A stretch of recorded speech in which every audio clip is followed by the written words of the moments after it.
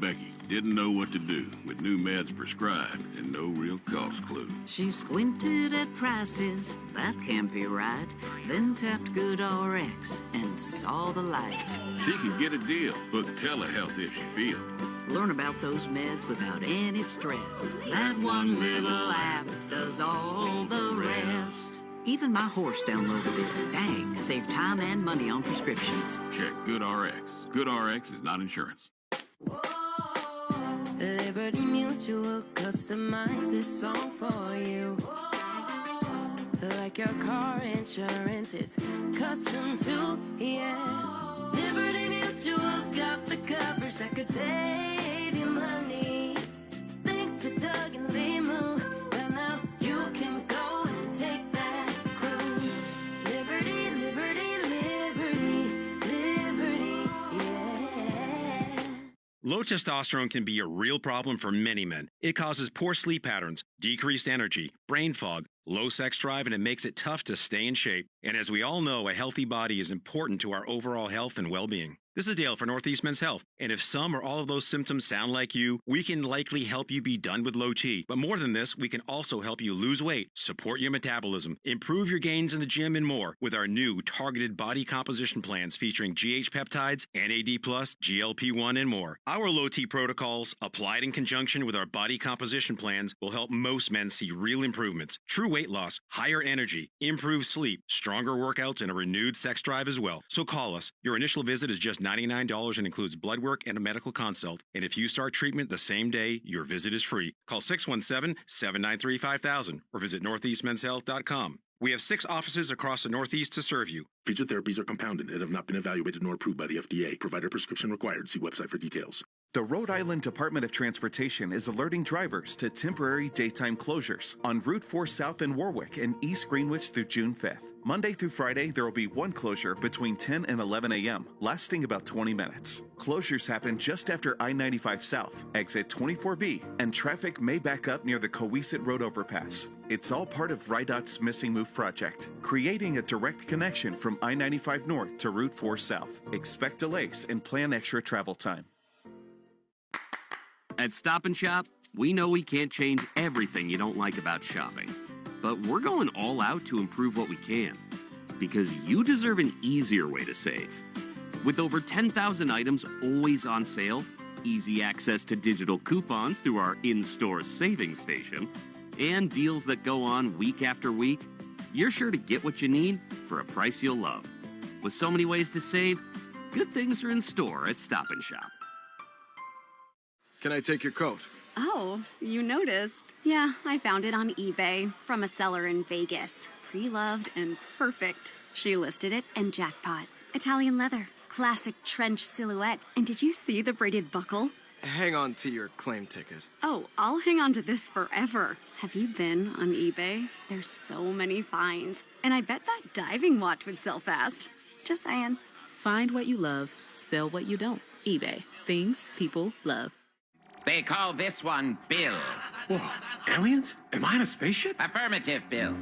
What's with the laser saw? Relax. We are cutting our bill in half. What? An Xfinity Mobile transmission says you can cut your bill in half. Oh, your mobile bill, not me, Bill. Ah. Xfinity Mobile also says we can try it free for a year.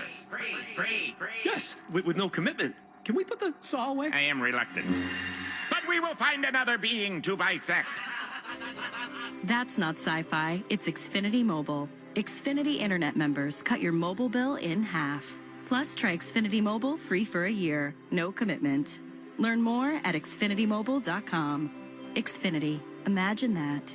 Restrictions apply. Xfinity Internet required. Savings compares one line of Xfinity Mobile Select to comparable plans from T-Mobile, Verizon, and AT&T as of 3/24/26. Taxes, fees, extra. $30 monthly discount limited to new mobile customers only. After 12 months, regular rates apply. This hour of the Sports Hub is brought to you by Valvoline Instant Oil Change. Enjoy quick and convenient vehicle maintenance this month. Visit newenglandoilchange.com for 15% off your drive-through oil change at Valvoline Instant Oil Change, the official oil change of busy people. From the Telefair Tiger Studios, this is Boston's home for sports. Touchdown! The flagship station of the Patriots, Bruins, the Celtics, WBCFM and HD Boston 98.5. station celebrating 65 years of broadcasting. Sports Hub headlines. All right, it's a triple action weekend for Boston sports. Will it be the last one of the spring? We'll get our first answer tonight when the Bruins face a must-win Game 6 against the Buffalo Sabres at TD Garden. Puck drop at 7:30. The Celtics will then face their own must-win game tomorrow night in the same building for Game 7 against the Sixers. That one also starting at 7:30. The Red Sox, they're home to Fenway tonight. Interim manager Chad Tracy making his Fenway debut in charge, and it'll be starting pitcher Jake Bennett's MLB debut. First pitch at 7:10. Sports Hub headlines are brought to you by Vanguard Golf Club, now open in Dedham and offering one of the best junior programs in New England with coaching and college recruiting. If you want to get your junior golfer to the next level, visit VanguardGolfClub.com. I'm Michael Hurley. Next update during the baseball hour. Diving effort. He's got a breakaway. The backhand. Throws it in front. Coming to the slot. The Sports Hub. Now, baseball fans, this hour belongs to you. To you. To you. To you. To you. Yay! Woohoo! Whoop-de-doo! The Baseball Hour with Tony Maz. Swing the bat!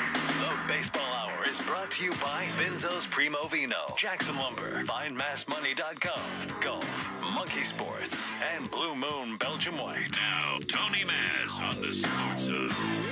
I'm just kind of putting together the context clues that I don't know that the original plan was all the names that ended up getting fired. So are you suggesting that maybe the original plan was not to fire Alex Cora when they went there on Saturday? I think that that's a possibility. You think John Henry got on a plane to fire Jason Varitek?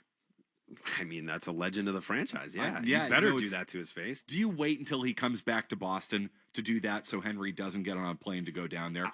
I think the counter is they're smart enough to know Alex's character and were maybe anticipating him saying, if you're going to fire my coaches, then you have to fire me. This is, again, hypothetical speculation. I do not know. I do not know what exactly happened. But I'm trying to piece together context clues. And would you be shocked at all? Like, if put yourself in John Henry and Sam Kennedy and Craig Breslow's position. If it was put in front of you, we're going to, Cora's not stupid. Yeah. If you're going to fire 5 guys and they're all Cora guys, there's no Breslow guys getting fired. Andrew Bailey, perfectly safe. These are all Cora guys. We all understand it's a purge. These are his guys, and I can tell you firsthand, he takes a lot of pride in the work that they do. So if that's the case, you have to be prepared that if I'm going to fire all your guys, he's going to say, I'm going with them. Or fire me because I'm going with them. I don't know. Just a theory. Oh, what a week it's been. What a week. It's Jared Carabas on the program Wednesday night. Again, if you missed it, check out the podcast. But so much to break down, so much to get to.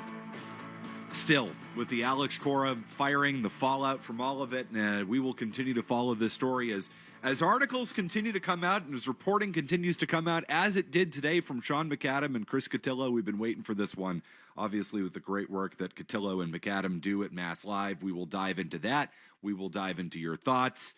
Did they seriously go to Baltimore not to fire Alex Cora? We'll get into all of that. 617-779-0985. It's a Friday night roundtable. No Maz, he's been out all week. So we get to do this all over again next week. Maz just gets to rehash the shows that I did this week and carry the story through the end of next week. Isn't that right? That's the way it works. 100%. But Matt, I will tell you, I've listened to every single night so far this week, and it's been a great listen. Well, give yourself some credit. I appreciate that. I am a hero. I am great. Thank you for recognizing how great I am. Tyler Milliken, how are you? You are great, sir. Thank you. It's been a long week. It reminds me a lot of Rafael Devers a year ago, where I can't really keep track of the days, and every morning, whether it's The Athletic, it's CBS, it's The Globe, and now Mass Live, you have a different hit piece pointing fingers at different places, and this is probably going to continue for a while. And I think depending on how the season goes is what side you're going to hear from most. Give me your 30-second synopsis, your summary of the week, just your overall take before we get into the latest reporting today from Cotillo and McAdam. Yeah, absolutely shocked when it all went down. I definitely didn't think Alex Cora was going to be the one on the way out, at least this early. And Maz and me on Friday, we talked a ton about Pete Fatsie probably being the fall guy when you looked at a lot of the stuff underneath the hood. But I think when I look at this entire picture and everything that went on, I think it's been a lot of finger pointing from Craig Breslow, who I'm sensing a lot of panic, a lot of fear for a guy, I think, who thinks he's where Chaim Bloom was in 2023. And I can't get out of my head that they spent this offseason on local fields watching their kids play baseball. And you're telling me Chaim Bloom, who this industry has really backed, I think, for the most part, what happened between him and Alex Cora, what happened here with the Boston Red Sox as him kind of being stabbed in the back. I think there was a seed planted in there, a warning of, hey, this is what can happen if things start to go wrong. And hearing Craig Breslow, some of the things he's kind of leaked, or it seems like it's coming from his inner circle. Look at David Hamilton. Horrendous example. I'm sorry, you're blaming people for David Hamilton sucking here? He has a 600 OPS in Milwaukee. You want to go beyond that. It's Pete Fatsy's fault that Christian Campbell wasn't able to succeed in the big leagues when he spent half of the season down at AAA last year and still couldn't get it right, still couldn't figure himself out. Oh, Trevor Story. Trevor Story's a shortstop because of Alex Cora. Really? Because we heard through your defensive model, he was the third best defensive shortstop in the big leagues last year. And you had a whole offseason to go get a guy that could have hit number 2 or taken some of the pressure off of him, and you didn't.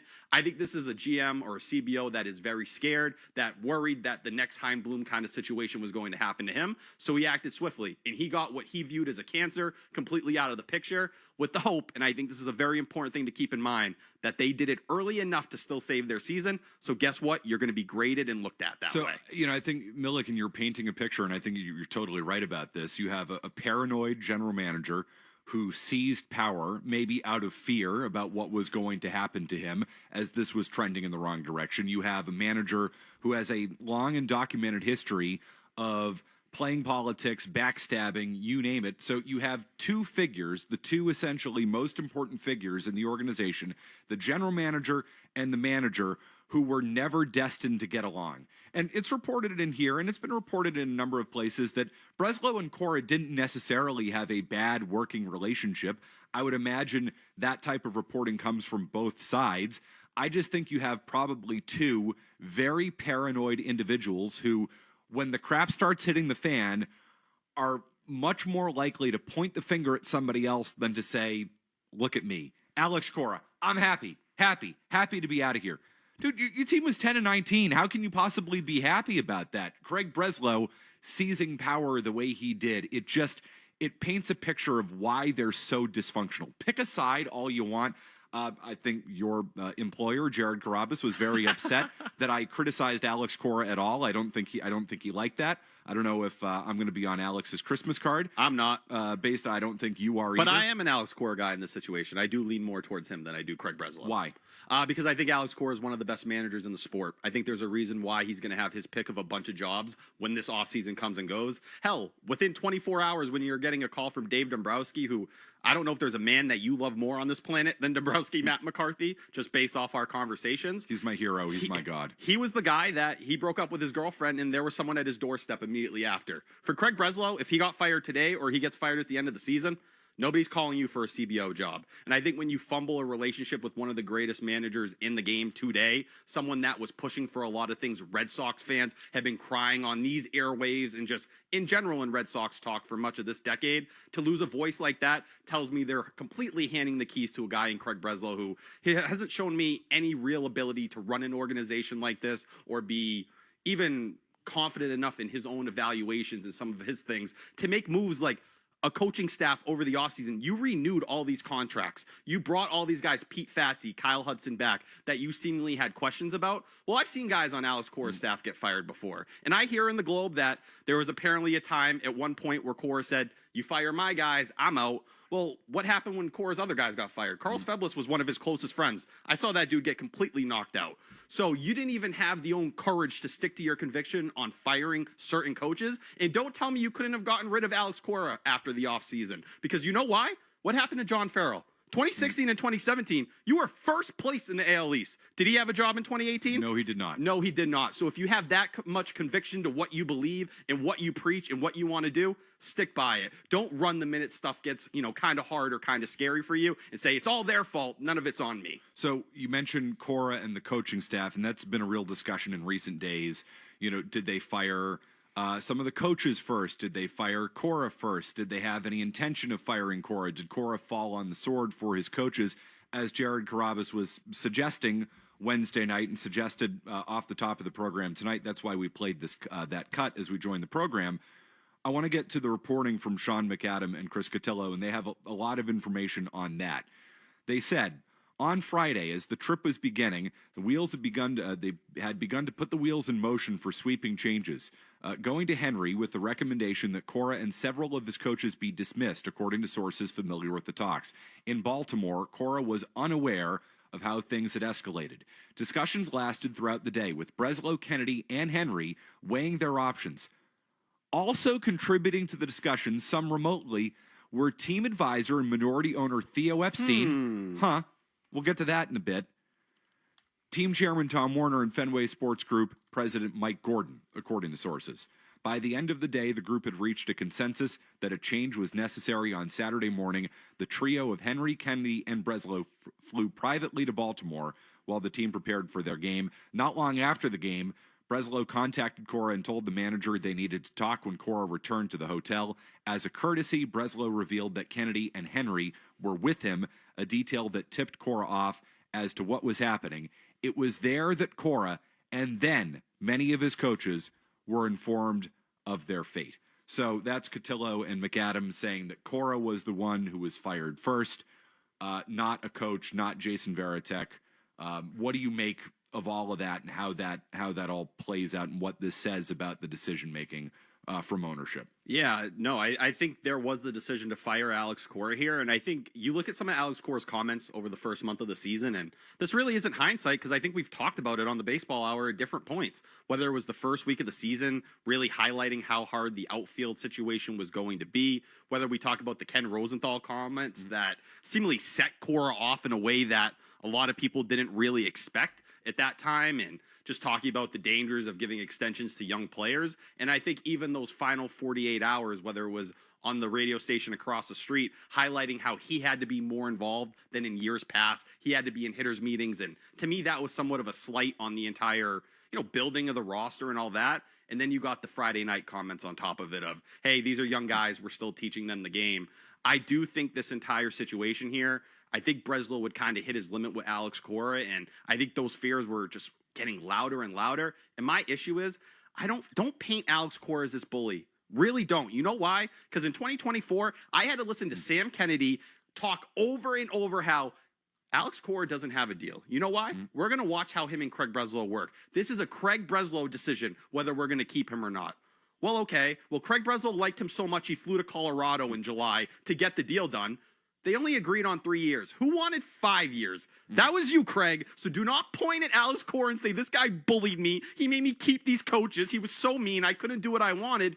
You picked the guy. You had the chance to walk away, and you doubled down on it. Who is to blame on that? That's you. Breslow looks like a snake, and he's looked like a snake all week long with the number of hit pieces that have come out. You alluded to them saying that it was Pete Fotze's fault, that Christian Campbell sucks, that David Hamilton actually can play, but it was the coaching staff. They didn't want to trade him, but they traded him anyway. There's a lot there. Breslow looks like a snake. Cora does too, in the sense that I think he wants the information out there that, no, his coaches were fired first, and he fell on the sword because he's such a good guy. This, again, more from McAdam and Cotillo. Numerous sources push back on the notion that Cora was offered an opportunity to stay with the Red Sox with a different coaching staff.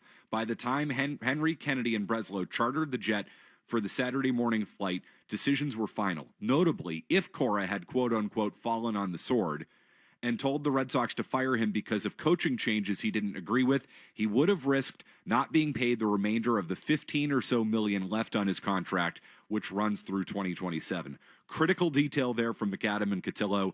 If Cora resisted that, they could make the argument he's insubordinate. They could try to go after his money if things got really ugly. Which, with this organization, I don't they know. jump at it. But Cora is a bit of a snake. I think the idea has gotten out there this week that, no, he fell on the sword. I buy this.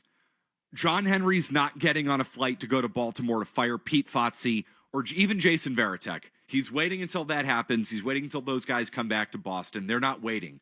if they're firing Alex Cora. They went to Baltimore for one reason and one reason only, and that was to fire Alex Cora because Craig Breslow had seized power in the organization. And Buster only said it. Last year, John Henry and Craig Breslow got close. I don't know if it was a trauma bonding over the Rafael Devers situation or whatever kind of arised on that front to bring those guys together. But when you talk about Theo Epstein, and you mentioned him earlier, I think he is such an interesting part in this because we have him on record talking about every 10 years, an executive or a coach, you probably need to switch things up. Well, we're talking October 2027. That would be 10 years for Alex Cora in Boston. We talk more about the Theo factor when we come back. 617-779-0985. Got a couple of open phone lines for you if you want to grab them. That's a fascinating detail in this story.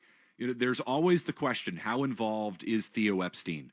Well, when it came down to firing Alex Cora, which is one of the biggest decisions this ownership group and this front office has made in years, Theo was on the call. Maybe he wasn't in person, but he was on the call.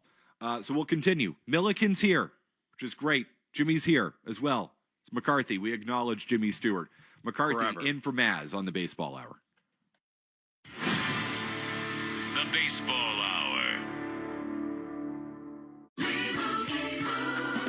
And Doug. There's nowhere I wouldn't go to help someone customize and save on car insurance with Liberty Mutual, even if it means sitting front row at a comedy show. Hey everyone, check out this guy and his bird. What is this, your first date? Oh, no. We help people customize and save on car insurance with Liberty Mutual together. We're married.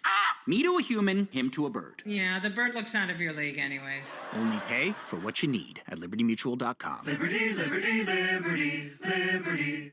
Apartments.com makes it so easy for renters to find the right pet-friendly rental that we've noticed a growing phenomenon, renter zoomies.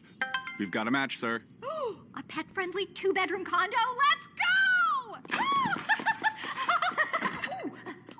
go! Is this normal? Should we intervene? No, let it run its course. You know, it's just a natural way that they release excitement. I'm tired just watching her. There's nothing like helping renters find the perfect home. Apartments.com, the place to find a pet-friendly place.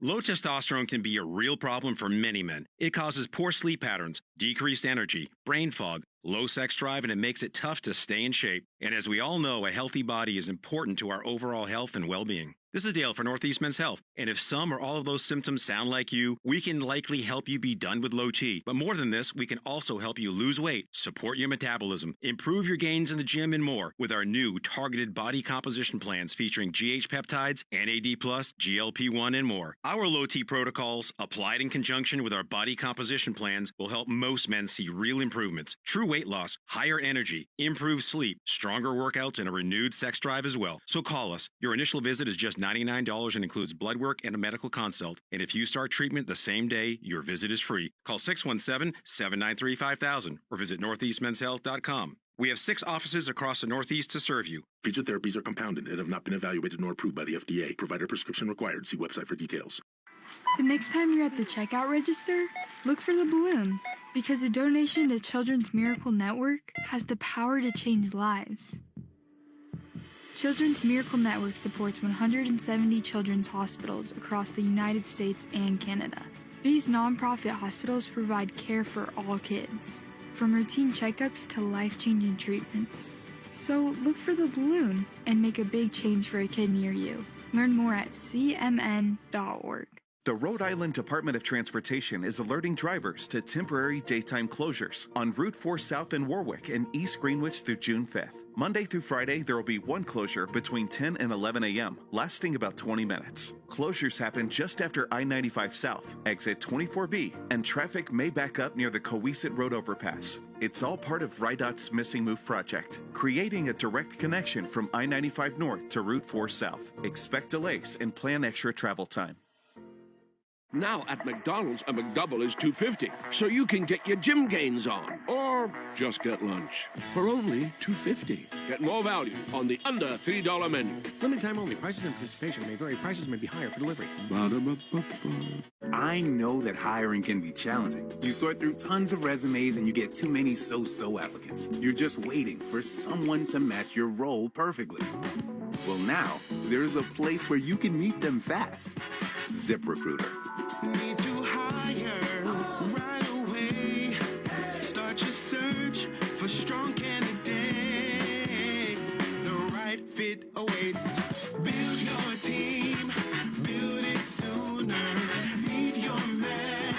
ZipRecruiter. Just head to ZipRecruiter.com/free right now to try it for free. And you're on your way to meeting your match. 4 out of 5 employers who post on ZipRecruiter get a quality candidate within the first day. So try it now.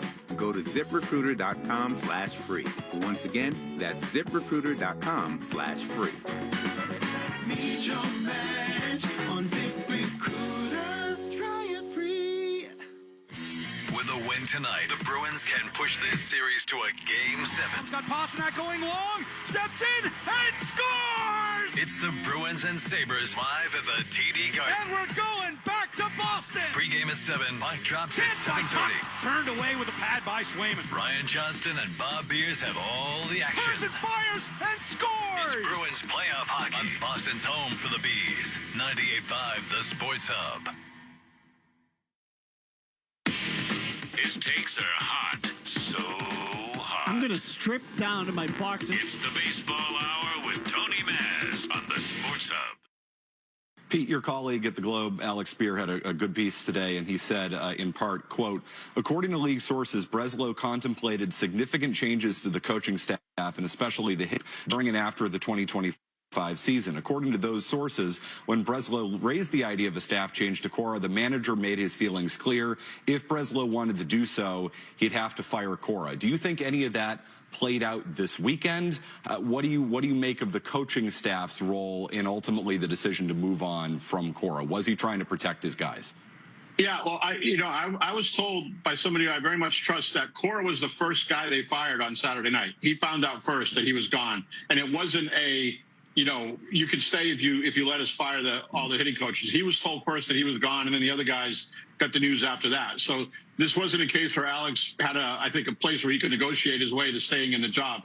Now that might have been different over the offseason or at the end of last season, as Alex wrote today for us. But no, in Baltimore, he was the first guy to go. So that wasn't the case this time.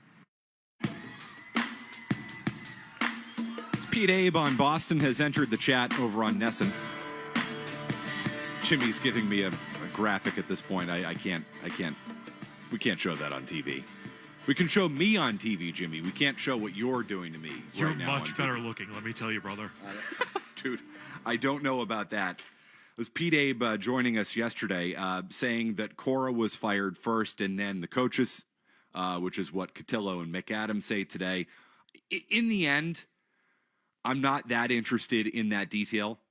I'm interested in what led to the decision to fire Alex Cora. I don't think they went to Baltimore to fire Pete Fatsi and Jason Varitek. I think if you're going to Baltimore on the road, you're going there to fire the manager. I'm fascinated with the Theo Epstein angle in all of this. Again, coming out today, Cotillo and McAdams saying that Theo was a part of the discussions on the day before they chose to fire Cora, along with Breslow, Kennedy, Henry, Warner, and Mike Gordon, who's also a member of the ownership group. So, I mean, that's 6 guys. That's the 6 most powerful people in the organization there, and they made the decision to fire Alex Cora. What do you make of Theo's involvement in all of this, Milliken?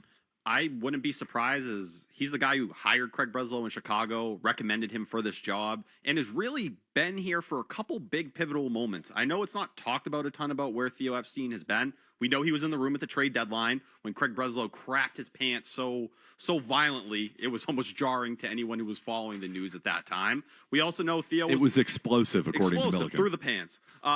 We know during the Alex Cora situation, the Alex Bregman situation, Theo was someone there helping them maneuver the contract, maybe get John Henry sold on it, how they kind of wanted to frame that entire thing. And I know Sam Kennedy and Alex Cora, going back to that Alex Bregman situation, Kennedy and Cora were a 2-man team. They were working very hard to kind of convince Craig Breslow and his inner circle in the front office that they should go and get Alex Bregman. There's an interesting note in that story that early this week, after the firing, Cora and Kennedy spent time together in Boston. I think they were always a pretty united front overall, and I think that's why when you go back to the press conference, Kennedy made a very strong point. Craig Breslow recommended this to us. He wanted the entire world to point the finger at him if things go wrong here. Well, who was the guy that maybe helped Craig sell it to John Henry? Who could be another voice that maybe if Sam Kennedy wasn't that hot on it, Theo. It's Theo. the guy that would push it over the top, who has quotes. You can check the receipts of him saying sometimes a coach's voice just expires. This is a guy, whether it's Terry Francona, whether it's Joe Madden, he's fired World Series winning managers before. That's not something he was ever afraid of. So I think all that stuff rings pretty loudly in this entire conversation. So you're getting to the most important part of this story, I think. It's that when Theo chooses to use the hammer, he might have the hammer in the organization. He just doesn't choose to use it too often, and that's the problem. That's what they're missing. Larry Lucchino ran the Red Sox, right? Very famously, Larry Lucchino runs the Red Sox.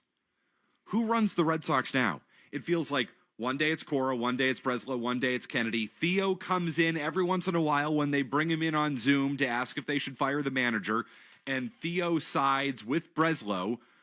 Kennedy, to your point, and I'll read this here from Cotillo and McAdam, quote, as he returned from dinner with Henry and Breslow, Kennedy, in a hushed tone, said the decision to fire Cora ranked right up there with the hardest calls of his career. Further evidence of that came early in the week when Kennedy and Cora, no longer co-workers, spent a significant amount of time together in Boston, even after the firing. So Kennedy is a Cora guy. Breslow, as we've talked about, has cozied up to John Henry. How is he cozied up to John Henry? Maybe with the assistance of Theo Epstein, who in the end probably has more influence in the organization when he wants to. Jimmy? So my understanding was Theo suggested Chaim Bloom to Red Sox ownership and Craig Breslow to Red Sox ownership. So there's your connection. That is also my understanding, for what it's worth. Larry Lucchino runs the Red Sox. Thank you, John. Does he look at Chaim as a guy he recommended, a guy that his kind of reputation for Theo took a hit on when Chaim didn't work here, and say, well, Cora backstabbed that guy. He took out one of the guys that I ruled out as someone the Red Sox should look at. I can't let him do it again. I've seen this play out before. I'm going to stop him. I'm going to tell you, Craig Breslow needs to take kind of control here, because I do think in a lot of ways, look at the Cubs organization, how they handled like scouting as a whole. If you look at Baseball America and them doing surveys with scouts, the Red Sox and Cubs were the two worst organizations in the entire sport. So a lot of the ways the Cubs were moving with Jed Hoyer and Carter Hawkins, the guys that are Theo Epstein's real children in baseball today, well, Craig Breslow has just carried those philosophies, and a lot of them are taking place here. So that's where I think a lot of Theo Epstein, while it may not be hands-on every single day, kind of the overall molding of this thing is somewhat through his eyes and somewhat through his presence. The only problem is he's not as hands-on as you need him to be. No. If you're gonna follow Theo, and don't get me wrong, I'd follow Theo to the gates of hell. Most Red Sox fans would. But he needs to be more involved instead of just we're going to zoom him in when we decide to fire the manager, and then he's going to use his influence in that spot. I think Theo is the type of person who can go to John Henry and say, John, we need to do this because of this, and it's going to happen. I don't know if anybody else in the organization is capable or is willing to do that. That's total speculation on my part. That's not informed. But if we go back to how Larry Lucchino ran the Red Sox, who runs the Red Sox Larry now? Lucchino runs the Red Sox. I want Theo Epstein to run the Red Sox. And Theo... Do you, though? Yes, I do. Why don't you, Jimmy, if you're asking that question? Because Theo Epstein is one of the great communicators, but he wanted to build it like Ben Cherington built it, or was going to build it before he got ousted. It was Larry Lucchino who I believed pushed Theo to go get bigger name free agents, to have a lot more sizzle with the ribeye he was preparing on the grill. Like, I think if Theo got the keys to the car at 28, he would have just like, okay, player development and go from there. It was Larry who pushed him to get the stars and to get Schilling and Keith Falk. But Theo's original free agency was Ortiz, who was an unknown. Giambi was an unknown. Millar. Bill Miller was an unknown, these money ball players. And I think that gets lost in all of it. And yes, I love Theo, but Theo needed to be pushed by Larry a little bit. Okay, totally fair point. All of it. I think you were spot on about that. And when Theo rebuilt the Cubs, it was tank, draft, develop.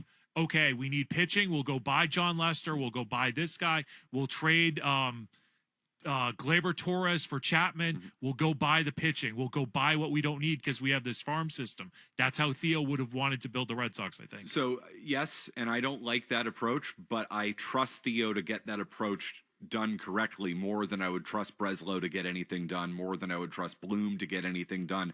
Everybody here in this room also believes that Theo had something to do with the Crochet trade, right? That's my understanding. Yes, definitely a role in that. And I'd also say when you look at Chicago and that being an organization run by Theo's kids, they were the ones that got Alex Bregman this offseason. That was an organization that still valued what Alex Bregman could provide for them enough.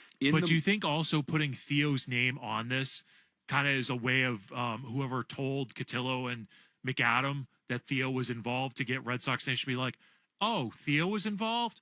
Oh, I'm more likely to support the firing of Alex Cora because Theo's name is attached to it. I'm more likely to support anything Theo's associated with. I mean, I am. No, Jimmy, you are right about that.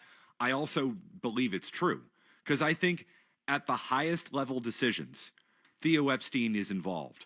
I just want him to be involved at a slightly lower level than just the highest level decisions.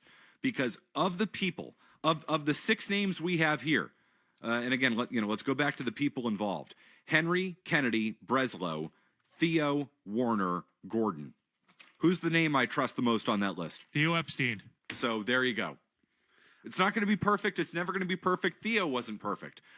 It's better than anything else I read on this piece of paper, that's for sure. Well, you have Theo, who is essentially playing like the Bill LaJoy role, right? Like someone who can mentor and be that guy for Craig Breslow. We criticized Heim because it was Bill O'Halloran.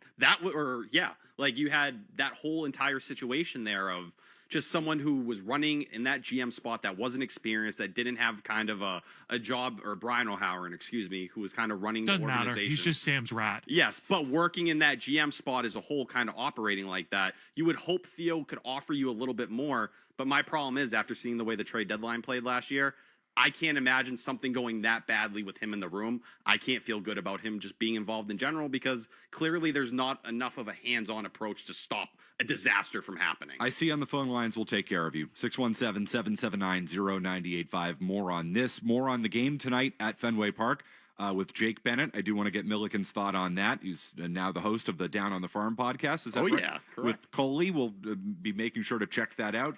We'll get to all of it as we continue on the Baseball Hour. Majority's got you updated here on the headlines, and we're right back with you. Larry Lucchino runs the Red Sox.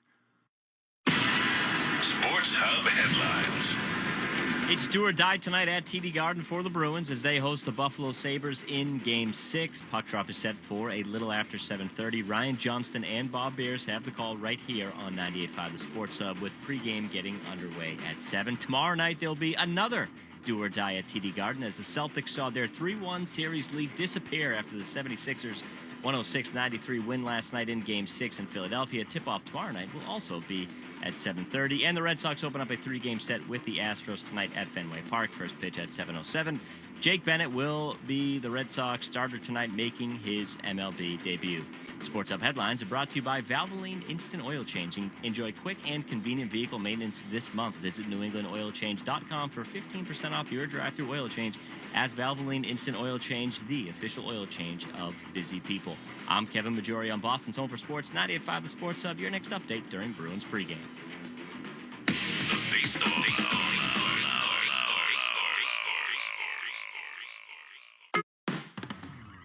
At Liberty Mutual, we love helping people with things like customizing car insurance, just like how we customize a song for you.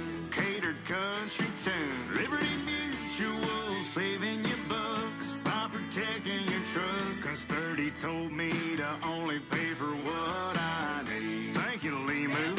I'll always trust in Limu with Liberty, Liberty, Liberty, Liberty. Low testosterone can be a real problem for many men. It causes poor sleep patterns, decreased energy, brain fog, low sex drive, and it makes it tough to stay in shape. And as we all know, a healthy body is important to our overall health and well-being. This is Dale for Northeast Men's Health, and if some or all of those symptoms sound like you, we can likely help you be done with low T. But more than this, we can also help you lose weight, support your metabolism, improve your gains in the gym, and more with our new targeted body composition plans featuring GH peptides, NAD+, GLP-1, and more. Our low T protocols, applied in conjunction with our body composition plans, will help most men see real improvements, true weight loss, higher energy, improved sleep, stronger workouts, and a renewed sex drive as well. So call us. Your initial visit is just $99 and includes blood work and a medical consult. And if you start treatment the same day, your visit is free. Call 617-793-5000 or visit northeastmenshealth.com. We have 6 offices across the Northeast to serve you. Featured therapies are compounded and have not been evaluated nor approved by the FDA. Provider prescription required. See website for details. Mornings can feel like a lot. But there's one small choice that can make mornings feel good. Silk Protein. It's the smooth, plant-based beverage with 13 grams of complete plant protein and 50% less sugar than dairy milk. Pour it into your cereal. Blend it into a smoothie. Stir it into your coffee. Silk Protein makes mornings feel a little calmer, a little brighter, a little more, okay, I got this. Silk Protein. Feel planty good. The Rhode Island Department of Transportation is alerting drivers to temporary daytime closures on Route 4 South in Warwick and East Greenwich through June 5th. Monday through Friday, there will be one closure between 10 and 11 a.m., lasting about 20 minutes. Closures happen just after I-95 South, exit 24B, and traffic may back up near the Coesit Road overpass. It's all part of RIDOT's Missing Move project, creating a direct connection from I-95 North to Route 4 South. Expect delays and plan extra travel time. Most people would rather remove a nest of irate hornets than search for auto and home insurance. That's why the Zebra searches for you, comparing over 100 insurance companies to find savings no one else can. Compare today at thezebra.com. I think I'll wait inside. If you have unfiled taxes or are in debt to the IRS, this is important news. Did you know the IRS has programs specifically designed to help people struggling with tax debt? Powerful tax assistance programs that can save you thousands if you qualify. No one knows these programs better than the experts at Optima Tax Relief, America's most trusted tax resolution firm, A-rated by the Better Business Bureau. Their award-winning tax attorneys and licensed professionals have resolved over $3 billion of tax debt for their clients. One call to Optima can start the process, helping to put an end to your worries about wage garnishment, asset seizure, and other aggressive IRS actions. Find the best options to solve your tax problems. Call the experts at Optima Tax Relief today for a free consultation. Call 800-972-0588. 800-972-0588. 800-972-0588. Optima Tax Relief. Some restrictions apply. For complete details, please visit OptimaTaxRelief.com. Hey, Mom, now that I have an after-school job, I think I want to buy a drum kit. Okay, Rockstar. Let's look at your account. When kids start making money, Chase has easy-to-use tools and expert bankers to help them learn how to manage it. And next month, I'll buy the bass drum and the cymbals. Oh, and maybe some noise-canceling headphones for you. Aw, you've thought of everything. Help kids save, budget, and build financial independence, all with Chase. That's good for kids and good for parents. Visit your local Chase branch and get started. Account subject to approval. JP Morgan Chase Bank, N.A. member FDIC. I know that hiring can be challenging. You need someone to match your role perfectly. Well, now you can meet them fast on ZipRecruiter. Build your team, build it sooner. Meet your match on ZipRecruiter. Just head to ZipRecruiter.com/free right now to try for free. That's ZipRecruiter.com/free. Meet your match on ZipRecruiter. Try it free. This is a public service announcement from 98.5, the Sports Hub. Goodwill can turn your donations into jobs. They found a direct link between your donations and job creation. Log on to goodwill.org and become a job creator. That's goodwill.org. It's the Baseball Hour with Tony Maz on the Sports Hub.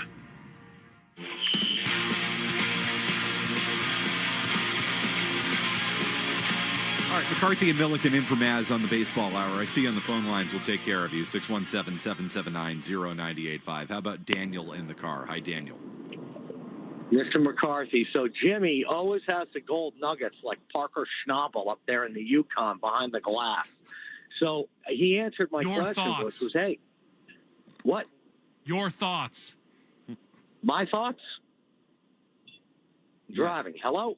Hello. Yeah, hello. All right. So my thoughts are, and my question was, in regards to Theo and what he did with the Cubs in 2016, who did they pick up to get him to the World Series and win the World Series? Chapman.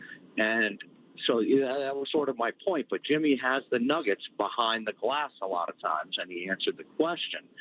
And you being a baseball fan, I will tell you, not looking good. I pulled a flawless 1-of-1 dual patch auto of Christian Campbell last year. Not looking good, sir. All right. Thanks, Daniel. Jimmy, you had a thought you wanted to add. I thought, by the way, he was making fun of me at first, so my apologies. I took it that way, too. I wasn't really sure where that was going, but it went wherever it did. Yeah, it went. Jimmy, you had an additional thought you wanted to share on Theo. Yeah, I think that because Sam Kennedy and Theo Epstein went to high school together, that Theo's really not going to push back on Sam if he really feels strongly about making a big-time move like firing the manager. Like, I don't see that happening. And I also think that, like, Sam Kennedy is secure in his position as president, CEO, whatever his title is in running the Boston Red Sox, because he's got John Henry on his side. He's got Theo on his side. He's a business guy. And right now they're a business company.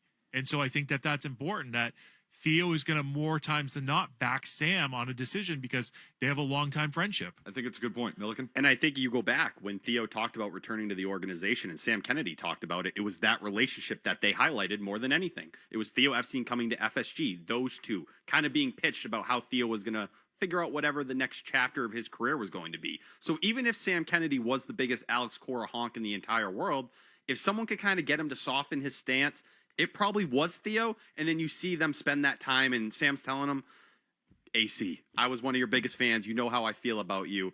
I brought Theo into this organization. If he's out here saying we need to get rid of you and Breslow, hey, I got outvoted. You know how I feel. I backed you on Bregman. You know I backed you on Bregman. At the end of the day, those guys went out with John. I'm sorry, but you're still my guy. It's You still want to like me, right? It's fascinating. I want to follow this, in the days and weeks ahead, Theo's influence in the organization, his influence over this decision. I think this is my number one question moving forward. Outside of how long does Breslow have on the hot seat, like, how involved is Theo really? And how that affects everything. We haven't even got Theo to speak on record about his involvement with the Red Sox. I just want to hear it one time. What can you say from your mouth that you were involved in? What do you attach your name to outside of a Jen McCaffrey leak in an article? Outside of, you getting mentioned in a Boston Globe article? Theo, what are you doing? What are some moments with Craig Breslow that have stood out to you where you gave him your expertise? You kind of led one of your proteges. I want to hear that stuff. Well, maybe we can get him on the baseball hour when Maz is back. We should put in that call. Please, Maz, one time. Maz and Theo for an hour on the baseball hour one night. I would. I'd tune into that. How about Dalton and Dedham? Hey, Dalton, how you doing? Milliken, what's up, buddy? How we doing? McCarthy, Jimmy, how we doing, man? Hi, Dalton. Hey, so guys, I just got a quick thing here. The Red Sox have a serious identity crisis when it comes to the past 10 years of like trying to keep a GM. And when I said last week, McCarthy, I think we talked about this. I said someone's got to go. Honestly, I am shocked that it was actually Cora instead of Breslow. But the Red Sox they panicked. They were like, we cannot fire another GM. I'm still pissed off about years ago. I forget his name. Milliken, you're going to have to. Yeah, Dave Dombrowski, and I'll let you go on that. I mean, everybody's still pissed that they let Dombrowski go. I get that. I understand that. You are more Team Cora than Team Breslow. Do you still think Cora should have been fired, though? No, I would not have fired Alex Cora if you were serious about trying to win this year. He's poisoned you, too. Listen, I think Alex Cora is one of the better managers in the sport. I would have at least let him get through the end of this year because I have more faith in someone like him who has responded after slow starts before, who has had kind of the control of a lot of the leaders in that clubhouse of what it takes to go and chase a World Series, because that's what this season is about. Was that going to happen here, though? In this time, in this place, with everything that's gone on, was Cora going to get back on board? In what sense? Like, in terms of believing in the organization? Because I think if you got to the end of the year, and this is the big thing for me, I think trying to bring another CBO in, it was going to be a problem no matter what. Because what GM would want to work with Alex Cora as his manager after Cora already stabbed one in the back and maybe was going to stab a second? It's going to be tough. And there's guys like Dave Dombrowski, I think people who would be confident in their position, but more likely than not, and what we've seen the Red Sox go through in recent years with these young CBOs, those are the guys that are looking at Alex Cora, and they're more scared than anyone. Yeah, I mean, Dave Dombrowski's a Hall of Fame general manager. He's hiring Alex Cora. In the end, who has the power in the organization, Dombrowski or Cora? It's Dombrowski. And Cora is going to get on board with that because he likes Dombrowski. I think for me, and this is my question, if you ask someone like Derek Felvey who had experience, how would they feel about Alex Cora? Because I think those guys would be more willing to accept something like that. I think if you're worried that you're going to be hiring another first-time guy or someone with a lack of experience, you're going to have an issue with someone like Cora. But still, as Cotillo and McAdams said on Fenway Rundown, talking to league executives, people around the game, they expect him to have plenty of job offers. And I still think no matter what, Alex Cora is viewed as arguably the best in-game bullpen manager in the sport. I think he is that good. I know people wanted to think Chad Tracy, Chad Tracy won't pull a pitcher before 5 innings. Oh, watch Peyton Tolley. Go watch Brian Bayo. You get all of it. All right, how about Brian Bayo? Tracy did confirm tonight that he is going to make his next start. I want to cry. I want to sob. What a horrendous thing. I think for Brian Bayo at this point, who's gone more than 5 innings only one time this year, you're watching a guy who's going through an identity crisis himself, who we were seeing a bunch of whiffs from him early in the year, missing a lot more bats than ever before.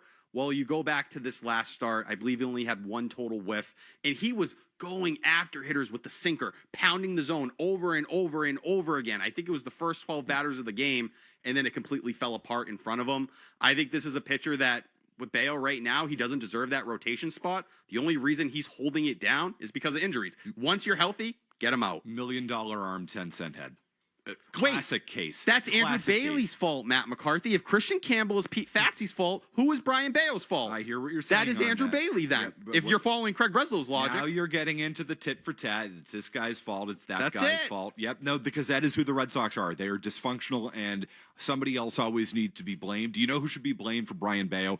Brian Bayo. That too. Because he's got problems above the shoulders, man. That guy will never, ever figure it out, and they should have known 3 years ago that he was this kind of guy. What rings through is the 2024 Netflix doc, him losing his mind in the clubhouse, in between innings. Go back to Chicago when he spiked his glove after a grand slam. Only other guy I ever saw do that was Eddie Rodriguez, another head case that Alex Cora had issues with. And it was troubling to me to see a guy in Cora who went out in that Orioles start. You had a moment on the mound with him where his body language got bad. That was the worst body language I think we've ever seen out of Brian Bayo. It happens in Chad Tracy's first game. I'm going to keep an eye on stuff like that because maybe there were certain characters in this clubhouse that Cora was able to keep under control with a manager with less cachet, with less maybe fire to him overall. Do some of these guys start pushing those buttons a little harder? They think they can get away with more. Give me 15 seconds on Jake Bennett, who starts tonight. Yeah, Jake Bennett came over in the Luis Perales trade, number 10 on Sox prospects right now. Not a big swing and miss guy. Lots of soft contact. Sub-1 ERA through 5 starts at AAA this year. Kind of an old school pitcher, a Brian Johnson type. I do think it's slightly better stuff. The changeup falls off the table, but I think someone who's a 4 or 5. I like the kid a lot. I saw him pitch in Worcester a few weeks ago. That is a scary thing, though, for me to say I like him because I have a soft spot in my heart for a bunch of crap-tossing lefties, and that's kind of what he is. Low 90s. He's got a good changeup, good breaking ball, kind of knows how to pitch. We'll see if it plays at the big league level, but I like him a lot, and I'm excited to watch him pitch tonight. I think you look at 2 guys, whether it's a Connolly Early, whose stuff is a little bit better in terms of velocity, but we saw Bennett get up to 97 during spring. Ranger Suarez, too. That's a guy you look and say, follow his steps. A Red Sox palate cleanser coming your way next here on the Baseball Hour. The Baseball Hour with Tony Mez. For getting work done, you've had to choose the focus of writing in a notebook or the efficiency of a laptop with all the pings. The new Kindle Scribe digital notebook changes that. The textured display feels like writing on paper with no distractions. Plus, built-in AI lets you search, summarize, and organize. This device will change how you work. What are you working on? The new Kindle Scribe. Liberty Mutual customize this song for you. Like your car insurance, it's custom too, yeah. Liberty Mutual's got the coverage that could save you money. Thanks to Doug and Limu, well now you can go and take that cruise. Liberty, liberty, liberty, liberty, yeah. Men, we all know how important sex is in a relationship, both for you and for your partner. But erectile dysfunction ruins sex, which can often have serious impacts on your relationship as well. This is Dale for Northeast Men's Health. And if ED is a problem in your life, you understand the impact it has on you and the one you love. But I'm here to tell you that ED is a treatable condition, and almost without exception, you can have really good sex again. At Northeast Men's Health, we're experts in treating ED. We've treated tens of thousands of men with protocols that are effective in well over 90% of cases, which means if you're like most guys, good sex will be the norm. You could even last up to an hour or more and bring a level of intimacy for you and your partner that might just astound you both. It's time to have really good sex again. So call us. Just $99 gets you blood work, a medical consult, and if medically advised, a test dose. And if that test dose doesn't work in the office, your visit is free. Call 617-793-5000 or visit northeastmenshealth.com. We have 6 offices across the Northeast to serve you. Northeast Men's Health, a Promenic restorative health practice. The Rhode Island Department of Transportation is alerting drivers to temporary daytime closures on Route 4 South in Warwick and East Greenwich through June 5th. Monday through Friday, there will be one closure between 10 and 11 a.m., lasting about 20 minutes. Closures happen just after I-95 South, exit 24B, and traffic may back up near the Coesit Road overpass. It's all part of RIDOT's Missing Move project, creating a direct connection from I-95 North to Route 4 South. Expect delays and plan extra travel time. I know that hiring can be challenging. You sort through tons of resumes and you get too many so-so applicants. You're just waiting for someone to match your role perfectly. Well, now, there's a place where you can meet them fast. ZipRecruiter. Need to hire right away.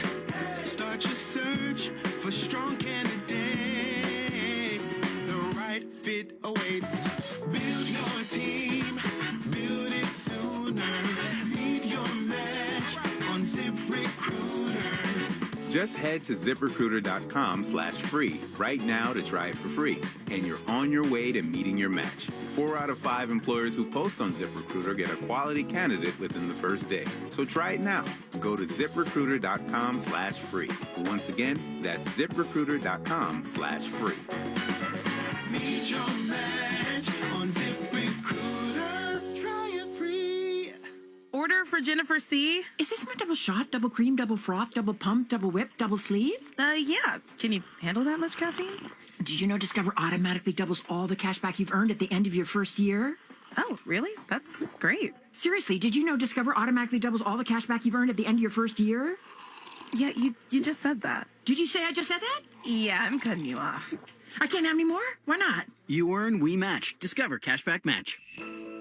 See terms at discover.com/creditcard.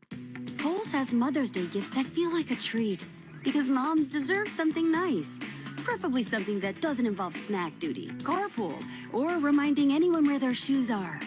Make her day with 25% off across the store during Kohl's Friends and Family Sale at Kohl's and Kohl's.com. It's just too bad you can't buy her the one thing she really wants, a nap. Select styles 25% off or ends May 3rd. Some exclusions apply. See store or Kohl's.com for details. Baseball Hour tonight was brought to you by Valvoline. Enjoy quick and convenient vehicle maintenance this month. Visit NewEnglandOilChange.com for 15% off your drive-through oil change at Valvoline Instant Oil Change, the official oil change of busy people. Join 98.5 The Sports Hub in Corona at the Linway Liquor Mart on the Linway and Lynn Saturday from 3 till 5 p.m. and stock up on ice-cold Corona for the weekend. Plus, there'll be a chance to score tickets to a future Celtics game courtesy of Corona, official cerveza of the Boston Celtics. La Playa awaits. Must be 21. Relax responsibly. If Tony's not talking about it, it's not baseball. This was never about love. The Baseball Hour with Tony Mass on 98.5 The Sports Hub. This is Doug Marabelli coming over from San Diego and a plane earlier just moments ago, arriving at the ballpark, escorted by a state trooper, and getting here into the ballpark. It was Jason Varitek that warmed up Tim Wakefield, but it'll be Doug Marabelli who catches him tonight in uniform as he arrives here at the park. So out of the trooper's car and onto the field here at Fenway Park. How do you like that? I think for me, it was always like trying to figure out what is the best way to catch this ball. It's, you know, I always said it was a wild pitch out of the hand. I mean, who else can throw 70 miles an hour and have big league guys swing at it and miss it all the time? So, you know, I had to figure it out mentally. And what I finally did was I had to really be okay with missing a ball or two during the game. And that was the only way I could relax, because I was like, if you're too tense back there and you're too nervous, as soon as you miss one, it's just going to snowball on you. But each year I got a little bit better. I think my best year I only had 6 pass balls. And it was just the fact of relaxing and allowing the ball to kind of work whatever magic it was going to do, and then wait till the very last second to kind of open my glove.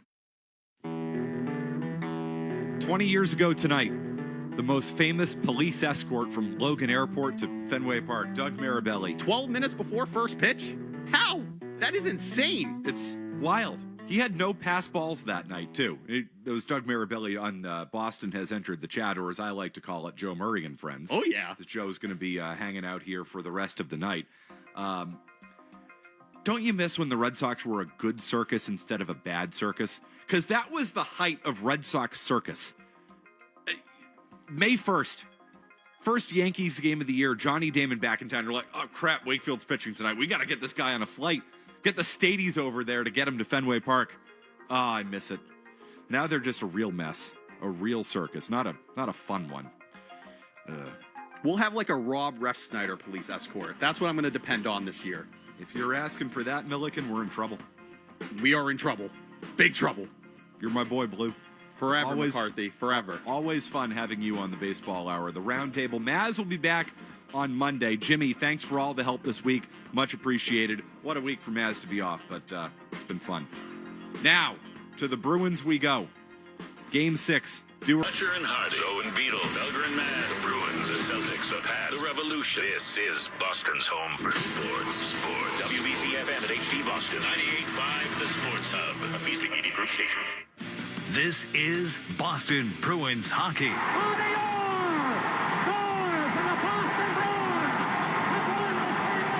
Boston Bruins hockey is brought to you by your local New England Honda dealers, Shaw's and Star Market, Safety Insurance, Town Fair Tire, Granite City Electric's GCE Night Train, Ticketmaster, your New England Ford dealers, Blue Sky Restoration Contractors, TD Bank, Service Credit Union, Cape Cod Lumber, and by Catches Law. 2 seconds, 1 second, it's over. The Bruins have won the Stanley Cup. Also brought to you by Peerless Boilers, your New England Chevy dealers, Timber Tech Decking and Railing, Dairy Queen, Avidia Bank, Mass Mutual, Live Nation, WellPoint, the Peterson School, your Boston area Lexus dealers, Big Y, Nicely Done, Doyen's Appliance, and by Valvoline Instant Oil Change. After 39 long years, the Cup is back home. The Bruins are 2011 Stanley Cup champions. Now, here's Ryan Johnston and Bob Beers. From TD Garden, this is Boston Bruins hockey. Tonight, having already once staved off elimination, the Bruins will try to do it again. Down 3-2 as they come back home for Game 6 against the Buffalo Sabres. Great to have you with us alongside Bob Beers. I'm Ryan Johnston. On Tuesday night, down 3-1, facing elimination in the series, Bruins fell behind early on a Sabres power play goal. It turned out, though, that was the only goal they would allow all night. Elias Lindholm scored in the second period and tied the game. And 9 minutes into overtime, David Pastrnak scored on a breakaway to extend the series and get it back here to TD Garden. Marco Sturm said after the game, his team kept their wits about them under pressure. It's just the character we have in this locker room. It's amazing. No surprise for me, though. We couldn't wait to get out there today. Actually, guys were dialed in.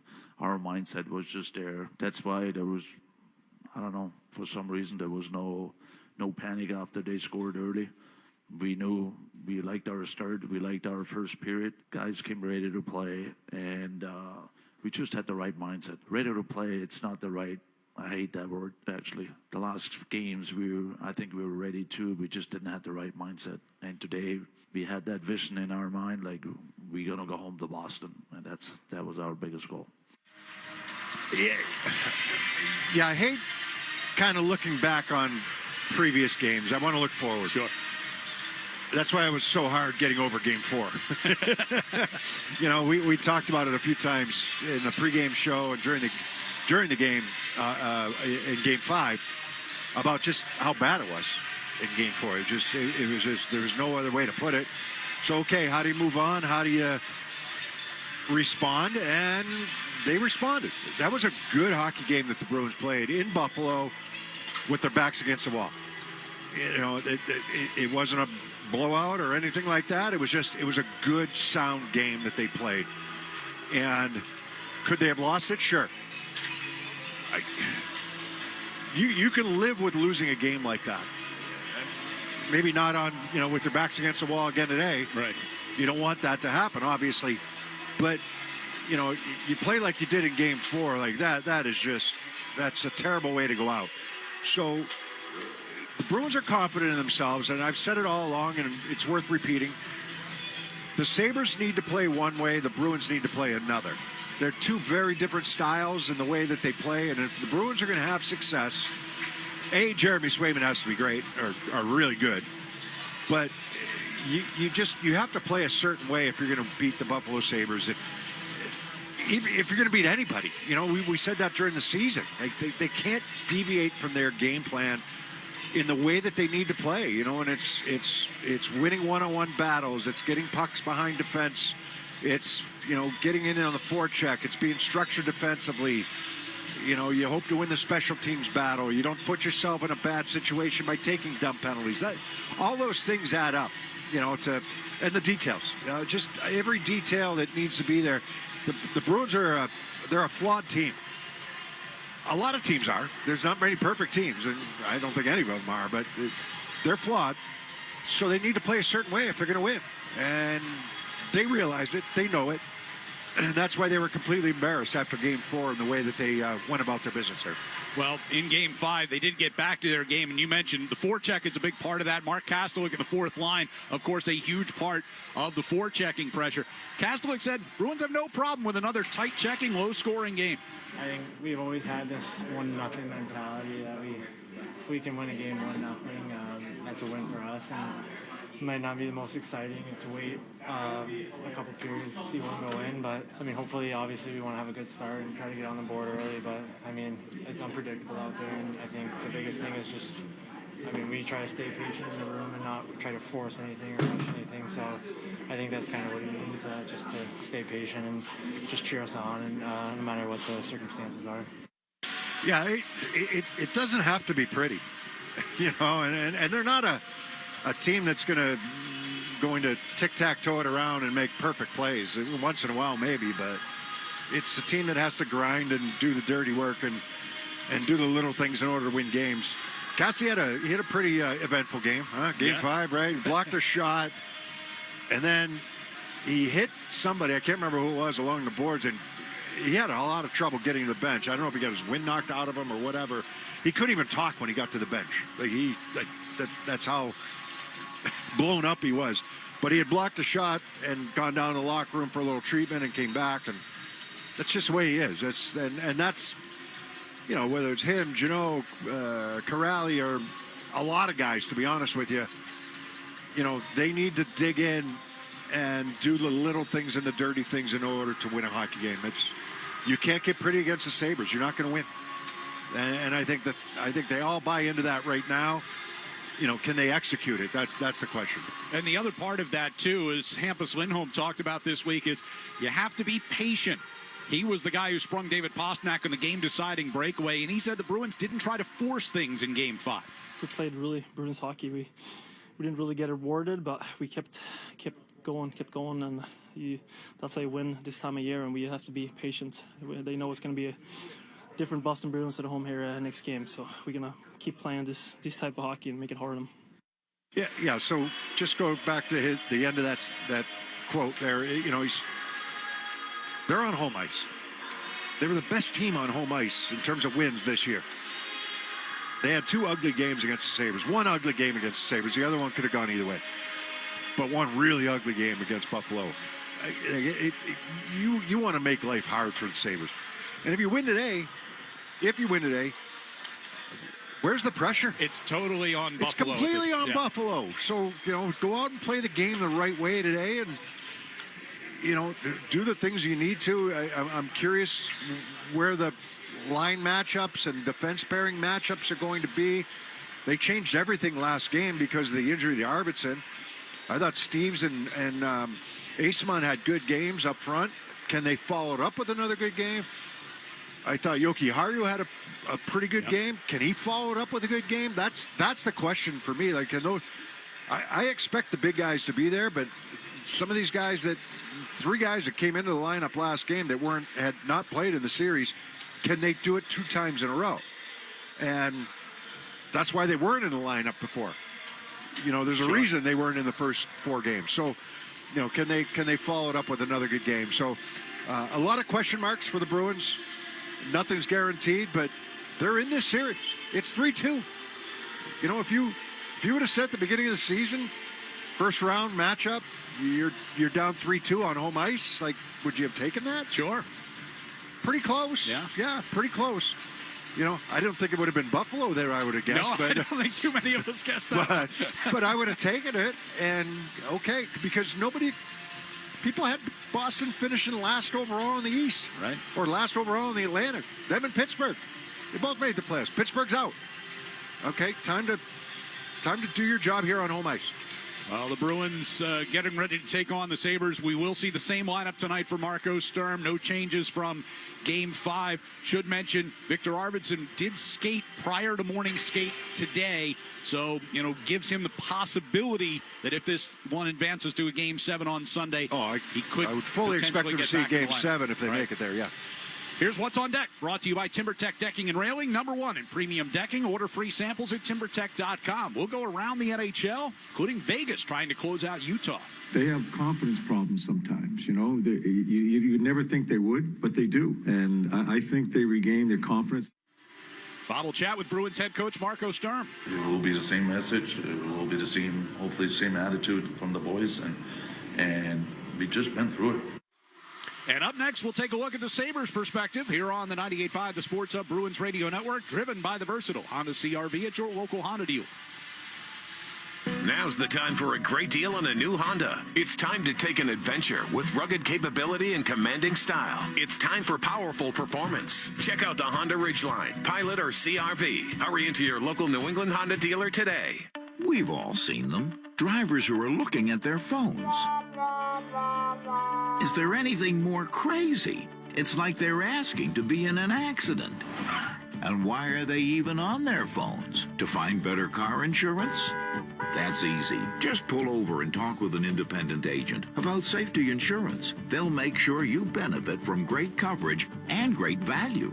Ask an independent agent about safety insurance. We'll help you manage life's storms. This hockey season, the Shaw's and Star Market Foundation donated $50,000 to the Greater Boston Food Bank and have graciously agreed to continue the Feeding Puck for Families initiative throughout Boston's playoff run. This means, once again, every time Boston feeds the puck to help score a goal, the Shaw's and Star Market Foundation will continue to donate $100 to help end hunger here in our local communities. Tune into the games on 98.5 The Sports Hub and learn more about Feeding the Puck for Families at 985thesportshub.com/feed the puck. Hey hockey fans, it's Bob Beers. If you're ready to upgrade your outdoor living space, look no further than TimberTech Decking and Railing. TimberTech is the #1 premium composite decking brand, and it's tough enough to handle anything. It looks just like real wood, but without the costly maintenance of a wood deck. It won't rot, warp, splinter, or peel, ever. And it's backed by industry-leading warranties, so your deck will last year after year after year. Connect with a local contractor or order free samples at TimberTech.com to see the TimberTech difference for yourself. TimberTech, everything wood should be. Visit the 99 restaurant this Friday through Sunday for their double bonus card special. Purchase a $25 gift card and receive 2 $5 bonus cards. You gotta love the nines. Now's the time for a great deal on a new Honda. It's time to take an adventure with rugged capability and commanding style. It's time for powerful performance. Check out the Honda Ridgeline, Pilot, or CR-V. Hurry into your local New England Honda dealer today. Zoe and Beetle, middays on the Sports Hub. Peyton grabs. Buffalo gain the line that's turned over. Look out, a pass ahead. Pasternak with a chance, scores! Back here at TD Garden, getting ready for Game 6 between the Bruins and the Sabres. Sabres unable to close out the Bruins in front of their home crowd on Tuesday night. We spoke early in the series about the lack of playoff experience in this Buffalo roster. Head coach Lindy Ruff said his guys felt like they were on edge with a chance to finish off the series in Game 5. I just sensed a little bit of nerves with our guys. Our puck play wasn't as good as in Boston, so just get them to relax, play our game, and be ready to go. There's so many different ways to look at games. Their puck play in Boston How about the Bruins puck play in Boston? Yeah, in Game 4. Easier to bad possess the it puck was. when it's handed it's to you. Easier to like they gave it to you. So no, he's right. You know, it's hard to close out a series, and especially a younger team or an inexperienced team.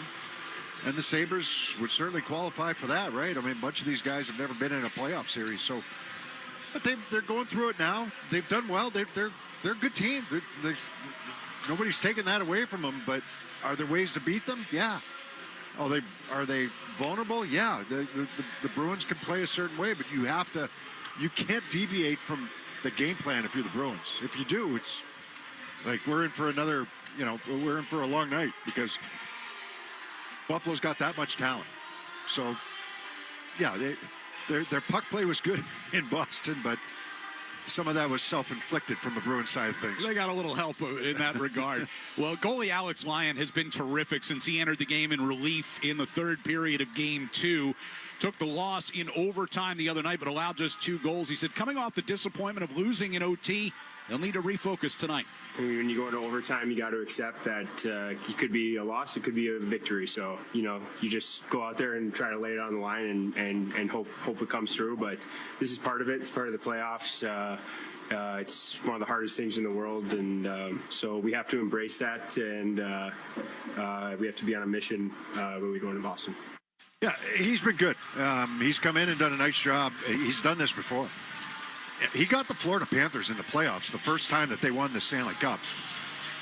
He started the playoffs against the Bruins, before Bobrovsky came in and played against them and closed the door on them. But he started the playoffs. He's the reason they got in the playoffs. Right. They were like on the verge of not making it. So he's capable. Can he keep it up, for a long period of time? I don't think so. That's why he's kind of bounced around a little bit. But he's been good. He's been good, and he plays a style that's interesting. He plays a little conservative, plays deep in his net, but we've seen him come out hard a couple of times when guys have had opportunities, and I want to see the Bruins exploit that and try to go backdoor with a little tap and goal, because he'll come way out if he thinks that to cut down an angle, and then it's up to the Bruins to find another way. Because he's made some good saves that way. He made one on Pastrnak. He made one on Zacha last game. So maybe you got to look backdoor a little bit for a tapping. Yeah, Lyon in the series 2-1 with a 1.18 goals against and a .953 save percentage coming in here to Game 6. Coming up next, we'll get a check of the Sports Hub headlines, and then we'll be back to TD Garden here on the 98.5 The Sports Hub, Bruins Radio Network, driven by the versatile Honda CR-V at your local Honda dealer. Ah, New England spring. We're so ready to get outside and celebrate with all the deliciousness from Big Y. Charcuterie expertly plated, oh so nicely. Shrimp with cocktail sauce, chilled and spicy. Spiral ham glazed to perfection. Candies, cakes, and other sweet confections. Ah, yes, spring has finally sprung. Big Y. Nicely done. Builders, remodelers, and homeowners, listen up. Partner with one of the most trusted, independently owned lumberyards and showrooms around, Cape Cod Lumber and CCL Homescapes. Visit CCL's newly renovated kitchen showroom and get inspired as soon as you walk through the door. Explore the latest trends from the most reliable kitchen cabinet manufacturers in the industry. Check out dozens of color combinations and popular styles in our refreshed showroom in Abington. Visit us online at cclco.com or in person at CCL Homescapes in Abington. CCL, 100% employee-owned and operated. With oil, natural gas, and electricity prices all over the place, propane prices are staying steady at $2.70 to $3.50 a gallon, depending on usage and tank size. Visit BursawGasAndOil.com today. Everyone's got their spot, that place you head to for a great meal, drinks with friends, or takeout for the family. For me, that spot is 110 Grill in Hanover. The food's top-notch, the drinks are awesome, and the menu has something for everyone. Next time you're looking for your spot, go find your 110. Visit 110grill.com to find a location near you. Hey, Big Jim here with Mike Albert's son, Logan, from Premier Basement Waterproofing. If you find water, Logan's going to come give you a quote so you never have to worry again. You got that right, Big Jim. Especially if you're moving into a new home or finishing your basement. Have me come before you do anything. Plus, you'll add great value to your home as well. So don't you dare call anyone else. No way. We're the only direct vendor of ion pumps and high-octane drainage systems in New England. Call 844-LIVE-DRY or visit premierbasement.net. Nobody will ever say it like Mike, but here I go. It's game over for water. Need a new appliance? Doyon's Appliance in Reading, Gloucester, Bedford, and North Andover should be your destination. Doyon's carries all the major brand name appliances at a price you're looking for. Doyon's also has the staff you can trust to answer any question. Shop Doyon's Appliance online at doyonsappliance.com. Toucher and Hardy, mornings on the Sports Hub. Sports Hub headlines, presented by Celsius Energy Drinks. Red Sox and Astros are underway right now over at Fenway Park. No score in the first inning. Jake Bennett is on the mound for the Sox, making his major league debut. In the Celtics and 76ers, they'll play Game 7 on Saturday night at the Garden. Headlines, they are brought to you by Valvoline. It's an oil change. Enjoy quick and convenient vehicle maintenance this month. Visit NewEnglandOilChange.com. You can save 15% off your next drive-through oil change. At Valvoline Instant Oil Change, the official oil change of busy people. I'm Joe Murray. Ryan and Bob will take you around the NHL next on the 98.5 The Sports Hub Bruins Radio Network, driven by the versatile Honda CR-V at your local Honda dealer. Bring on the fun and bring home a new Honda with a great deal on your favorite Honda vehicles. And finally, take that road trip you've been dreaming of. Now's the time to check out the Honda Civic and HR-V from Honda, the 2025 Kelley Blue Book's KBB.com Best Value brand.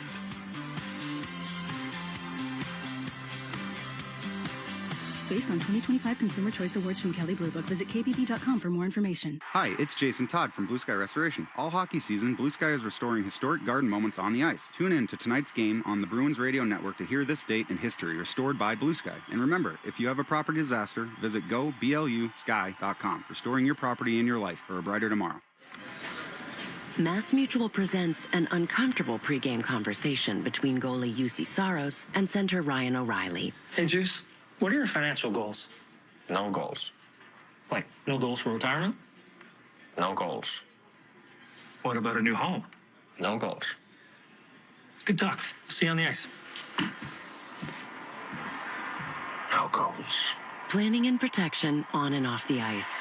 Go to massmutual.com today. Hey, it's Patrice Bergeron to talk about InvitiaBank's free checking account. It's something Boston hockey fans will love because it scores big benefits. First, get your paycheck up to 2 days early. Second, enjoy free ATMs nationwide through the Sum and All Point networks. That's over 56,000 ATMs coast to coast. And third, never worry about minimum balances or monthly fees.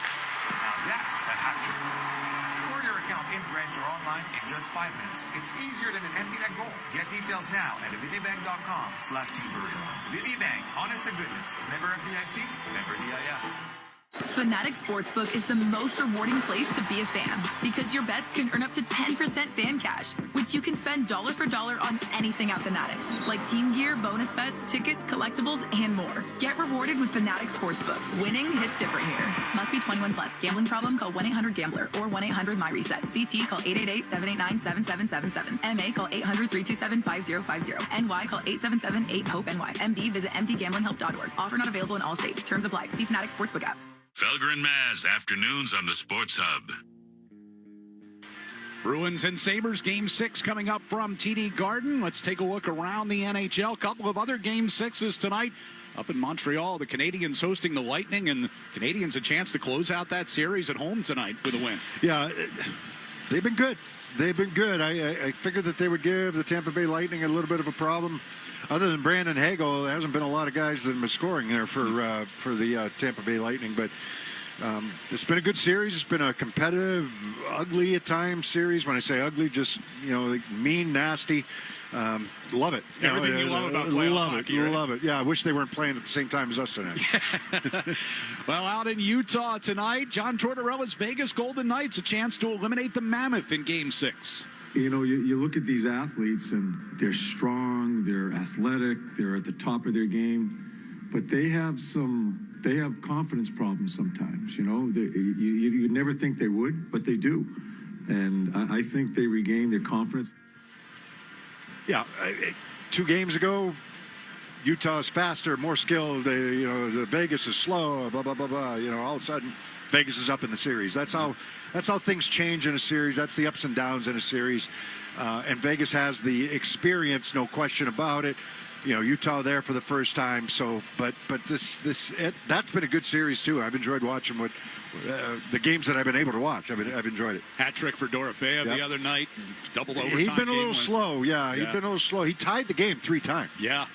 Yeah, he didn't get the game winner, but he tied the game 3 times. That's pretty impressive. Yeah, that game went back and forth, back and forth. Meanwhile, last night, a couple of series out west came to an end, including the Wild eliminating the Stars in 6 games. Back of the net, a centering pass stolen. Boldy, the empty net again. He scores! Why not? Boldy seals the deal. I'm really curious of which direction Dallas goes. They just re-upped Jim Nill, their general manager. You knew a good team was going home early, and unfortunately for Dallas, it's the Stars. But they were missing Hintz that whole series. That's a big loss for them. They're a good team, but I'm wondering if they make any changes, kind of moving forward. And I think you know where I'm going with that one with the coach. I mean, that's the first thing that gets asked. Again, I mean, potentially another change at head coach after Pete DeBoer left not that long ago. Oilers also out last night, courtesy of the Anaheim Ducks in 6 games. Possible changes there as well. I would imagine so. Bruins and Sabres, Game 6 coming up from TD Garden. We will talk with Marco Sturm next on the 98.5 The Sports Hub. Bruins Radio Network, driven by the versatile Honda CR-V at your local Honda dealer. It's High Octane and Manchester Harley's pre-owned red tag sale this week. Hundreds of Harleys under the big tent tag with liquidation pricing. Save $2,000, $4,000, even $6,000 at High Octane and Manchester Harley's pre-owned red tag sale. Good credit, bad credit, no credit, no problem. High Octane and Manchester Harley's accepting 100% of all credit applications. High Octane and Manchester Harley's owner says 50 used bikes must go this week. You don't need perfect credit, don't need a cash down payment. High Octane and Manchester Harley-Davidson is the largest volume Harley dealer group in New England. Pre-owned red tag sale ends this Sunday. No payments for 7 months, no interest for 90 days with approved credit. No components means no connection. New Power is a global distributor built for tight supply. We stock and source memory, CPUs, GPUs, ICs, and more. New Power keeps parts moving because parts don't sleep. Visit newpowerww.com. They're hiring. Hey, Bruins fans, be game ready with ice-cold Coors Light. When the mountains are blue and the puck drops, it's game time. Blue Mountains Cold Beer. Bruins ready. Coors Light. Golden, Colorado. Drink responsibly. Bill Shays Countertops, celebrating over 50 years of replacing countertops made simple. 1, schedule a free estimate, and we come to you. 2, choose your style and color. 3, we take precise measurements, come back and do a simply perfect install in just 1 day. When you're ready for a new countertop, call Bill Shays. We make it as simple as 1, 2, 3, done. And the best part, ooh, I love this part. When you choose Bill Shays, you've made your new counter tops. Here in Massachusetts, 1 in 10 people have unclaimed property from things like uncashed paychecks, refunds from overpaid bills, forgotten savings accounts, or even stock certificates. The Massachusetts State Treasurer's Unclaimed Property Division is holding over $3 billion that could belong to you. It's free to check and only takes a couple of minutes. Go to findmassmoney.gov and see if you have any unclaimed money waiting for you. That's findmassmoney.gov. Hey, sports fans, this is huge. We're giving away $200,000. Support our mission and change lives. Enter now at punch4parkinsons.org. Use code SPORTSHUB for 50% off. That's punch4parkinsons.org. The Pats play on the Sports Hub. Our pregame interview with Marco Sturm is brought to you by Safety Insurance, providing comprehensive coverage for your auto, home, and business. Ask your independent agent about safety. Marco, you're set for Game 6 here today. Like it's such a mental, grind, right? Going through a series.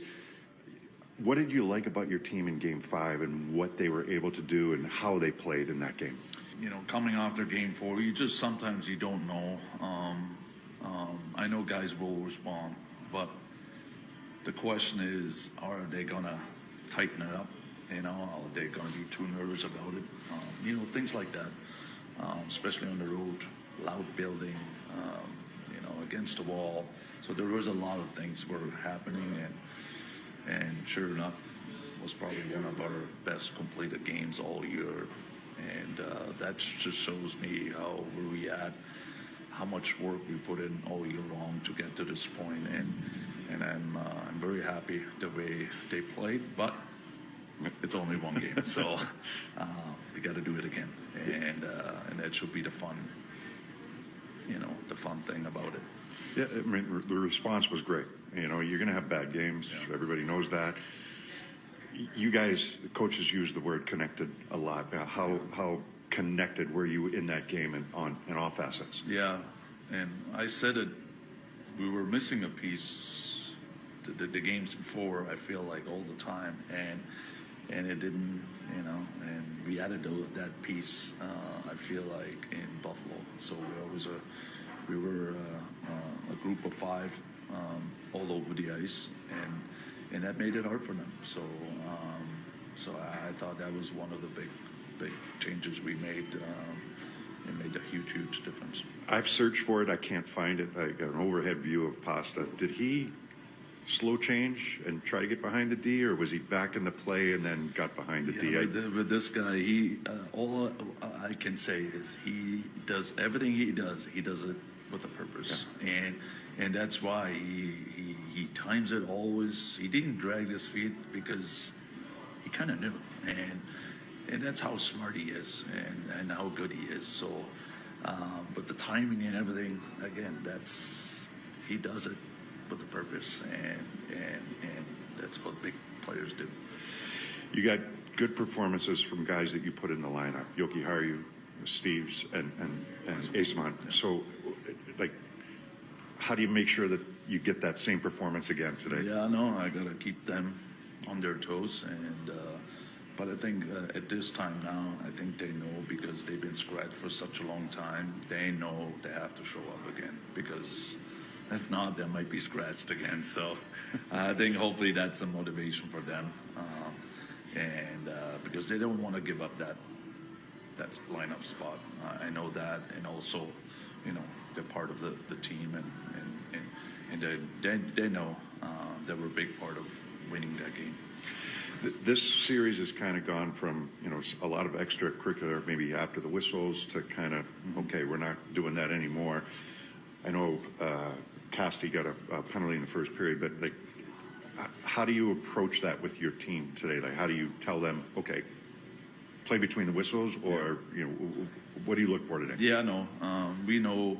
I think we know how the refs are now these days. But if you follow the other series too, I feel like the scrums, it's getting less and less, because the games are tighter now. Now it's about, you know, elimination, and you can't afford those kind of calls. And Casty's the perfect example. It was unnecessary from him. Maybe one shot, but not a second one. And it cost us a penalty, and it also cost us a goal. So that's how important it is to stay, you know, be in control after the whistle. So, because they're going to look for it. The referee's going to look for it, and we do not want to give them any opportunity, you know, especially on their power play, to get a goal. So we just got to be smart. And I thought we did a pretty good job all series long. We don't like. I thought they were missing on a few calls from them, but hey. Stanley's cross-check. Yeah, exactly. So it is what it is, but we got to make sure we control our side of it.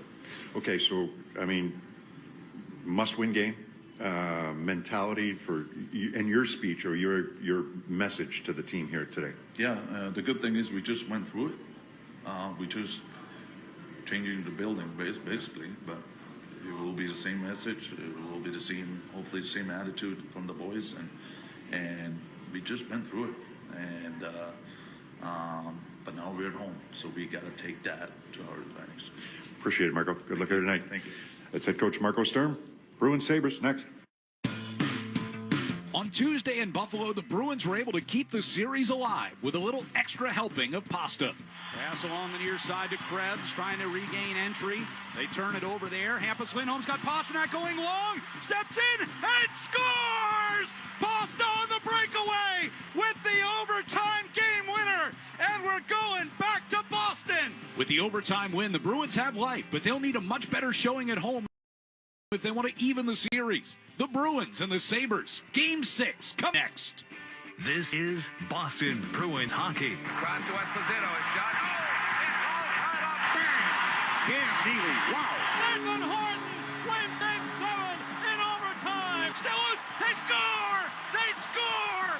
Zacha again! Boston Bruins hockey is brought to you by your local New England Honda dealers, Shell's and Star Market, Safety Insurance, Town Fair Tire, Granite City Electric's GCE Night Train, Ticketmaster, your New England Ford dealers, Blue Sky Restoration Contractors, TD Bank, Service Credit Union, Cape Cod Lumber, and by Catches Law.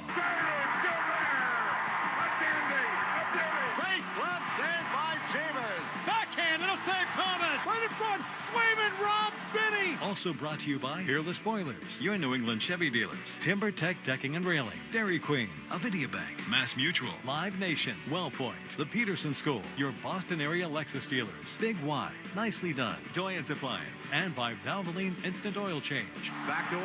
Put in. His 100th point. Backhand score on a penalty shot for Raymond Gordon. Center score! Pasternak with the game winner. Bergeron, and the Bruins win the series. Now, here's Ryan Johnston and Bob Beers. And we're back here at TD Garden for Game 6. Bruins trailing the Sabres 3-2. Crowd already getting going. Tim Thomas, the honorary banner captain tonight, as we get ready for another do-or-die game here for Boston. How do they carry on, or can they carry over what happened in Game 5? It doesn't change. It's the same thing. I mean, they know what they have to do in order to win. Now it's a matter of executing it.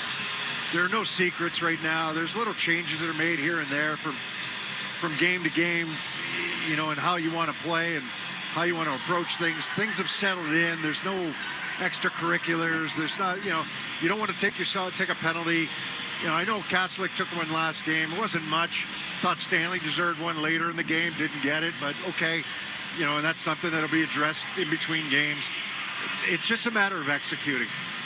I think we'll have a pretty good idea if the Bruins are locked in right from the drop of the puck. You're right. I mean, we knew that they weren't locked in Game 4 from the drop of the puck, and we've seen enough games this year to know when, okay, they're dialed in, the details are dialed in, and they're going to do what they need to do in order to win most likely in the Bruins' favor. I could be completely wrong, but the Bruins are a low-scoring, tight-checking game. That's what they have to do here today. Yeah, to your point, Marco Sturm says he can usually tell within the first few minutes whether his team has it on that particular night or not. No changes in the Bruins lineup tonight. Logan Stanley will miss the game. He's been sick the last couple of games. Michael Kesselring going to draw in on defense. And Noah Ostlund, who was injured in Game 5, will be out of the lineup for Buffalo tonight as well. Josh Norris returns to the lineup after missing the last 3 with an injury. Keys to the game brought to you by Town Fair Tire. For the guaranteed lowest prices on tires, go to Town Fair Tire, because nobody beats Town Fair Tire. Nobody. Face-off is next on the 98.5 The Sports Hub Bruins Radio Network, driven by the versatile Honda CR-V at your local Honda dealer. Sports don't get any tougher than hockey, and trucks don't get any tougher than Ford F-Series, F-150, and Super Duty. The trucks that move mountains also move parade floats and snowmobiles. With that versatility, it's no wonder Ford F-Series is the #1 selling pickup for 49 years straight. Visit your New England Ford dealers today for great offers. A proud partner of your Boston Bruins. Sales claim based on 1977 to 2025 calendar year total sales. The best way to follow the Stanley Cup Playoffs is here. The NHL app is your place to get every highlight from every game of every series. Behind-the-scenes playoff content you won't get anywhere else. The most NHL Edge advanced stats, keeping you up to date from round 1 through the Stanley Cup Final.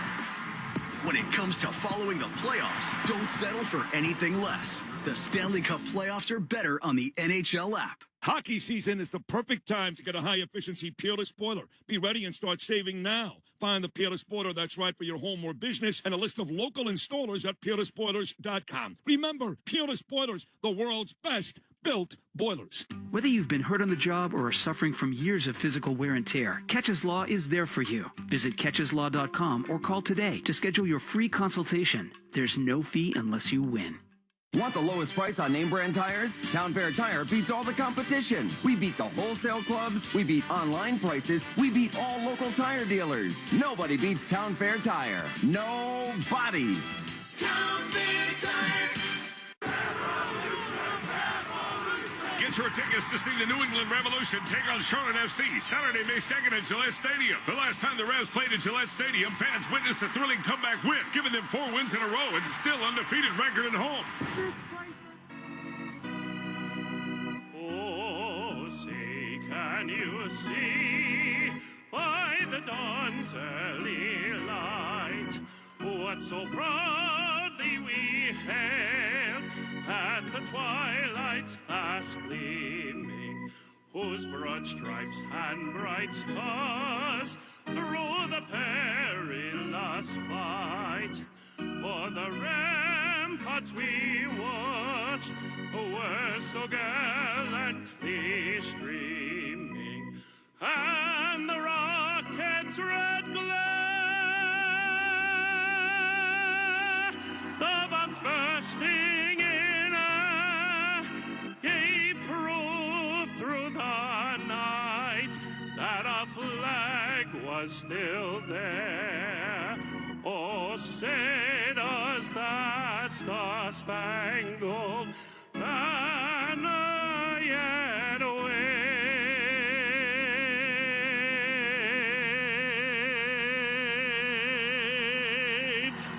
o'er the land of the free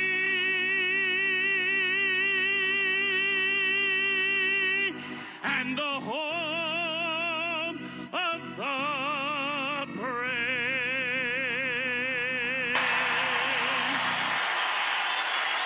Todd Angley with the national anthem. We're getting set for Game 6 in the opening face-off. Let's take a look at our starting lineups tonight. In goal for Buffalo is Alex Lyon. On defense, the pairing of Rasmus Dahlin and Matthias Samuelsson. Up front, Peyton Krebs, Tage Thompson, Alex Tuck. For the Bruins, Jeremy Swayman in goal, Jonathan Aspro and Charlie McAvoy, your defensemen. And up front, Marat Husadinov, Pavel Zacha, and David Pastrnak. Starting lineup brought to you by Big Y, celebrating 90 years. It's not just our anniversary, it's yours too. You're the Y. Tonight's national anthem was presented by Mass Mutual, planning and protection on and off the ice. And our first 5 minutes of tonight's game brought to you by your New England Ford dealers and Ford employee pricing for all. You pay what we pay. Bruins looking for their first win at home in this series. Here in Game 6, we'll be going from left to right on offense as Pavel Zacha and Tage Thompson stand in for the opening face-off to get us underway. Zacha wins the draw. Aspero in his own blue line with a pass that hit the skate of Krebs. Turned over in the neutral zone. It'll get dumped in toward Jeremy Swayman. He covers it up and gets a bit of a snow shower from Krebs for his effort. Face off in the Bruins zone just 10 seconds in. Puck management's always going to be an issue in any game, especially for the Bruins. It's hard for them to outscore their mistakes. So puck management, making sure you're making tape-to-tape passes, or putting pucks to areas or getting them out of dangerous areas. And that's something that really plagued them in Game 4. It was so bad that the turnovers and the ability to, the coverage was so bad in that Game 4, in the first period especially. Puck sent around the near side boards. Husadinov, Pastrnak, and now cleared for Zacha. Yeah, much better in Game 5. Zacha pulls up inside the Buffalo zone. Dropped one off for Pastrnak, and a shot that hits Samuelsson in front of Lyon. Kicked wide of the net. Husadinov with a good screen in front as well. Pastrnak gets it back into the offensive zone. Tried to feather one toward the slot. Picked off there by Samuelsson. It'll be cleared up ice and helped ahead by Zach Benson. Swayman waited toward the near corner. Peak under pressure from Benson. Now Aspero on the end boards as Norris gets down on him. Geekie comes to help out. Puck will come back toward Aspero behind the net. Pass to the far circle. Middlestat turned over. Shot blocked as Power tried to get it to the net. In that far corner, Aspero and Norris came together. Puck is still loose on that far circle. Middlestat trying to win a battle against Benson. Benson squeezes him up against the boards and gets it back to Power at the right point. On to Bowen Byram on the near side. He'll play it down the circle for Doan from the left wing corner. Back to Byram. One-timer sails well wide of the net. Power skates onto it along the far boards against Elias Lindholm. Middlestat trying to free it up and does. Elias will start out of his zone and then has it knocked away from behind. Now gets it cleared across the ice. Byram takes a hit from Geekie. Then gets knocked down by Elias Lindholm. Puck underneath him. Right along the ear boards of the neutral zone. Byram has been so good in this series. He's been a force on that back end. Alex Steves will get it deep here into the Buffalo zone. Hampus Lindholm in there deep on the forecheck. It'll come toward the near side. A long pass out of the zone. And Zucker's got some space at the right side. One-on-one against Yoki Hardy, who drives to the front of the net. Never did get a shot off. Centers it out in front. Picked off by Steves. He got to the front, but Yoki Hardy did a pretty good job there one-on-one. So that's going to be a big question for me. Steves, Asamont, Yoki Hardy, they came in and did a nice job last game. Can they follow it up with another good game today? Ryan McLeod's going to get whistled offside as the Sabres tried to get into the Bruins zone. All three of them made their debuts in Game 5. Right. So we've seen them all year. We've seen them play well. We've seen them when they've struggled a little bit. You know, can they follow a good game in game, you know, in the last game, Game 5? Can they follow it up with another one here in Game 6? It's not good. I don't think it's it's make or break for the Bruins. They still need their best guys to be their best guys, but they were effective. Buckle angle in around Jeremy Swayman in behind the net. Greenway got it out in front, but Corrali right there to take away. Corrali passes in front of the net over for Zadorov far side. Played it up the far wall, and it will trickle down ice. It would have been icing, but Kastelik was in front of everybody. Lyon forced to come out of the net and play it.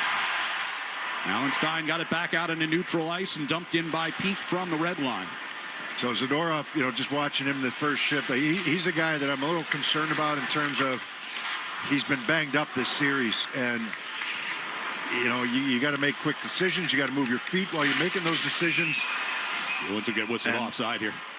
You know, I applaud him for playing through pain. You know he's going through something, as a lot of guys are. Yep. But he got... A couple games ago, back here at the TD Garden, he had to leave the game for a little while. He hasn't been... I mean, have we seen him power through the neutral zone with the puck? Not the way we normally do. No. There's something there. Yeah. He was asked about his health yesterday. He declined to answer. He said, we'll talk about all that after the season's over. No, there's something definitely there. I asked him earlier this season after he got kind of caved in a little bit with his leg, and he's like, you can't hurt the Russian machine. That's There's Zacha pursuing a puck into the Buffalo zone, but taken away, and Krebs will lay it up the left side. He's got Tuck coming down the left circle. Now Tage Thompson turns with it all in the near wall, hands off to Dahlin. Dahlin got it in front, and they score. Alex Tuck right at the front of the crease, able to redirect that around Jeremy Swayman, and Buffalo grabs a 1-0 lead less than 3.5 minutes in. He's wide open. So that's the fourth guy on the rush, right? That's it's not necessarily a rush goal, but it's kind of a rush goal, right? You get into the zone, you drop this puck off, Alex Tuck does, and he drops it off, and then Dahlin joins the rush. He's the third or fourth guy. Alex Tuck is wide open back door on this pass from Dahlin. The Bruins get puck watching, leave Tuck wide open. And this is the matchup you want. This is, you know, it's McAvoy Aspro, and it's the Thompson line. It's the Zacha line against the Thompson line. Yeah, I mean, you're on home ice. That's the line. That's the matchup you want. Steves will get it deep into the Buffalo zone in the far corner. Bowen Byram takes a bump from Minton. It'll come back around near side. The outlet pass sends Benson through the neutral zone with speed. Gives it off on the right side. Doan with a shot blocked by Hampus. Lindholm goes in as it was touched with a high stick. The official right there to wave it off. Referee Pierre Lambert and Gord Dwyer say no goal. There's not much celebration from the Sabres. I think they realize it's a high stick. Above the crossbar. Touched above the crossbar with a high stick. You see if they want to challenge it, but I don't think there's any doubt. Yeah, for a goal scored, it's the crossbar height. You know, if it's out in the neutral zone or somewhere else on the ice, it's shoulder height. If it doesn't go in the net, I mean, I don't think there's any doubt about this one. Benson swinging his stick like it was a lacrosse stick. So, no harm, no foul there. 16-10 left here in the first. Yeah, no argument from the Sabres bench. Off this face-off, Elias Lindholm wins it back into his own zone. Zadorov will pivot with it. Carries to his own blue line. Now gets going to the red. Dumps in from there. Past Lyon behind the net. Kick back in deep off of Geeky into the far corner. Power will reverse it around near side. Byram chasing it up the wall. Takes the hit to get the puck out of the zone, but you get whistled down here at the Boston line. All right, so you're down 1-0. Coverage issue in the first period here. You were down 1-0 last game, in Buffalo. And, Marco Sturm even talked about it. He said, we were down 1-0, but there was no panic or worry on our bench. We were ready to go. See how they handle it here on home ice. I mean, you have to commit to playing your game, right? I mean, it's... Oh, yeah. Bouncing puck comes into the Buffalo zone here. Kesselring will play it toward the near side for Dahlin.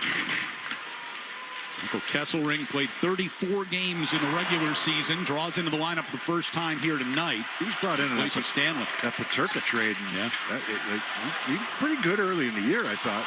Yeah, he had 3 different stints on IR this season. Yeah. So it's been a rough campaign for him. Peak plays it up the right wing boards. He's got Corrali handing it off to Jeannot to get it into the attack zone. Castlewick tried to get a backhander toward Corrali, take it away. Mallenstein will lob it into the Bruins zone. That's gloved by Swayman, and Thompson coming toward his crease is enough to make him hang on to it. So a faceoff will be inside the Bruins defensive zone. Yeah, 1 shot, 1 goal, right? We're almost 5 minutes into the game, and no chance for Swayman on that. Neither goaltenders felt the puck yet, really. Right. Off the face-off. Timmins coming down that far side wall, throws a wide-angle shot towards Swayman, who grabs that with the glove. I think it was going wide anyhow, so I don't even know if that's a shot on goal. That just hasn't been nothing so far. Alex Tuck's 4th of the playoffs from Rasmus Dahlin and Tage Thompson at .325 to get the Sabres on the board. Tuck 7 points, leading all players in this series. Yep. They're best players. Yep. He's got goals in 4 out of the 6 games now. He's been so good. Unrestricted free agent at the end of the year, yeah, by the way. I'd say he's making himself a little bit of money. By the way. Off of this face-off, puck comes back toward Timmins. He'll angle it down the far boards and in behind the net. Thompson against Husnudinov back there. Now Tuck and McAvoy chasing into the far corner. Puck kicks off of Zacha right to Husnudinov. He'll carry it out into neutral ice. Bats it forward from the red line. Pasternak got it back in his direction coming into the zone, but broken up. Samuelson played back into the far corner. Long pass out towards center ice, picked off by McAvoy. Yoki Haru along the far boards. Skates up towards center. Gives up to Pasternak. To the left side for Husnudinov. Off the wall, throws one in front and right through the Lions' crease. Yoki Haru rockets one back across the ice. Zacha far circle from down low, throws it in front. That one kicks around toward the near side corner. Yoki Haru sends it back through the slot. Pasternak's got it left circle. His shot got blocked in front off of Timmins. Hampus Lindholm to Yoki Haru. His shot partially blocked, goes trickling wide of the net. Timmins will take from the far side and send it up to the blue line. Kick to keep it in by Hampus Lindholm, who then knocks Norris off his stride as he was trying to move up ice here for the Sabres. Norris and Yoki Haru in the near corner of the Bruins zone come together. Benson along the near wall, worked over by Hampus Lindholm. Byram able to spin away from Asamont, goes to the high slot. Gives it to Power coming along the blue line toward the near side. He left it to the blue line. We got a penalty coming against the Bruins now. As Lyon goes to the bench, Thompson jumps on as the extra skater. Puck back into the Buffalo zone, and Byram will start it forward from there. Leaves it at the blue line for Thompson. Thompson coming through the neutral ice, cutting toward the left side, turns it over to Steves, and that draws the whistle for the penalty. So just about 6.5 minutes gone in the first period. Buffalo has a 1-0 lead and will have a power play when we come back on the 98.5 The Sports Hub. Bruins Radio Network, driven by the versatile Honda CR-V at your local Honda dealer. Ah, New England spring. We're so ready to get outside and celebrate with all the deliciousness from Big Y. Charcuterie expertly plated, oh so nicely. Shrimp with cocktail sauce, chilled and spicy. Spiral ham glazed to perfection. Candies, cakes, and other sweet confections. Ah, yes, spring has finally sprung. Big Y.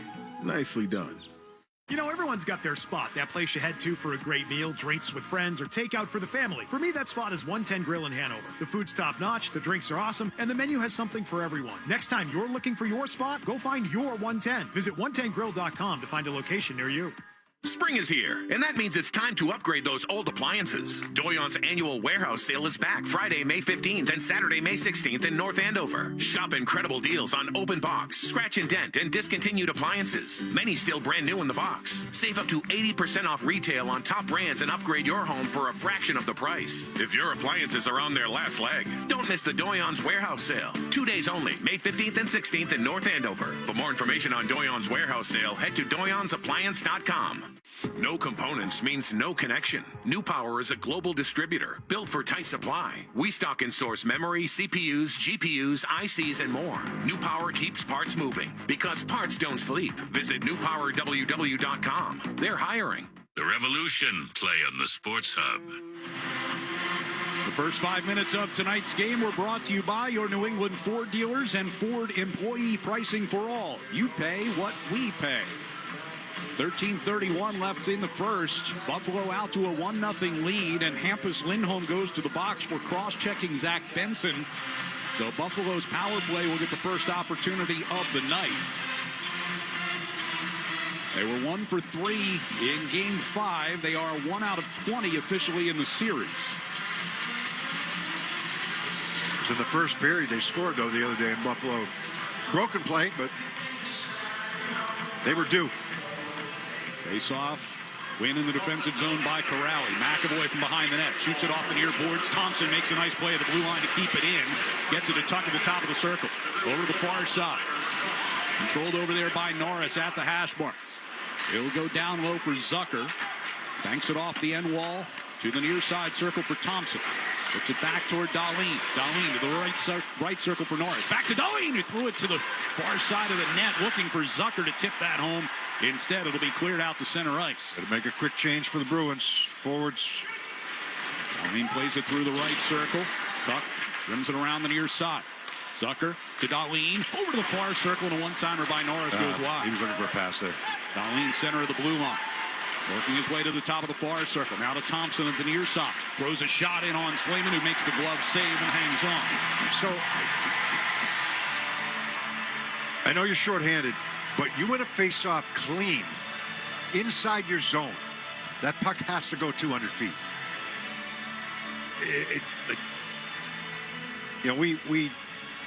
We talked during the season, if the Bruins aren't on their game, they're icing the puck off of a face-off win. Right. But that's a shorthanded face-off clean win. To me, that's got to go 200 feet. Thompson off of this face-off to Dahlin, back to Thompson. High slot Norris plays it toward the far side. Minton had broken his stick, but Aspro has the puck, and he'll clear it all the way down. It's a good break for the Bruins, right? It'll be taken here by Dahlin, bringing it back through the neutral zone. Leaves it behind. McLeod gets into the Boston zone. Zucker keeps it moving around the boards to the far side for Doan. Doan walks it down toward the corner. Pass all the way across to McLeod. Back up top for Dahlin with the drive, and Swayman makes that save. Zadorov will clear the rebound. 30 seconds left on the Hampus Lindholm penalty. 12 minutes to go here in the first period. Buffalo's up 1. Thompson gives off the right side. Doan back around the near side wall. Benson gets knocked down by Peak. Puck kept into the line by Byram. Over to Doan along that far side. They work it back to Byram. On to McLeod again on the right circle. Down low. Benson swiveled it in front. Doan kicked it toward the net. And Husnadina comes away from the fray with the puck. Backhands it up the near side. Cut off by Benson inside the blue line. It's a hand pass. Whistle and a hand pass here against Buffalo. That's a good save by Swayman. They're going to attack the net strong from the right wing side to the left of Swayman, and they're just looking for a bounce in front, anything. And they got it. And Swayman able to hold strong down low. Right, Benson brings this puck. He tried to jam it in there to Doan.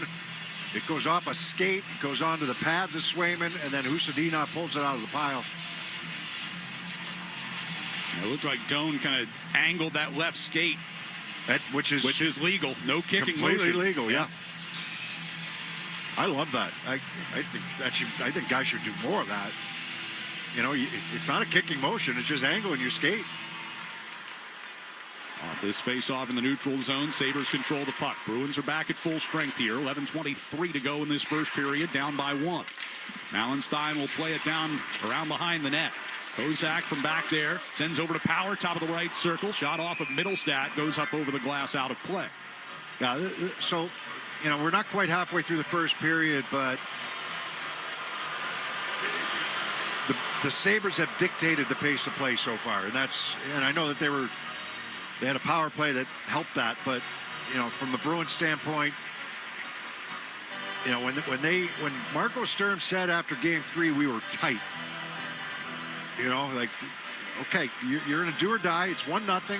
Your goaltender's got your back. Now it's time to get your legs going here. Off this face-off, puck kicks toward Pasternak in the slot. He'll carry out all the way to the red line. Lifts it over Samuelson, trying to get after it into the near corner. Nails Power, and Power in turn nails the wall. Middlestat got it over to that far circle. Zock having to kick it onto his stick. Now McAvoy wangled around behind the net. Couldn't get the shot away. Pasternak toward the slot, was deflected off a stick. It's grabbed by Mallenstein. He'll work his way through the neutral zone. McAvoy trying to hold him off as they go into the far corner. Hampus Lindholm joins over there as well. We got a broken stick here as Zaka takes it toward the far side. Hampus headed back to the bench to replace his Timber, and the puck comes lobbing across the ice and hits the top of the glass and stays in play. Almost went over. McAvoy to Minton up the right side for Steves. Lost the puck coming through the neutral zone, regains and dumps in. Ryan handed off behind the net. Byram gets it, turns from the near side circle. Long pass up ice. Tipped into the Bruins zone by Krebs. Zadorov out in the far corner under pressure. That broken stick still in the way. Puck came out toward the slot. Kicked back toward the far side by Steves. He'll grab it and go. Headman's a pass to Minton. Sent down the left wing corner. Timmins plays it around behind the net. Peak comes down to the hash marks. Puck taken by Byram. He's going to lead the Sabres rush to the Boston line. Back checking Geekie, able to take that puck away. Yeah, nice job there. That allows the D to stand Here's up. a chance. Middlestat's all alone into the Buffalo zone. And 2 saves by Lyon. Got the first one in and out of his glove, and then Middlestat with a backhand rebound, and Lyon denied that one as well. Yeah, it starts with a good back check and stand up there from Geekie, and and the defense, and all of a sudden now you've got transition going, and Sabres on a bad line change. Bruins with possession in their own zone. McAvoy gives to Aspero. Pass up the right side. Helped into the attack zone by Kastelik. Race for it in the right wing corner. Power try to play it back around near side. Instead, it'll go to the far side. Samuelson takes a hit from Kastelik. Power from the near corner. Pass out into the neutral zone for Benson. Turns it over at center ice. Kastelik a takeaway. He'll send it across the ice, and McAvoy waits for it over by the Bruins bench. McAvoy with a pass ahead of the attacking blue line. Gets Kastelik into the zone. Centering pass got tipped.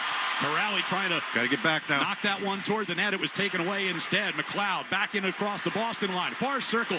And the pass intended for Zucker didn't connect. Yeah, not a well-executed 3-on-2 that time by the Sabres. They had an opportunity there. Jack Quinn skates back into the Bruins zone. Lost the puck. Corrali turns back up ice. Got Pasternak coming through center along with Husnadinov. Husnadinov coming in! And the pad stopped by Lyon.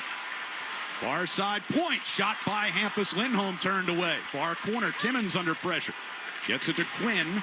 On to McLeod, and he'll settle things back to Byram. Zucker and Peak get clogged up in the neutral zone. Here's Zaka getting it back into the Buffalo end. Husnadinov held off it by Zucker. Tucked from behind his net to Timmins in the far corner.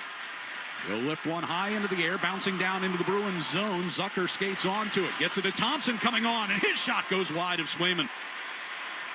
Back to Dahlin it comes at the left point. Pass down low comes to Thompson. Thompson stepping in behind the net.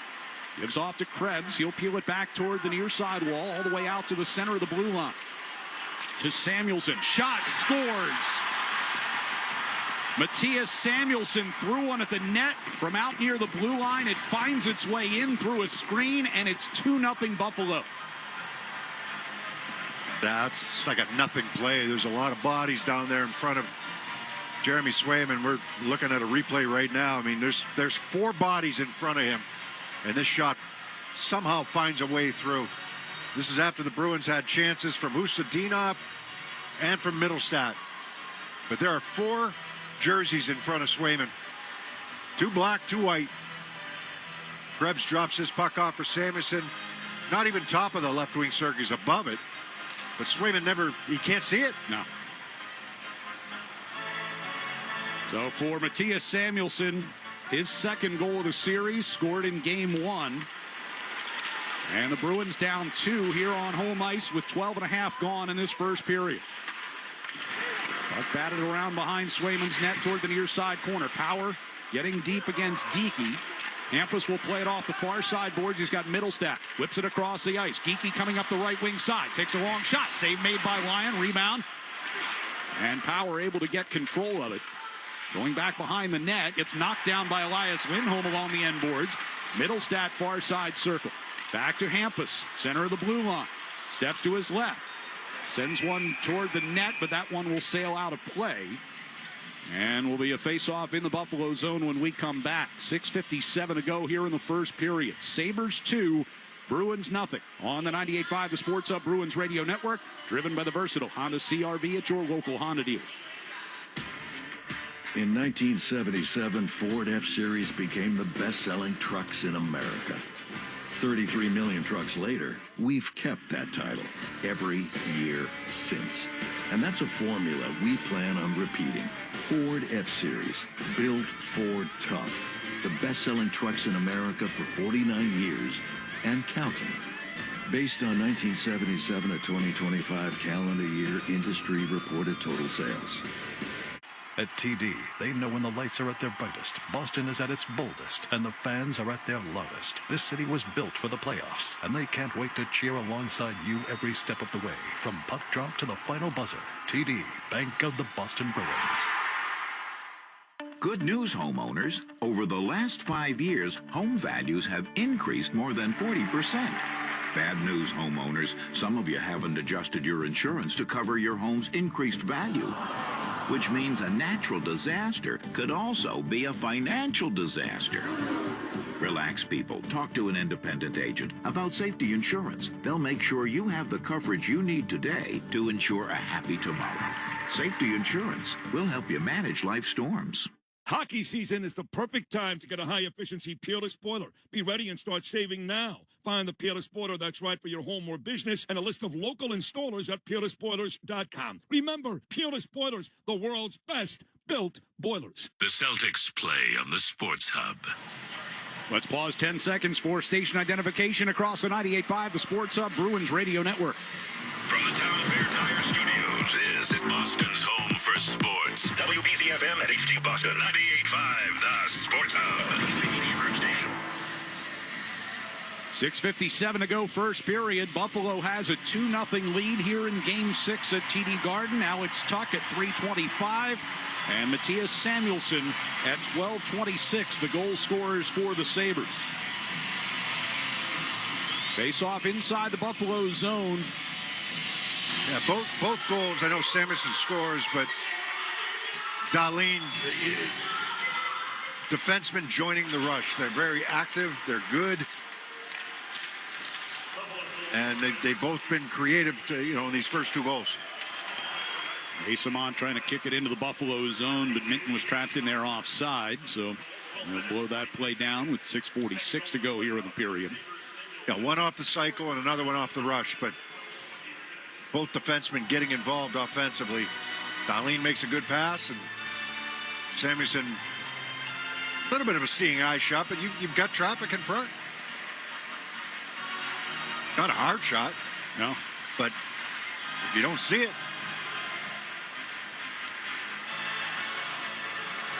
Face off just outside the Buffalo line. Bruins control it. Aspero to Husnadinov, and deep it goes. Byram goes behind the Sabres net and brings it back toward that far side corner. Pass out of the zone. They'll work it toward Benson. Ricocheted off him, and then as he's in pursuit of the puck, he gets knocked down by Aspero. And they're going to call Aspero. They whistle at a trip, but I would agree. Either way. Either way. So Buffalo will go back to the power play for the second time in this period.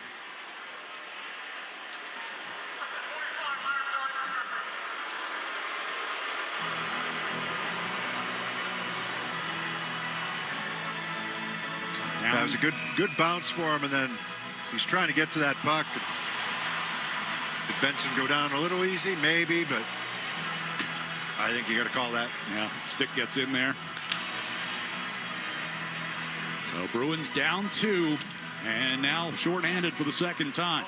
McAvoy plays it off the near side boards. Kastelik can't get it out of the zone around Thompson. Dahlin gets it over to Norris, far side. Norris played down toward the corner.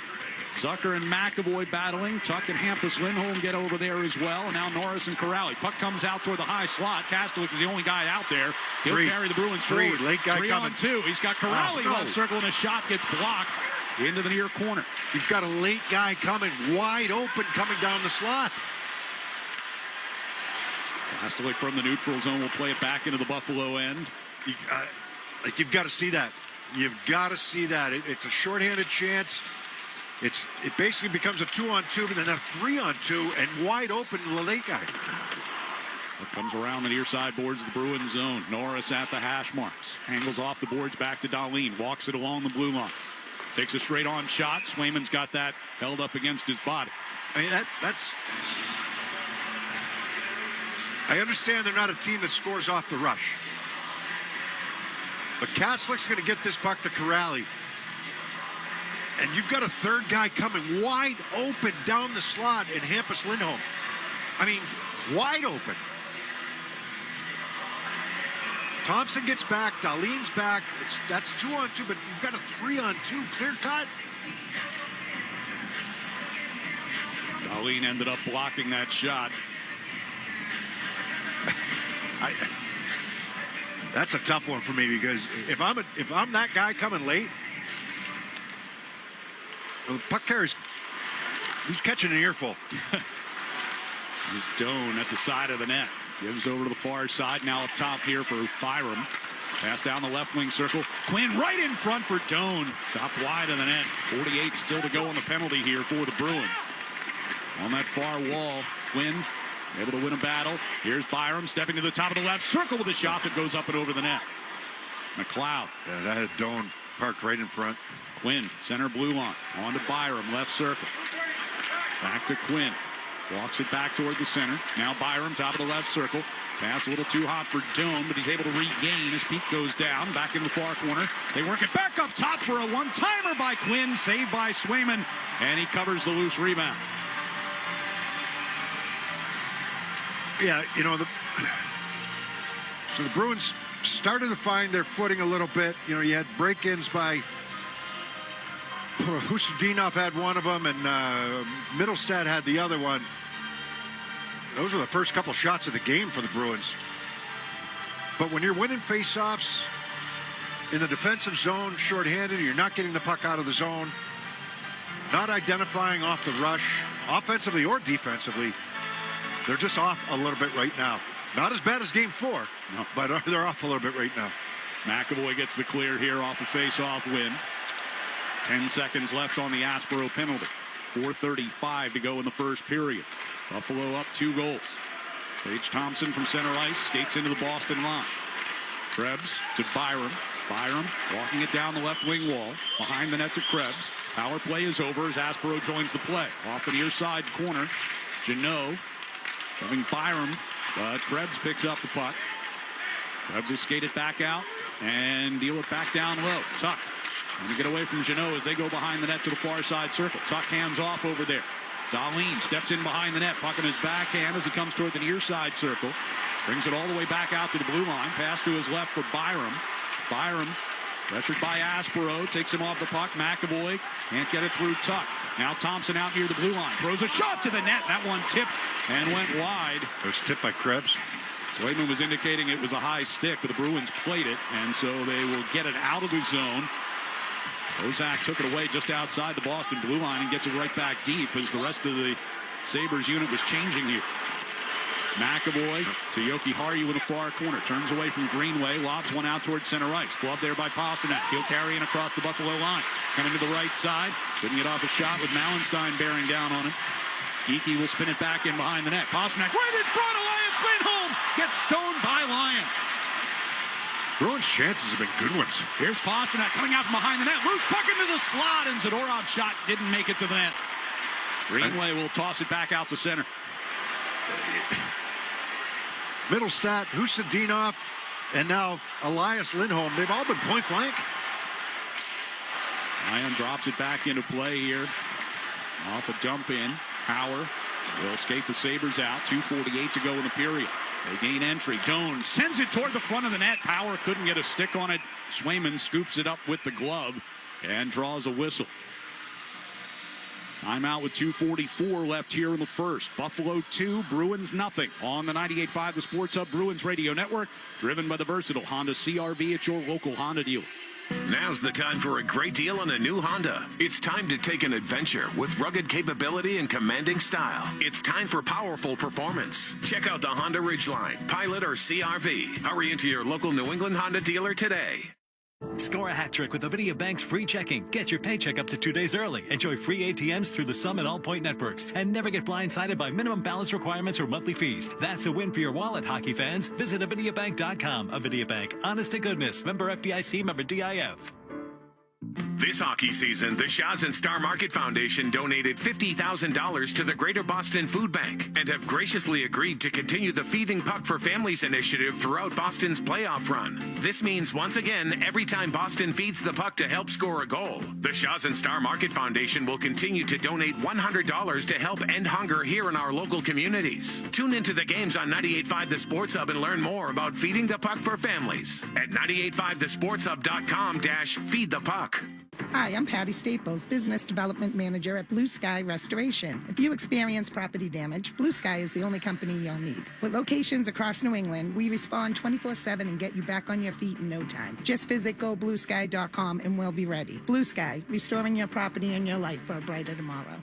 Now's the time for a great deal on a new Honda. It's time to take an adventure with rugged capability and commanding style. It's time for powerful performance. Check out the Honda Ridgeline, Pilot, or CR-V. Hurry into your local New England Honda dealer today. This is Boston's home for sports. Fans, tonight's 50-50 raffle benefits the Joanne Druzzi and Family Reach Foundations and celebrates their missions to provide help, hope, and a reason to smile for New England cancer patients and their families. Purchase raffle tickets now at bostonbruins.com/5050. Almost 160,000 right now. Not a bad haul. And still counting. 2:44 left here in the first. Bruins down 2 in a must-win game here at TD Garden. Zadorov gets Peak moving up the right side, trying to center it. Picked off by Dahlin. Yeah. Zadorov and Peak leading the rush. That's probably not ideal. Dahlin going to lift it back into the Bruins zone here. Zadorov in the far corner. Sends it hard around the near side wall. Gets deflected, but gets to Steves. Can't get it cleared. Dahlin from inside the blue line sends one toward the high slot. Far side circle, and Timmons' shot gets blocked. From Peak's stick. Benson was right in front. Peak's got no stick. Puck comes out of the zone. Dahlin will back up. Both teams starting to change here. Doan going to get it back into the Bruins zone. He skates it toward the top of the left circle. Shot turned away by Swayman. Jokiharju dumped Benson in the near corner. Samuelson throws a long shot in on Swayman. He will cover that up. And another face-off in the D zone coming. So it's been a period where the Bruins have been on their heels. 2 penalties, 2 goals against, and they haven't been able to establish that forecheck that they need to in order to win, right? But they've had chances off the rush where, you know, Lyon has come up with good saves. They've been in behind the defense of the Buffalo Sabres a couple times now. The chance by Lindholm, Elias Lindholm, wasn't so much off the rush, but the other ones were. And you had opportunities to make better plays off the rush.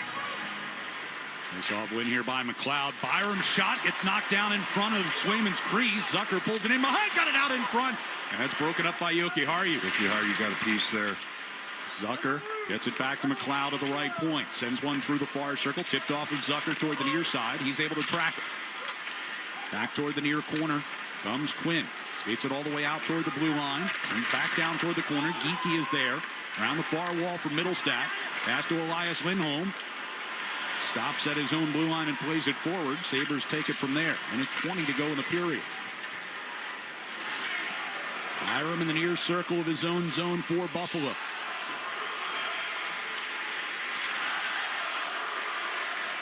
Power.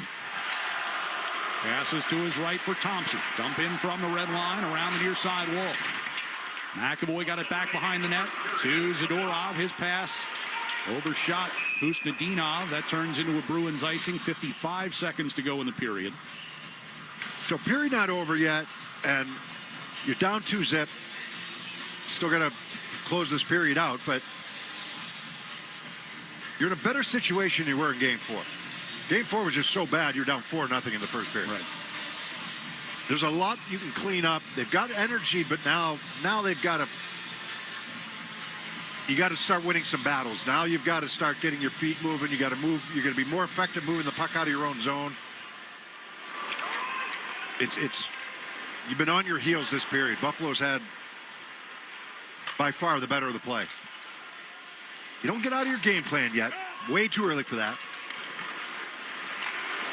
Comes around behind the Bruins net. McAvoy shoots it around the far side. It hit the referee, and the Bruins can't clear. A centering pass from Tuck toward Thompson. Couldn't connect in front. Pasternak will push back the other direction. Gets to the Boston line, or the Buffalo line. Zacha with a free puck. Couldn't get a shot through some traffic. Tuck lifted his stick just before he got the shot away. Near side circles. Zacha threw one in front. Kicked away there by Lyon. 15 to go in the period. Pasternak on the far side. Thompson able to get it out of the zone. McAvoy from the blue line will send it back in. 5 to go in the period. Timmins, the kick off the far boards. It'll be played back in behind the Buffalo net. Power will take it from there, and the siren will sound to end the first period. Well, Buffalo able to get the jump on the Bruins in the first 20 minutes and take a 2-0 lead into the locker room at the end of one, as the Sabres look to finish off this series here tonight in Game 6. We'll have our first intermission coming up from TD Garden next on the 98.5 The Sports Hub Bruins Radio Network, driven by the versatile Honda CR-V at your local Honda dealer. Get your tickets to see the New England Revolution take on Charlotte FC Saturday, May 2nd at Gillette Stadium. The last time the Revs played at Gillette Stadium, fans witnessed a thrilling comeback win, giving them 4 wins in a row and still undefeated record at home. This place is rough. Come witness the exciting brand of soccer that is Revolution Soccer. RevolutionSoccer.net size tickets to see the Revs take on Charlotte FC on Saturday night, May 2nd at Gillette Stadium. RevolutionSoccer.net size tickets. Bring on the fun and bring home a new Honda with a great deal on your favorite Honda vehicles. And finally, take that road trip you've been dreaming of. Now's the time to check out the Honda Civic and HR-V from Honda, the 2025 Kelley Blue Book's KBB.com Best Value brand.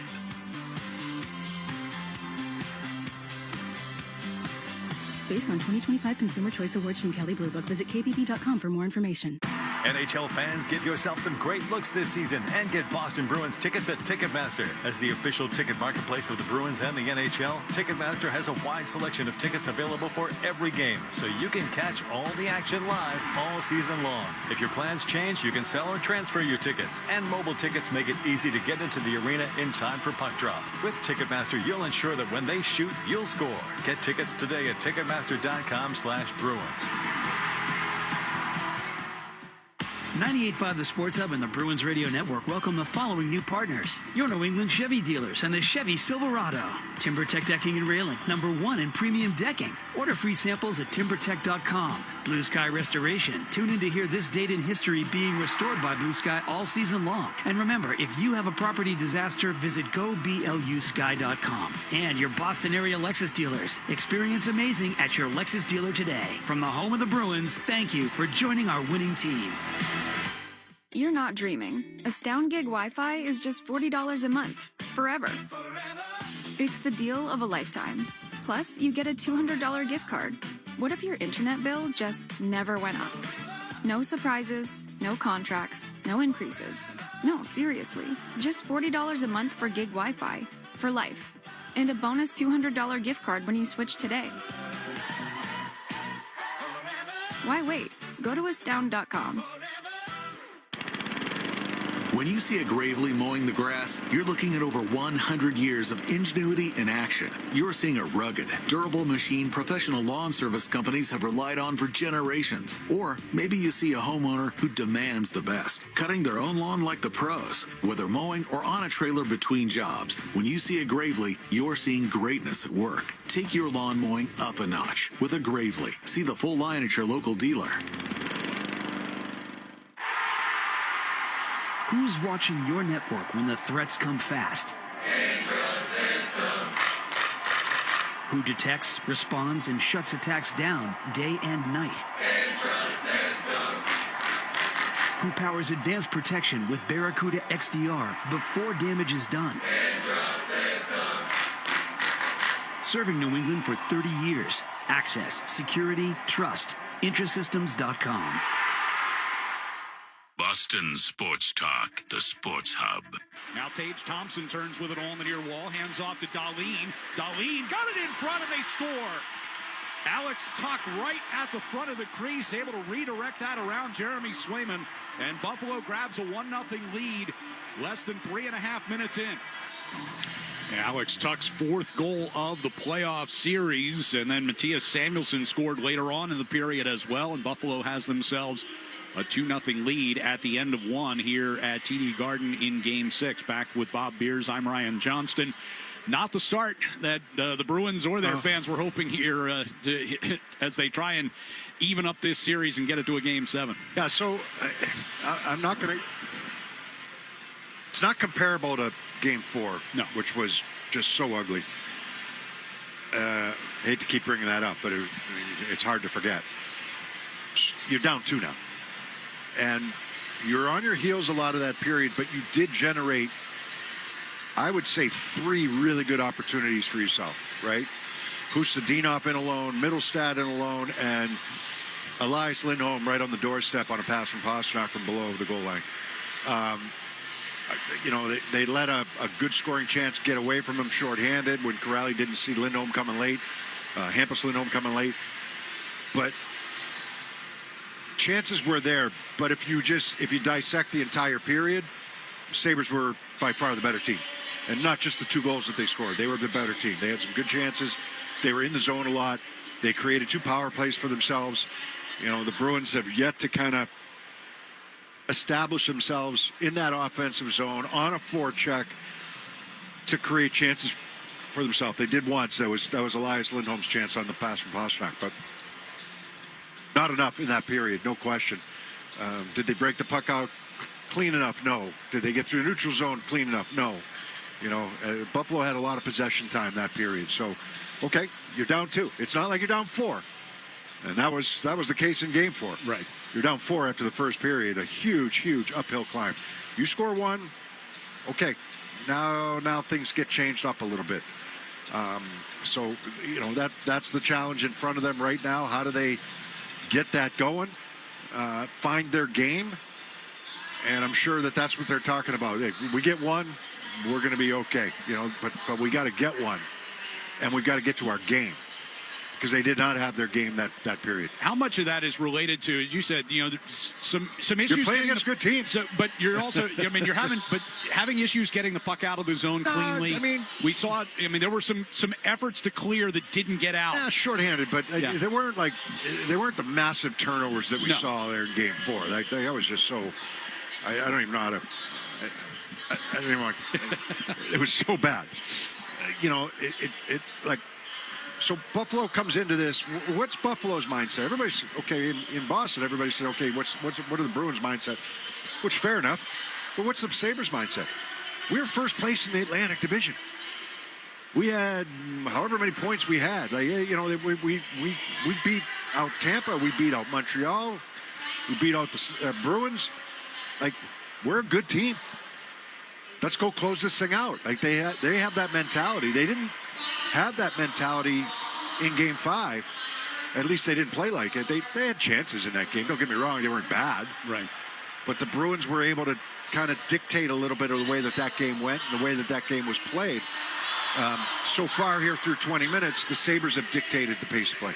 We heard from Lindy Ruff. We played a soundbite in our pregame show talking about Game 5. He said he felt like his guys were, there were some nerves there in Game 5. Playing at home, chance to close out the series. Yeah. Obviously, now they come on the road where they've won 2 games in this series and a chance to close it out. And they looked like a much more confident team in that first 20 minutes. Yeah, I mean, he knows his team way better than we do. And if that's the way he felt, and sometimes it's, posturing, when you're talking to the media and trying to get messages out there in different ways. But yeah, they look like a team that was ready to close this thing out in the first period.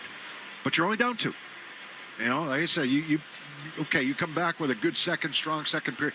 And by the way, Lyon had to make 3 really good saves in that first period. So that can change things. I'm still saying the Sabres were the better team, but as far as quick strikes go, the Bruins had 3 really good opportunities to score and couldn't put the puck behind Lyon. So, keep chipping away at this thing. You got a lot of time left. There's 40 minutes. Get one. Build on the confidence. Build on some momentum. Dictate a little bit more the way that you want to play as opposed to the way that the Sabres want to play. Even though they're up 2-0, you have to look at it as pressure still on Buffalo. They still have to close this thing out. Right. And getting that 4th win it's cliche, I know, but it's the hardest one to win. And the Bruins have an opportunity to put some pressure on them with 40 minutes to go. That's a long ways to go. A lot of time. Yeah. Yep. By the way, we have to mention how good have both goaltenders been in this series. I mean, Swayman and Lyon are going toe-to-toe here. Just have been terrific, both of them in this series. Bruins left Swayman hung out to dry on the 2 goals that were scored in the first period. I mean, Tuck wide open in front back door, and then 4 people standing in front of him on the shot from Samuelson that finds a hole and finds his way through. But he's been excellent. He's given him a chance to win every game. Game 4 was abysmal for everybody, but he was the best player on the team. Right. That says a lot. 1 period in the books here in Game 6. Sabres with a 2-0 lead. Alex Tuck's 4th of the series from Rasmus Dahlin and Tage Thompson at 3:25. Matthias Samuelson's 2nd of the series from Peyton Krebs and Thompson at 12:26. And that is the difference. Shots in the first period, 12-6 in favor of the Sabres. We'll get a check of the Sports Hub headlines when we return here on the 98.5 The Sports Hub, Bruins Radio Network, driven by the versatile Honda CR-V at your local Honda dealer. Massachusetts commercial building owners and renters, listen up. You could get insulation upgrades for as little as no cost. Premier Insulation handles everything, start to finish. Plus, they're a mass save contractor for your home. Stop overpaying for energy. Call Premier today or visit premierinsulationma.com. It can be hard to talk about your problem gambling.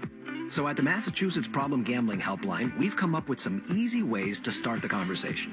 Hey, hi, howdy, good morning, g'day, mate. If you're struggling with problem gambling and don't know where to start, call the Massachusetts Problem Gambling Helpline and start with hello, or any variation of it. Call for support anytime, anywhere at 800-327-5050. With energy prices all over the map, make the switch to propane. Breslow Gas and Oil has kept propane prices steady all winter long. Visit BreslowGasAndOil.com today. Breslow delivers what others promise. Here's Boston defenseman Charlie McAvoy on treating his hair loss with Leonard Hair Transplant Associates. I heard about Dr. Lepresti through a few guys on the team and saw great results in those guys, so I knew I had to head over and meet Doc. Dr. Lepresti was just super easy to talk to. He was great, very transparent, and just really wanted to help me in any way I could. Felt very comfortable, just conversing with him. He gets it, and right away it was just a great relationship, and he did unbelievable for me. Call 1-800-GET-HAIR for a free in-person or virtual consultation. Spring and baseball are back. Get ready to go the distance. Swing into Valvoline Instant Oil Change for a fast stay-in-your-car oil change and complete check of wipers, lights, batteries, fluids, and more. Visit NewEnglandOilChange.com now for a special offer. Valvoline Instant Oil Change. All-star service for you and your car. Hey, it's Felgo here, and here's your spring scouting report from Burgess Pest. Termites swarm once a year, and that time is now. They look like flying ants, but they're worse. Ticks, they turn active as soon as the weather warms, and mice, still in your walls from the winter. That's New England. Spring means pests are back, so I call in the pros at Burgess Pest. Family owned for nearly 100 years. Local, fast, and year-round protection starts at just $39 a month. When pest season starts, Burgess finishes the job. That's why I use them, and you should too. BurgessPest.com. Built for New England, built to stop pests. Champions play here. The Sports Hub. Sports Hub headlines. Presented by Celsius Energy Drinks. NHL scoreboard right now. One other game underway in Montreal.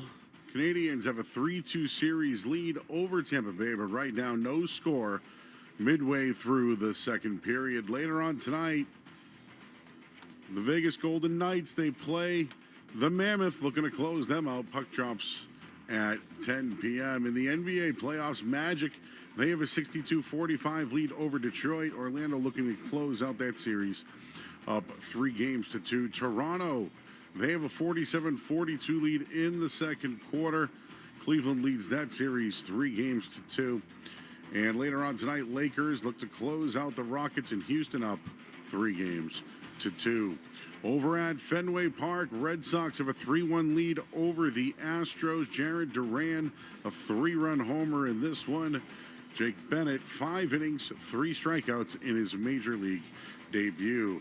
Come cheer on the Boston Bruins in the 26 playoffs, presented by Rapid 7. Tickets for all games played at TD Garden are on sale now. Bring your family and friends down to Causeway to be part of the electric postseason atmosphere. Visit bostonbruins.com/playoffs to lock in your seats. Headlines are brought to you by Valvoline Instant Oil Change. Enjoy quick and convenient vehicle maintenance this month. Visit NewEnglandOilChange.com. You'll save 15% off your next draft or oil change at Valvoline Instant Oil Change, the official oil change of busy people. I'm Joe Murray. The second period is next on the 98.5, the Sports Hub Bruins Radio Network, driven by the versatile Honda CR-V at your local Honda dealer. Whether you're putting together a hockey team or Ford's award-winning lineup of SUVs, a great team starts with the right players, like the iconic Ford Bronco family, with great looks and the 4x4 capability to perform on or off the ice, and the rugged Ford Explorer, with seating for 7 and room for all your gear. Check out the full lineup of award-winning Ford SUVs at your New England Ford dealers today. Proud partner of the Boston Bruins. Builders, remodelers, and homeowners, listen up. Partner with one of the most trusted, independently owned lumberyards and showrooms around, Cape Cod Lumber and CCL Homescapes. Visit CCL's newly renovated kitchen showroom and get inspired as soon as you walk through the door. Explore the latest trends from the most reliable kitchen cabinet manufacturers in the industry. Check out dozens of color combinations and popular styles in our refreshed showroom in Abington. Visit us online at cclco.com or in person at CCL Homescapes in Abington. CCL, 100% employee-owned and operated. Visit the 99 restaurant this Friday through Sunday for their double bonus card special. Purchase a $25 gift card and receive 2 $5 bonus cards. You gotta love the nines. You're not dreaming. Astound Gig Wi-Fi is just $40 a month, forever. It's the deal of a lifetime. Plus, you get a $200 gift card. What if your internet bill just never went up? No surprises, no contracts, no increases. No, seriously, just $40 a month for gig Wi-Fi. For life. And a bonus $200 gift card when you switch today. Why wait? Go to astound.com. The NBA playoffs are here, and DraftKings Sportsbook, an official sports betting partner of the NBA, brings excitement to every game day, the whole postseason. When the lights get brightest, the best players in the world show you exactly who they are. Playoff stars turn it up round by round, and DraftKings turns it up with them from the first round all the way to the finals. Bet player props, bet live, and only DraftKings Sportsbook keeps you in the action all the way through. New DraftKings customers bet just $5 and you'll get $100 in bonus bets instantly. It's a great special, so download the DraftKings Sportsbook app and use code SPORTSHUB so you're ready for the moment. That's code SPORTSHUB. Turn $5 into $100 in bonus bets instantly. In partnership with DraftKings, the crown is yours. Hope is here. 800-327-5050 or gamblinghelplinema.org. Must be 21 plus. Play with balance. Play for fun. Play well. Connect with a Play Well advisor at playwell.org. Physically present in Massachusetts. Eligibility and restrictions apply. Bonus bets expire 7 days after issuance. For additional terms and responsible gaming resources, see dkng.co/audio. Limited time offer. What the is going on? Where's all this water coming from? I think, and this is just a guess, it's coming from your roof. Hottie? Yeah, it's me, but listen, you've clearly got roof issues. Oh, I got issues, all right. My ex-brother-in-law, did my roof like 10 years ago. He must have it up. Yeah, so call Jim Delpreet and the team at Delpreet Home Improvements, 781-293-1417. They'll give you a free estimate and take care of your roof the way it was supposed to be done. Thanks, Hottie. Take my advice, call Delpreet Home Improvements, formerly Beantown Home Improvements now. They don't around. 781-293-1417 or go to delpreethi.com. The game is on the Sports Hub. Gives off to Krebs. He'll peel it back toward the near side wall, all the way out to the center of the blue line. To Samuelson. Shot, scores. Matthias Samuelson threw one at the net from out near the blue line. It finds its way in through a screen, and it's 2-0 Buffalo. And that is our score as we head to the second period here at TD Garden. And fans, TD cardholders score special benefits here at TD Garden, from pro shop discounts and free tours to free popcorn and more. Learn more at the TD Garden website. TD Bank, bank of the Boston Celtics and Bruins. Bruins trailing the series 3-2. Need a win here tonight to force a Game 7 on Sunday in Buffalo. They'll have to come from 2 goals down to do it. They'll be moving from right to left here in the second period. Shots in that first period, 12-6 in favor of the Sabres. Attempts were 24-18 Buffalo. Buffalo also won 14 faceoffs to the Bruins 8.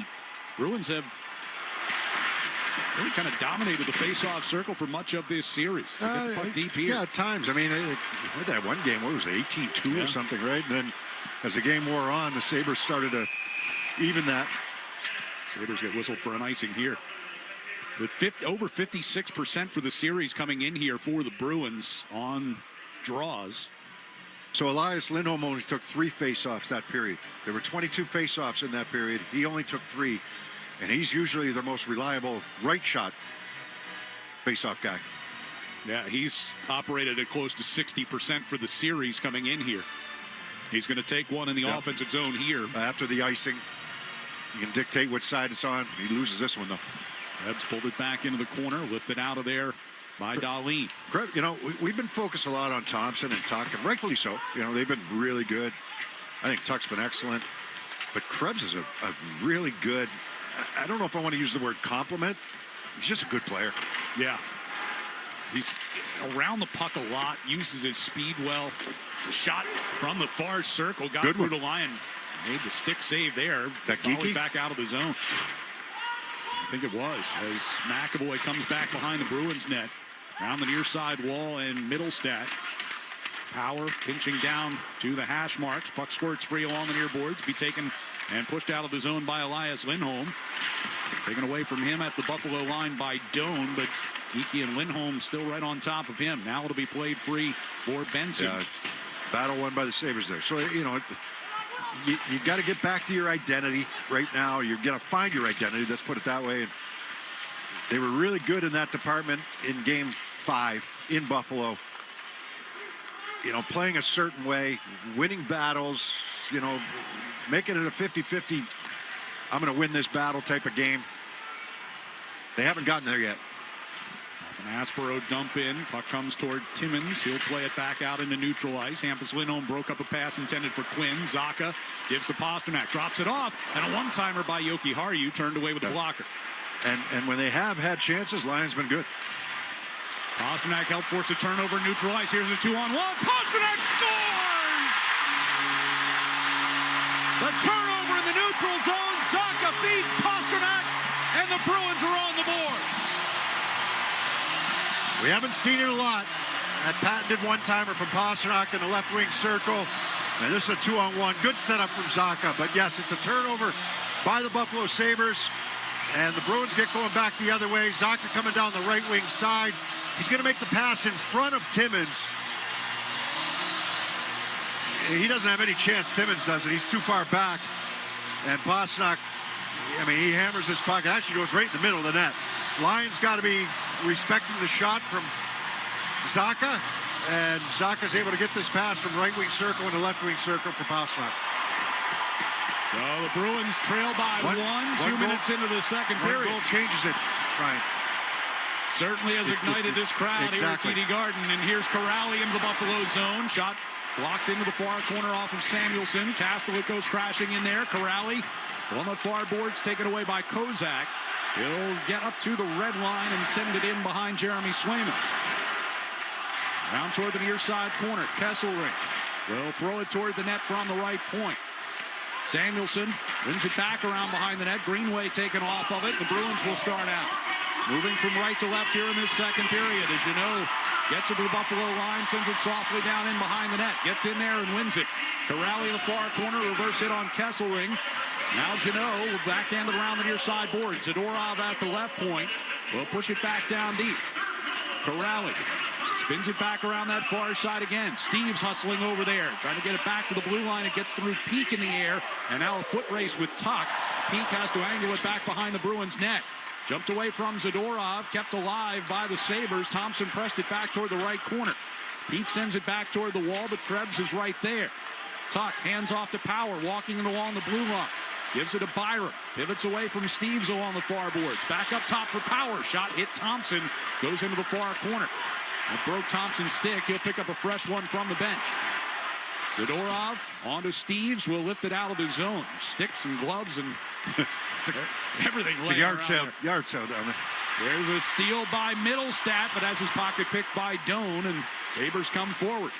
Doan taken to the wall by McAvoy after he chipped the puck deep. Aspero reversed it back to McAvoy from the far circle. Up the right side, Geekie trying to play it forward, got cut off. Here's Middlestat grabbing it from the red line. Carries into the Buffalo zone, wrestled up against the boards by Power. Puck will come to Benson in the near corner for the Sabres.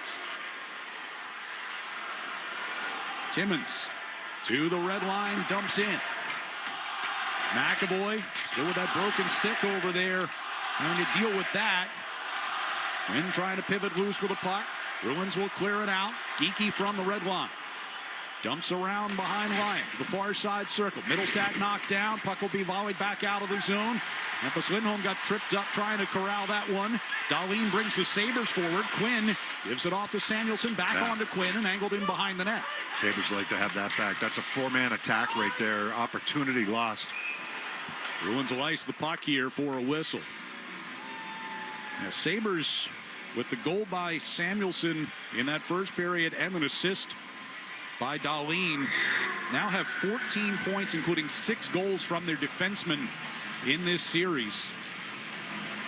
Bruins a total. Byram's had 3 goals, 3 of those 6, right? Samuelson's got a pair of goals. Dahlin had the power play goal. Yeah, he went in the last 14 game. shot attempts last game. Yeah.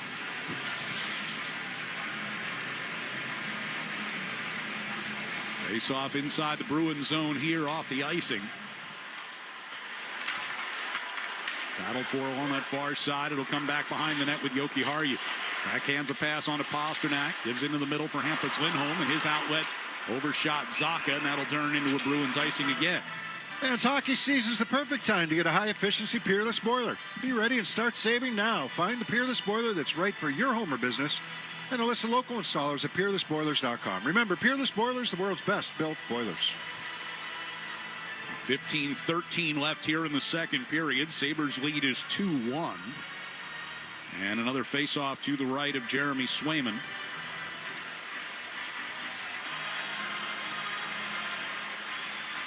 Zaka to take that draw. Played off the far boards. Thompson knocked down by Hampus Lindholm, and he is going to get called for a hand pass as he helped that puck back to Byram at the point. That face-off win was... Zaka's pretty reliable, but that's not his strong side over there, and that was a pretty good, clean face-off win for the Sabres. I mean, Sabres had a 4-man attack just prior to, and really nothing came of it. And that's their kind of their bread and butter. Like, getting the D involved, having 4 guys involved on the attack, and they weren't able to do anything with it. Fraser Minton against Tage Thompson on this faceoff just outside the Boston blue line. Minton pulls it back into the zone. McAvoy over to Hampus Lindholm, drives it in from the red, all the way around the far boards. Minton forced it back down low. Asamont pursuing toward the near corner. Pass comes along to Tuck. He'll bring it out through the neutral ice and play it forward. McAvoy coming back into the corner. He and Krebs go hard into the wall and wrestle each other down. Yeah. Krebs throws a soft one to the net. He's a good player. He's a competitive player. He came over in that trade for Jack Eichel, right? And he complements Tuck and Tom. We all think of Tuck and Thompson, but he complements them really well. He's a good player. And he's continued to develop, right? I don't think he was as good when he first came over, but in that trade, but certainly has opened up a lot of eyes in this series. He's got points in 5 of the 6 games of this series, including an assist in the first period here tonight. He's at new career highs in goals, assists, and points this year. As McLeod throws a long one to the net, that's scooped up by Swayman without any traffic in front. He hangs on to it. Face-off won by the Sabres. It's funny how the face-offs have gone up and down this series. You know, the Bruins have dominated for a little while, and then all of a sudden the Sabres dominate for a little while. And right now the Sabres are in a spot where they're controlling a lot of it. Off a face-off, Peak and Quinn coming together along the near wall. Some of that's battles, right? Some of that's battles, and it's not just the centerman. It's whoever is coming in to help out. Zucker in the far corner, pursued by Peak. Puck gets away from Quinn on that far side. Good reverse hit by Kastelik, frees up some space. He gets it back from Corrali and plays it deep. Kesselring spun off a hit from Corrali, moved the puck along for Power. Sabres coming forward through the neutral zone. Floated to the left side for McLeod. Toward the end wall, Peak skates onto it. He'll bring it toward the near circle. They're able to fight off McLeod and get it to the red line for dump in. Corrali in the right corner. Brings it toward the back of the Buffalo net. Kesselring back there. Corrali will spin it up the far side. He's got McAvoy at the right point. Back down low it comes. Jeannot facing the boards. Puck on his stick. Power trying to hold off toward the near circle. Elias Lindholm. They're able to clear it out past Aspero, but McAvoy is back. Long pass through the neutral zone. Gets directed in. Here's Jeannot. Right wing circle. Drives to the front of the net. And that one tipped up into the air. Bounces toward the near corner. Aspero from the left point. Got it in front. Elias Lindholm. He had Geekie on the back door. Puck got away from him. McAvoy to Aspero. Kicks it back toward the left wing corner. Elias will play it back to Aspero at the point. Over to McAvoy far side with a shot off the end of Lyon's glove.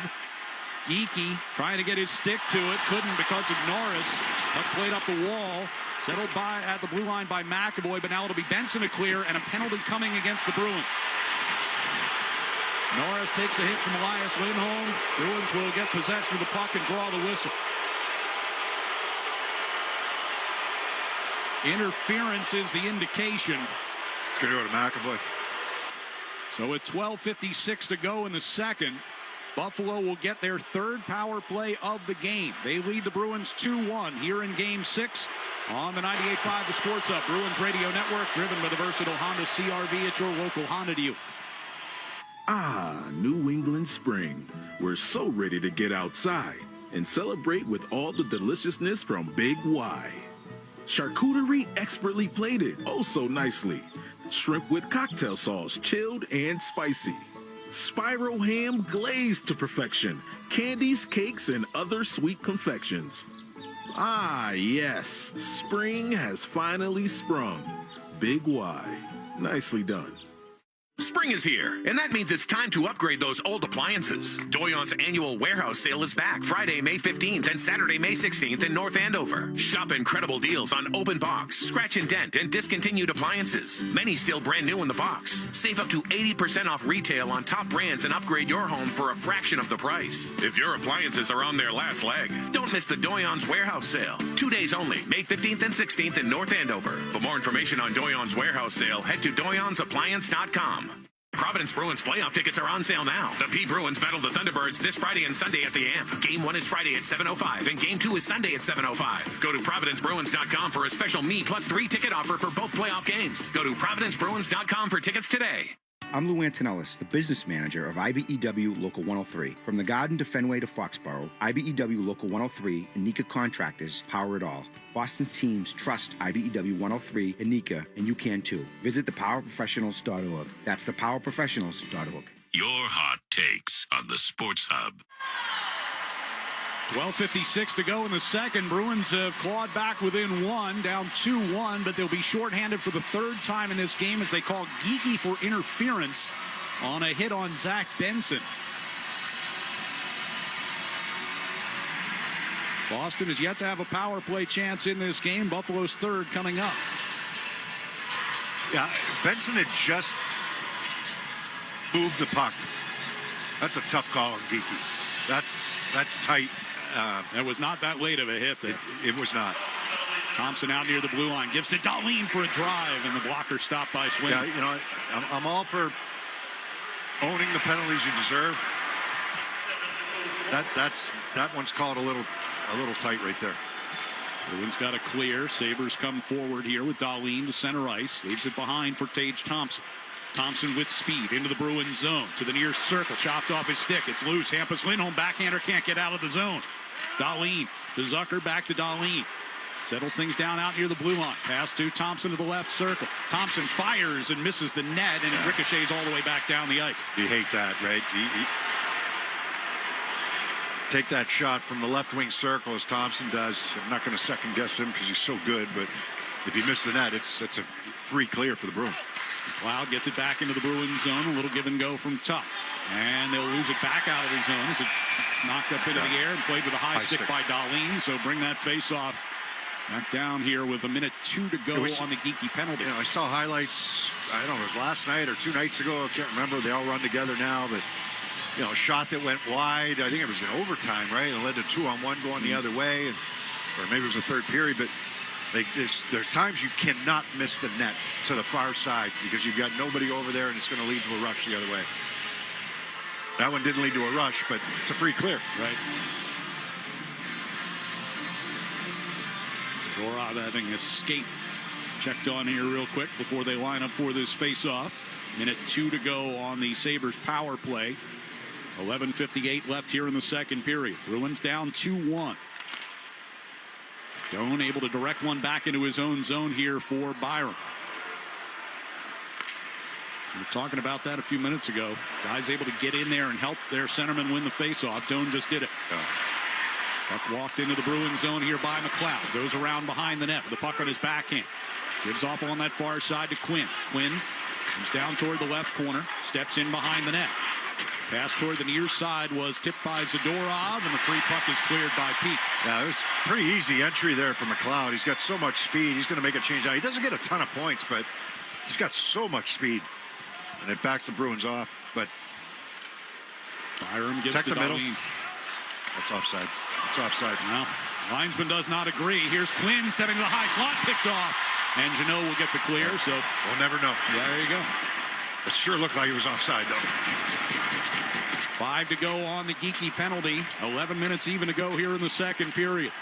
As Dahlin gains center ice, comes in across the Boston line. Straight on shot, fought off by Swayman.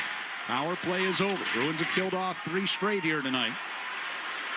Geeky whips it out of the zone, but overshot Zacha. It angles in on goal. Lyon will play it toward the near circle. And Dahlin, his pass picked off by Geeky. Sent it back through the slot. Pasternak in the far side wall. Throws it back through the slot again. Near side, and Hampus Lindholm will spin it back to the far side. Geeky wrestling with Samuelson right at the hash marks on that far side circle. Dahlin's been out there a while. Puck comes free out toward the high slot. Tipped out of the zone by Malenstein. McAvoy collects it in the neutral zone. Pass got away from Zacha just inside the Buffalo line. Pasternak couldn't quite catch up to it before the Sabres cleared. Pasternak now from center ice. And a slip around Malenstein. Lost the puck toward the near wall. Kozak drops it back. 10 minutes even to go here in the second. Halfway home. And the Bruins trailing 2-1. Lobbed into the Bruins zone by Kozak. He goes for a change. Puck tossed into the Buffalo end. Asamont will get after it first in the left wing corner. Asamont toward the back of the net against Byram. Steve springs around to the far circle. Throws one in front. Juggled in the slot. Still loose. And Lyon couldn't get it covered. It comes into the near corner. Zadorov with possession in the corner. Puck will come back to Steves, who's rotated out up high. His shot blocked by Thompson. Kicks it back up ice. And it's a foot race. Thompson will get to it first to the far circle. Gives to Krebs as Steves comes crashing into him. Puck rims around behind Swayman to the near side circle. Byram into the corner against Minton. Byram turns it back to the blue line for Krebs. Walks it to the center. Pass down the right circle. Tuck plays out of the corner. Norris will bring back along the blue line to Byram, stepping in left circle all by himself. Tried to go short side high. Swayman says no. You've got some tired black jerseys out there trying to get a line change. 2 of them just got off, but Krebs back toward the slot. Deflected puck comes loose toward the near side. Byram is there to keep alive. Doan crossing pass. Zadorov gets a stick on it, but it stays in. Power shoots it wide on the short side. Ricochets around near side, and Middlestat will carry through center. Has it picked off behind by Doan. That puck has to get deep. Zadorov shoots it off the near glass and gets it out of the Bruins zone. Benson trying to reload, had to wait for Doan to get back on side. Gets it into the near corner. Pete and Zadorov have been out there forever. Puck around to the far circle. A chance in front. McLeod had it jump away from him into the far circle. His pass back to Samuelson misses. That'll give the Bruins a chance to change here as it comes back into the Buffalo zone. Over 2-minute shift there for Zadorov and Pete. Jokiharju picks one off near the Boston line, but played back over to the Sabres at center ice. It'll be dumped in from there. Jokiharju in the far corner. Up the far wall, settled by Elias Lindholm, hands off to Geekie. Into the Buffalo zone, coming toward the near circle. Wraps it around the far side. Pasternak jumped over his stick. Jokiharju is there. Right back deep it comes to Geekie, behind the net. Puts one out in front, off the stick of Lyon. And the Sabres will get a clear. That's a good alert stick by Lyon down low, right? He gets that stick. Kozak was there as well, but I think it was Lyon that got a piece of it. Zaka took a hit to move the puck to Hampus Lindholm. Here's Pasternak high slot, trying to hand off for Zaka, coming on behind him. He's wide open. Turned over instead. He's wide open, just missed him on the pass. Mallenstein pushes it around behind Swayman. Aspero takes a hit from Greenway as they come toward the near corner with 7:03 to go here in the second. Bruins trailing by 1. Hampus Lindholm behind his net. Off the wall to Aspero, up the left side for Pasternak. To the Buffalo line. Puts it around Power. Samuelson goes down in pursuit in the near corner. Puck still loose along that wall. Corrali and Husnadinov both over here for the Bruins. Now Samuelson back behind the Buffalo net. Turned over. Corrali looking for help out in front. Pass comes all the way back to McAvoy. Crossing pass. Pastelik just missed from the left circle. And the puck will come out of the zone. Hit the skate of Husnadinov as he was stepping through the door of the Bruins bench. Samuelson back in the near corner. Takes a hit from Janot. Puck out to center ice. McAvoy gives to Corrali. Lost it to Samuelson just inside the Buffalo line. Thompson gets back into the Bruins zone. Stepping right in front of Swayman. Trying to wait him out. Puck eventually got away. And in the far corner, kept alive by Krebs. Byram walks it toward the near side under pressure from Kastelik. Kastelik able to knock that puck away as he lost his stick, was able to kick it out of the zone. Crowd looking for a penalty there. Instead, it's Timmins back into the Bruins zone. Sends one all the way across. Swayman was out of the crease for the moment. Norris couldn't get that shot off in time. Yeah, did Byram grab that stick on Kastelik there? Certainly looked like he had a hand in it. 5:35 to go here in the second. Pass up the right side for Dahlin, directed into the Bruins zone. He takes a hit going into the near corner from Hampus Lindholm. Puck thrown to the front of the Bruins net. Steered away from there by Jokiharju. Headman pass to Minton. Across the Buffalo line they come. Shot blocked by Byram as Steves try to uncork one. And now the Sabres headed back the other way. Benson, stopped short of an Asimont check at center ice as Asimont and Steves ran into each other instead. Doan tossed one toward the side of Swayman's net. Picked up by McLeod on the right corner. 5 minutes even to play here in the second period. Clogged up in the near corner. Minton's got some room. He'll skate out across his own blue line to the red. On the left side, gets it to Steves. Steves crossing pass, disrupted before it got to Asimont. Asimont reaching a stick in there against McLeod to try to keep that puck in. It'll come back to neutral ice. Zadorov and Peak back out for the Bruins. Peak's pass to Middlestat. Gets it on to Geekie. From the left wing wall all the way around the far side. Tipped before it got toward Peak. And the Sabres will play it out. Quinn chasing Zadorov toward the Boston line. Elias Lindholm pushes it back towards Zadorov. Pass up the left side for Geekie. And denied entry by Samuelson. Middlestat sends it around behind the Buffalo net. And Power takes from there. Owen Power, pass up the middle, directed in by Mallenstein. Swayman reaches out with a paddle with a stick, plays it back toward the end wall. McAvoy coming out from behind the Bruins net. Makes a pass out into neutral ice for Middlestat. Played through the neutral zone and into the Buffalo end toward the far side. where Byram will give to Timmins. Bobs one in from the red line. That one hits the back glass and stays in play. Aspero and Krebs cancel each other out. Pasternak, Thompson, McAvoy. Now Krebs back into the fray as well. Zaka uses his skate to get that puck to Aspero. Bruins moving from right to left. Kusnedinov coming up the left side, but knocked off the puck by Tuck. Able to regain it, but now Tuck takes away inside the Buffalo zone. 3:10 to go here in the period. Yeah, fast-moving period, especially lately. I mean, had that one long shift there for, I think it was Peak and Zadorov on the back end, but Bruins didn't get that puck deep on a couple of occasions, but still trying to establish that forecheck. They're not quite there yet, you know, and they've had a couple shifts, but Pastolik got held in the zone. Here's Doan driving to the side of the net and hits the outside of the net, and that puck will jump out of play. We'll take a timeout here with 2:45 to go in the second period. Buffalo 2, Bruins 1. Here on the 98.5 The Sports Hub Bruins Radio Network, driven by the versatile Honda CR-V at your local Honda dealer. Now's the time for a great deal on a new Honda. It's time to take an adventure with rugged capability and commanding style. It's time for powerful performance. Check out the Honda Ridgeline, Pilot, or CR-V. Hurry into your local New England Honda dealer today.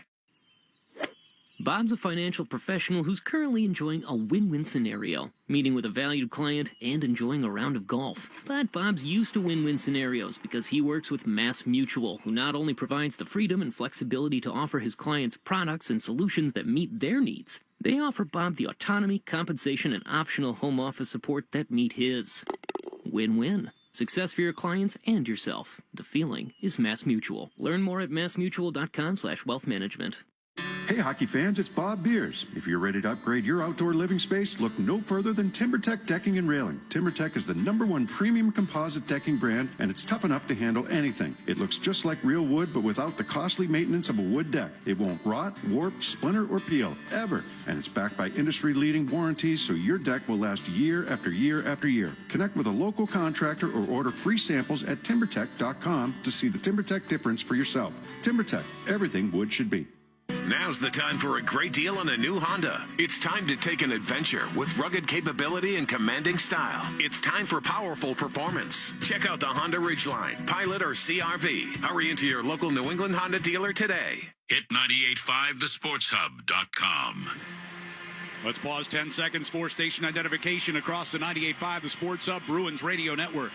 From the Town Fair Tire Studios, this is Boston's home for sports. WBCFM at HD Boston, 98.5 The Sports Hub. The Media Group Station.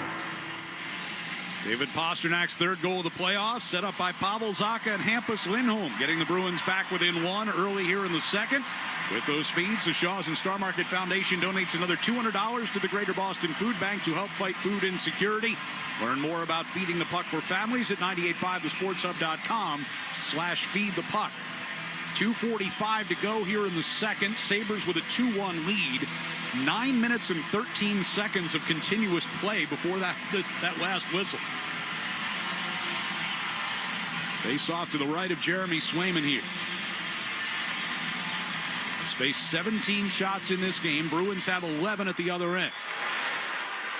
Off the draw, Yoki Harju plays into the middle for Hampus Lindholm. Pass up the right side for Geekie. Misfired as he tried to get it to Elias Lindholm, but now Hampus will rip it deep. Off of Dahlin, comes loose, and a one-timer for the right circle by Geekie, turned away by Lyon. Yoki Harju off of Geekie, it'll come back to him. That was a gift. Don't see Dahlin give those away too often. Yeah, not played well at all by him, and all of a sudden Geekie's ripping one from the right wing circle. Here is Samuelson from his own blue line, gives it to Dahlin. Sabres are changing their forward, so he circles back in his own zone. And the Bruins set up in that kind of, I don't call it passive or not, but the 1-2-2. They're not going to attack until you get near the red line. Dahlin floats it toward the left side for Krebs. Yoki Harju gets in the way, coming around behind the net. Hampus Lindholm got tangled up with himself, lost that puck, and Thompson from the right circle with a shot. Jokiharju to Minton. Will play it out into the neutral zone. Picked off there. Thompson can't get back into the Bruins zone because he was waiting for Krebs to get back on side, which he does. And now Timmons can't handle a pass in the middle. Cleared away from there by Minton. They say Hampus Lindholm was a valuable player for this team. When you talk to some of the video people, they say he leads the team in, when they show bloopers. The shot by Tuck is handled by Swayman. Yeah, just kind of stuff like that. Yeah, he ran into the boards. I know that in Europe there's a little bigger ice surface. All right, we'll take a timeout with 1:13 to go here in the second. Sabres with a 2-1 lead here on the 98.5 The Sports Hub. Bruins Radio Network, driven by the versatile Honda CR-V at your local Honda dealer. Sports don't get any tougher than hockey, and trucks don't get any tougher than Ford F-Series, F-150, and Super Duty. The trucks that move mountains also move parade floats and snowmobiles. With that versatility, it's no wonder Ford F-Series is the #1 selling pickup for 49 years straight. Visit your New England Ford dealers today for great offers. A proud partner of your Boston Bruins. Sales claim based on 1977 to 2025 calendar year total sales. At TD, they know when the lights are at their brightest, Boston is at its boldest, and the fans are at their loudest. This city was built for the playoffs, and they can't wait to cheer alongside you every step of the way, from puck drop to the final buzzer. TD, Bank of the Boston Bruins. This hockey season, the Shaz and Star Market Foundation donated $50,000 to the Greater Boston Food Bank and have graciously agreed to continue the Feeding Puck for Families initiative throughout Boston's playoff run. This means, once again, every time Boston feeds the puck to help score a goal, the Shaz and Star Market Foundation will continue to donate $100 to help end hunger here in our local communities. Tune into the games on 98.5 The Sports Hub and learn more about Feeding the Puck for Families at 985thesportshub.com/feed the puck. Want the lowest price on name brand tires? Town Fair Tire beats all the competition. We beat the wholesale clubs. We beat online prices. We beat all local tire dealers. Nobody beats Town Fair Tire. Nobody. Town Fair Tire. Zoe and Beetle, middays on the Sports Hub. Fans gear up for the 2026 playoffs presented by Rapid 7 with the Pro Shop powered by 47. Visit bostonproshop.com or stop by the store at 84 Causeway Street to purchase official Bruins merchandise to rep the black and gold throughout the postseason. Game 6 here at TD Garden, minute 13 to go, second period. Buffalo with a 3-2 lead in the series and a 2-1 lead in the game. As a face-off win in the defensive zone, Zadorov got it out into neutral ice. Hustadinov able to drag it into the Buffalo zone. Zaka turns and fires, blocked by Benson, kicks back out to center ice. Kind of a set play there, right? They win the face-off, and all three forwards just bust out of the zone. Zadorov with a high flip into the middle of the ice. Hustadinov goes crashing into Samuelson behind the Buffalo net. Sabres still able to clear the puck. McAvoy will dump it back in from the red line. Ryan hands off for Samuelson. To that far side for Norris. Rink wide pass comes to Byram. Stops to get it. Sends it ahead. Tipped in deep by Benson. 38 seconds to go in the period.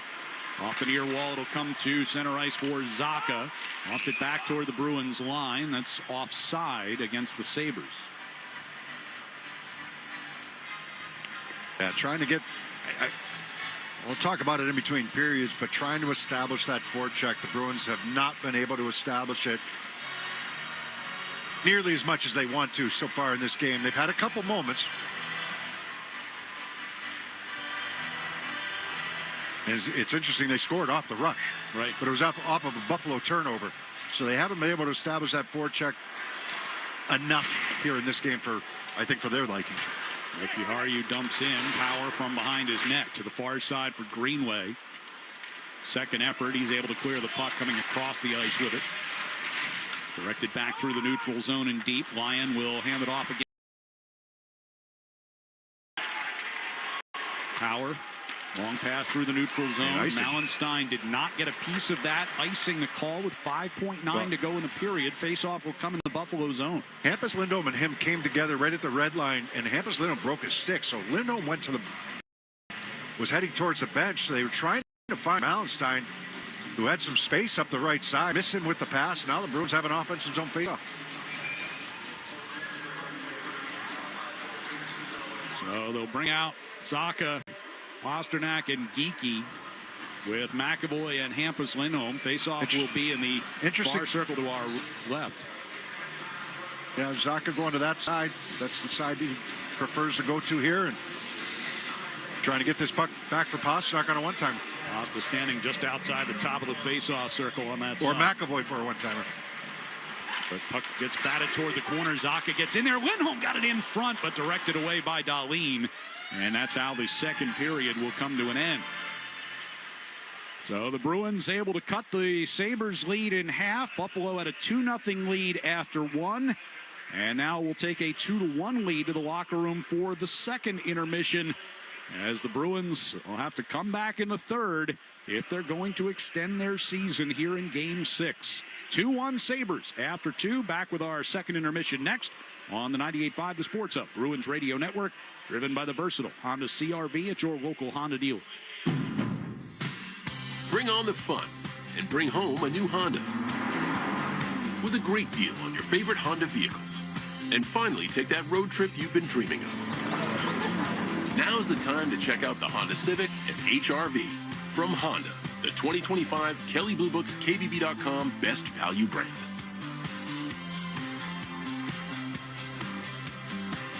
Based on 2025 Consumer Choice Awards from Kelley Blue Book, visit KBB.com for more information. Hey, it's Patrice Bergeron. Every great play starts with an assist. That's why Avidia Bank and I are taking Assist for Kids beyond the rink. For every Boston assist, Avidia Bank donates $75 up to $30,000 to provide $150 max saving accounts for local kids. And Franklin Sports is donating $7,000 in street hockey equipment, giving us $37,000 to help kids get out and play. Because every kid deserves the chance to play and fall in love with the game, just like I did. I'm proud to team with Avidia Bank and Franklin Sports for Assist for Kids. Learn more at avidiabank.com/Team Bergeron. Avidia Bank, honest to goodness. Member of the IC, member DIF. NHL fans, give yourself some great looks this season and get Boston Bruins tickets at Ticketmaster. As the official ticket marketplace of the Bruins and the NHL, Ticketmaster has a wide selection of tickets available for every game, so you can catch all the action live all season long. If your plans change, you can sell or transfer your tickets, and mobile tickets make it easy to get into the arena in time for puck drop. With Ticketmaster, you'll ensure that when they shoot, you'll score. Get tickets today at Ticketmaster.com/Bruins. Grow your success starting this May with UMass Lowell.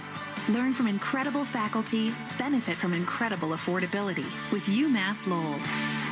Hey, Zoe, spring cleaning means out with the old and in with the new. And I'm talking about your company's IT, of course. For over 100 years, my friends at Oakers Technologies have made their clients future ready to meet their ever-evolving needs. Oakers is a New England company that gets it, and when it comes to technology, Oakers can do it all. From full IT, infrastructure rebuilds, security, and to your everyday AV upgrades, do what thousands of companies have done and make Oakers your single-source IT partner. Get future ready with Oakers Technologies and visit okers.com.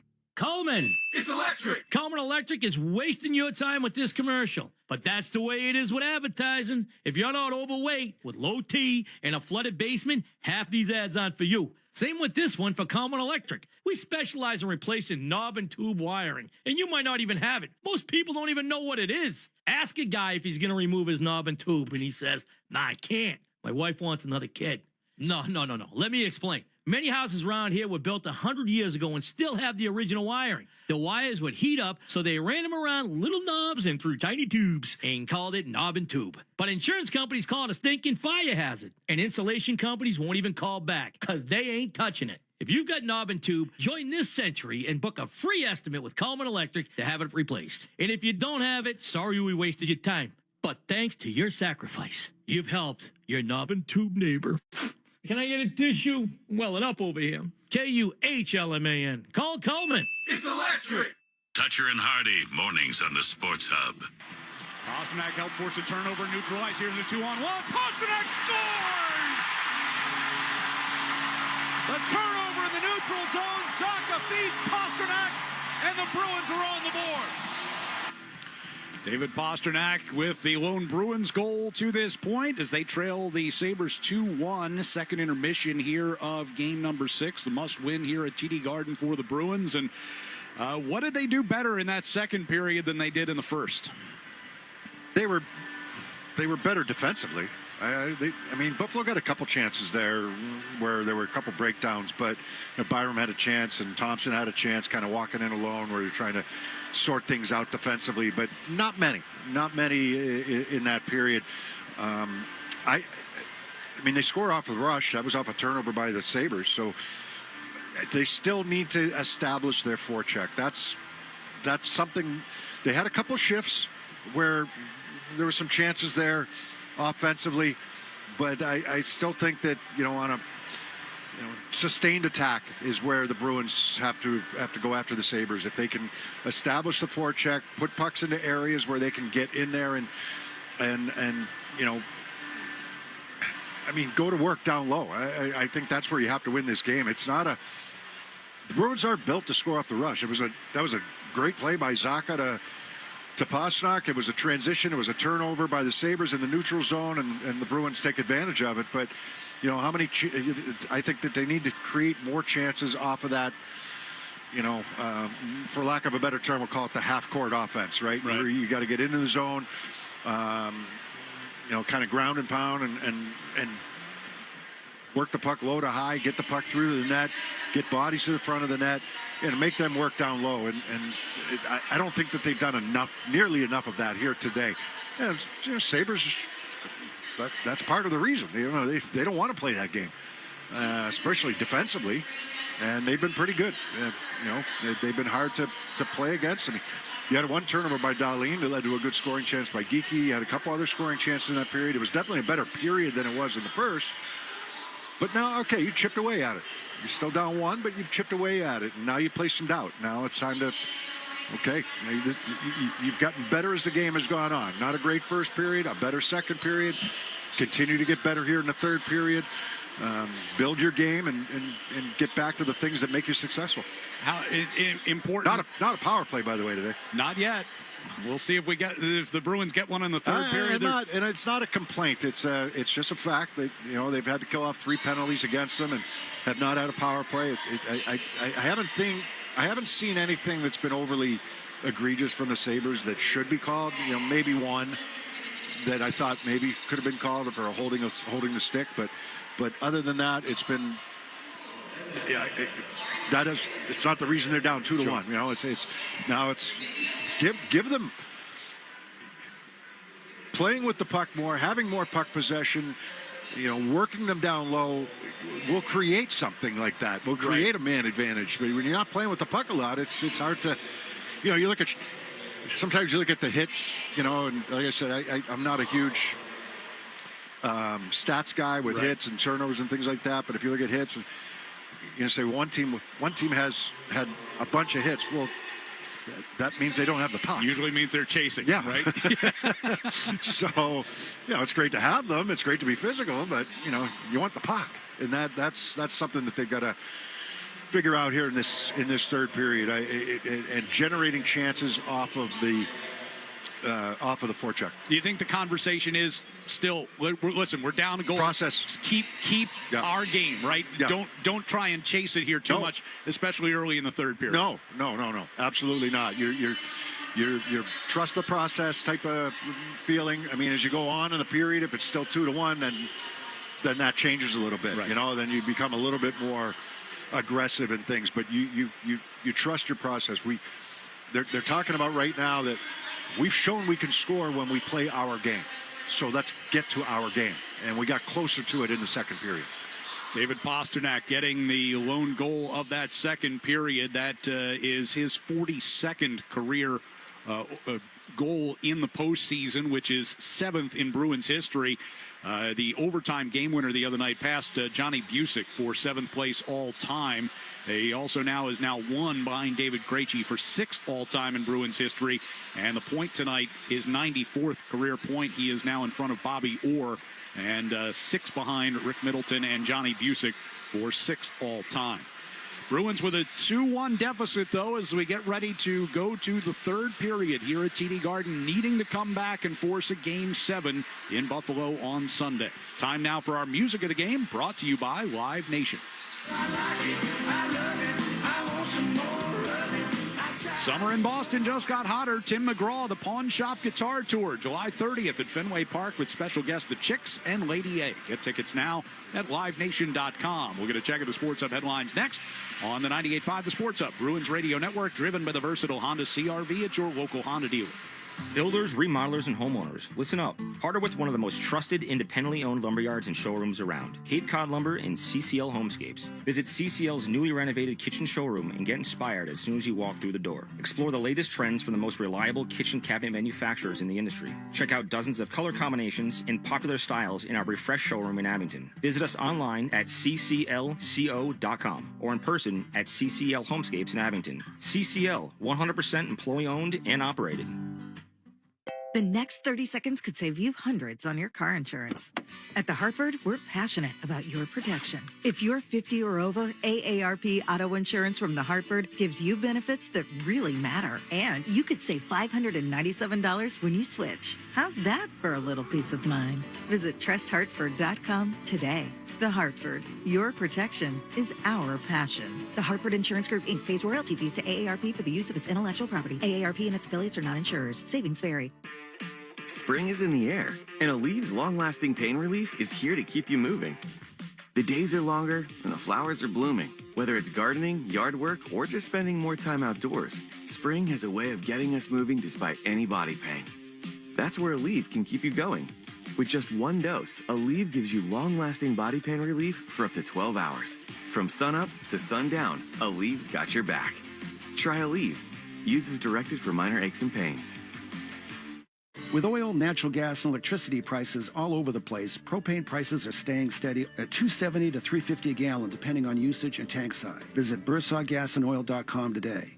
Here in Massachusetts, 1 in 10 people have unclaimed property from things like uncashed paychecks, refunds from overpaid bills, forgotten savings accounts, or even stock certificates. The Massachusetts State Treasurer's Unclaimed Property Division is holding over $3 billion that could belong to you. It's free to check and only takes a couple of minutes. Go to findmassmoney.gov and see if you have any unclaimed money waiting for you. That's findmassmoney.gov.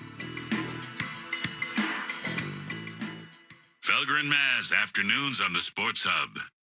Sports Hub headlines, presented by Celsius Energy Drinks. NHL scoreboard right now, third period midway through. Lightning and Montreal, no score. Canadians lead that series 3-2. Again, 8 minutes to go in that one. No score. Montreal looking to eliminate Tampa Bay. And later on tonight, Vegas looks to eliminate the Mammoth, up 3-2. Puck drops for that one at 10 p.m. NBA scoreboard. Pistons came all the way back. They have an 83-75 lead over the Magic, looking to even that series. Toronto has an 85-74 lead over the Cavs in the third quarter. Cleveland leads that series 3-2. Later on tonight, Lakers look to close out the Rockets, up 3-2. The Red Sox have a 3-1 lead right now over the Astros. Jarren Duran, a 3-run homer. Rookie Jake Bennett made his major league debut. 5 innings, 5 hits, 3 strikeouts. Of course, the Celtics and 76ers, they'll play Game 7 Saturday at the Garden. Shop the latest Bruins game used, team used, and team stock memorabilia with Bruins Authentic, straight from the locker room and the ice. Own a piece of Bruins history today at BruinsAuthentic.com. Bees trail 2-1 after 2 periods. I'm Joe Murray. Third period is next on the 98.5 The Sports Hub, Bruins Radio Network, driven by the versatile Honda CR-V at your local Honda dealer. In 1977, Ford F-Series became the best-selling trucks in America. 33 million trucks later, we've kept that title every year since. And that's a formula we plan on repeating. Ford F-Series, built Ford tough. The best-selling trucks in America for 49 years and counting. Based on 1977 to 2025 calendar year industry reported total sales. Visit the 99 restaurant this Friday through Sunday for their double bonus card special. Purchase a $25 gift card and receive 2 $5 bonus cards. You gotta love the nines. Hockey's not just a game. It's a clash of sticks. It's sprays of ice and crazy saves. It's slap shots and the scrape of blades. It's an endless series of touch-and-go moments that make you feel alive. Through the highs and lows, you march your way down the long road to the playoffs alongside your team, with your jersey on and your heart on your sleeve, because they couldn't do it without you. And when you're there for your team, the NHL store is there for you. Check out the largest selection of official NHL gear at NHLShop.com. A Fanatics experience. It's Jim from Ace Ticket. Spring is finally here and the Red Sox are back at Fenway. Now is the perfect time for early season savings, or get your seats now for a summer game at Fenway. Ace Ticket is the official ticket partner of the Boston Red Sox, which means you'll always get the best seats at the lowest prices. Boston Celtics playoff tickets are on sale right now. Don't miss your chance to be at the Garden Party. Ace Ticket has been Boston's trusted ticket source since 1979. Visit aceticket.com or call 1-800-MY-SEATS. Hey, it's Felger here. Spring has sprung, and if your home or business needs a new roof, then right now is the best time to call my friends at East Coast Metal Roofing. During their Spring into Savings event, Sports Hub listeners who mention me, Felger, or the station get 10% off the entire job. That's for a top-quality metal roof, backed by a lifetime warranty installed on any style of home. Never, ever replace your roof again with East Coast Metal Roofing. They service Massachusetts, New Hampshire, Connecticut, Rhode Island, Maine, Vermont, and now Florida. Schedule a free quote now at eastcoastmetalroofing.com. That's eastcoastmetalroofing.com. The NBA playoffs are here, and DraftKings Sportsbook, an official sports betting partner of the NBA, brings excitement to every game day, the whole postseason. When the lights get brightest, the best players in the world show you exactly who they are. Playoff stars turn it up round by round, and DraftKings turns it up with them from the first round all the way to the finals. Bet player props, bet live, and only DraftKings Sportsbook keeps you in the action all the way through. New DraftKings customers bet just $5 and you'll get $100 in bonus bets instantly. It's a great special, so download the DraftKings Sportsbook app and use code SPORTSHUB so you're ready for the moment. That's code SPORTSHUB. Turn $5 into $100 in bonus bets instantly. In partnership with DraftKings, the crown is yours. Hope is here, 800-327-5050 or gamblinghelplinema.org. Must be 21 plus. Play with balance, play for fun, play well. Connect with a Play Well advisor at playwell.org. Physically present in Massachusetts. Eligibility and restrictions apply. Bonus bets expire 7 days after issuance. For additional terms and responsible gaming resources, see dkng.co/audio. Limited time offer. The Pats play on the Sports Hub. It's time for This Date in Bruins History, being restored by Blue Sky Restoration Contractors. Live into the right point. Char at the left point. A drive pass, a Boucher. And Satan couldn't get the rebound. Team, and it was there. Now Satan in the left circle. Left point, Char, a drive, and a stick save by Boucher. Right side, Wyman steps up. Penalty here. Wyman, the loose puck, score! On the loose puck, Mark Savard on the delay penalty. Put it home, and the Bruins win it in OT, 5-4. This date in Bruins history takes us back to 2010. Mark Savard scored at 13:52 of overtime to give the Bruins a 5-4 victory in the first game of their conference final series against the Philadelphia Flyers. It was Savard's first game back in the lineup since he had suffered that concussion on March 7th in Pittsburgh. This date in history being restored by Blue Sky Restoration. Remember, if you have a property disaster, visit gobluesky.com. That's go, B-L-U, sky.com. Blue Sky Restoration, storing your property and your life for a brighter tomorrow. 2 first-period goals for the Buffalo Sabres. 1 second-period goal for the Bruins. And a 2-1 Sabres lead as we start the third period. Bruins need to win to get it to a Game 7 in Buffalo.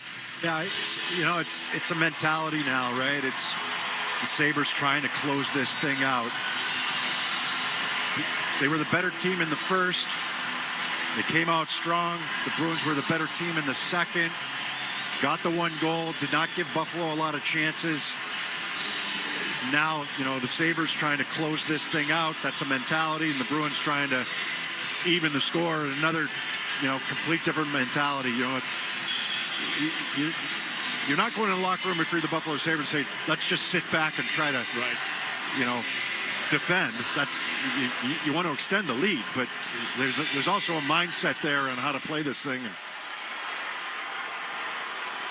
Marco Sturm said after Game 5 he was not ready for the season to end in Buffalo. Let's see how the Bruins do in trying to make sure it doesn't end here tonight. Here's a shot, gets knocked down in front of Swayman, and a chance for Thompson from between the circles was forced wide. Steves lobs it out to center ice. Eyssimont bats it forward with a glove. Chased it down the left wing corner. Sent one through the slot, but nobody was there. Yeah, a little bit of a hope play there from Eyssimont. He got good speed to get into the zone, but then protect the puck, establish a forecheck. You're throwing it out in front. There's nobody there. Both teams change in the early going here of the third period. Bruins moving from left to right. McAvoy with a pass up through the middle for Elias Lindholm to tip deep. Lyon stops it behind the net. Byram wraps it around the near side. Held in the line by McAvoy. Sent it to the slot. Middlestat couldn't handle it. Throws it back in front. Hit a skate kick back toward Middlestat in the far corner. The initial pass for Middlestat was there from McAvoy. He was open in the left wing circle. Hickey sends it back to McAvoy at the right point. Sends a shot toward the net. Tipped by Elias Lindholm wide to the short side. Elias out near the blue line. Nearly took one away as the Sabres look to clear. Buffalo will regain in their own zone here. That was some semblance of a forecheck right there, though. You know, where you have the puck in the offensive zone and force them into turnovers, and unfortunately couldn't keep the puck in. McLeod will skate outside the blue line and turn back. 2 passes that weren't handled. Samuelson from the near circle. Starts to skate forward. Angles one off the near boards for Zucker off his skate. Pasternak has it. Zaka gives it back to him. They're going to run into trouble in their own zone, but now get it over to the far side, and Hampus Lindholm will carry it forward. On the left side, he's got Husnadinov coming down the circle. Slams on the brakes, turns into open space. Gives it back towards Zaka with a shot that goes wide on the glove side. Someone's down there. Is that Zucker that's hurt? Zucker is slow in getting up. Here's Zaka crossing. Pass, one-timer, and Lyon gets across to make the save on Pasta as Zucker gets knocked down by Hampus Lindholm, but the puck comes out of the zone. A tough shift for Zucker. He went down once, and then he got knocked down again. Good save, though, by Lyon. Lyon's been good. Here is Peak coming out towards center ice, and will dump in from the red line. Around the far side board. Kastelik wrapped up against Mallenstein. Puck is in their equipment somewhere. Now drops free. Dahlin will loft it back out towards center. Peak with a bouncing puck. Couldn't get it through Kozak. Forced back into the Bruins zone. Greenway trying to get it in front. Blocked by Zadorov. It'll come back behind the net. Zadorov will chase it into the far corner. Pushed it out into the neutral zone. Power near the red line. Janot gets a stick in there, but it comes back into the Buffalo zone. It's going to go all the way down on intentional offside. Mallenstein arguing that was the Bruins, I think, who forced it back into their own zone, but to no avail.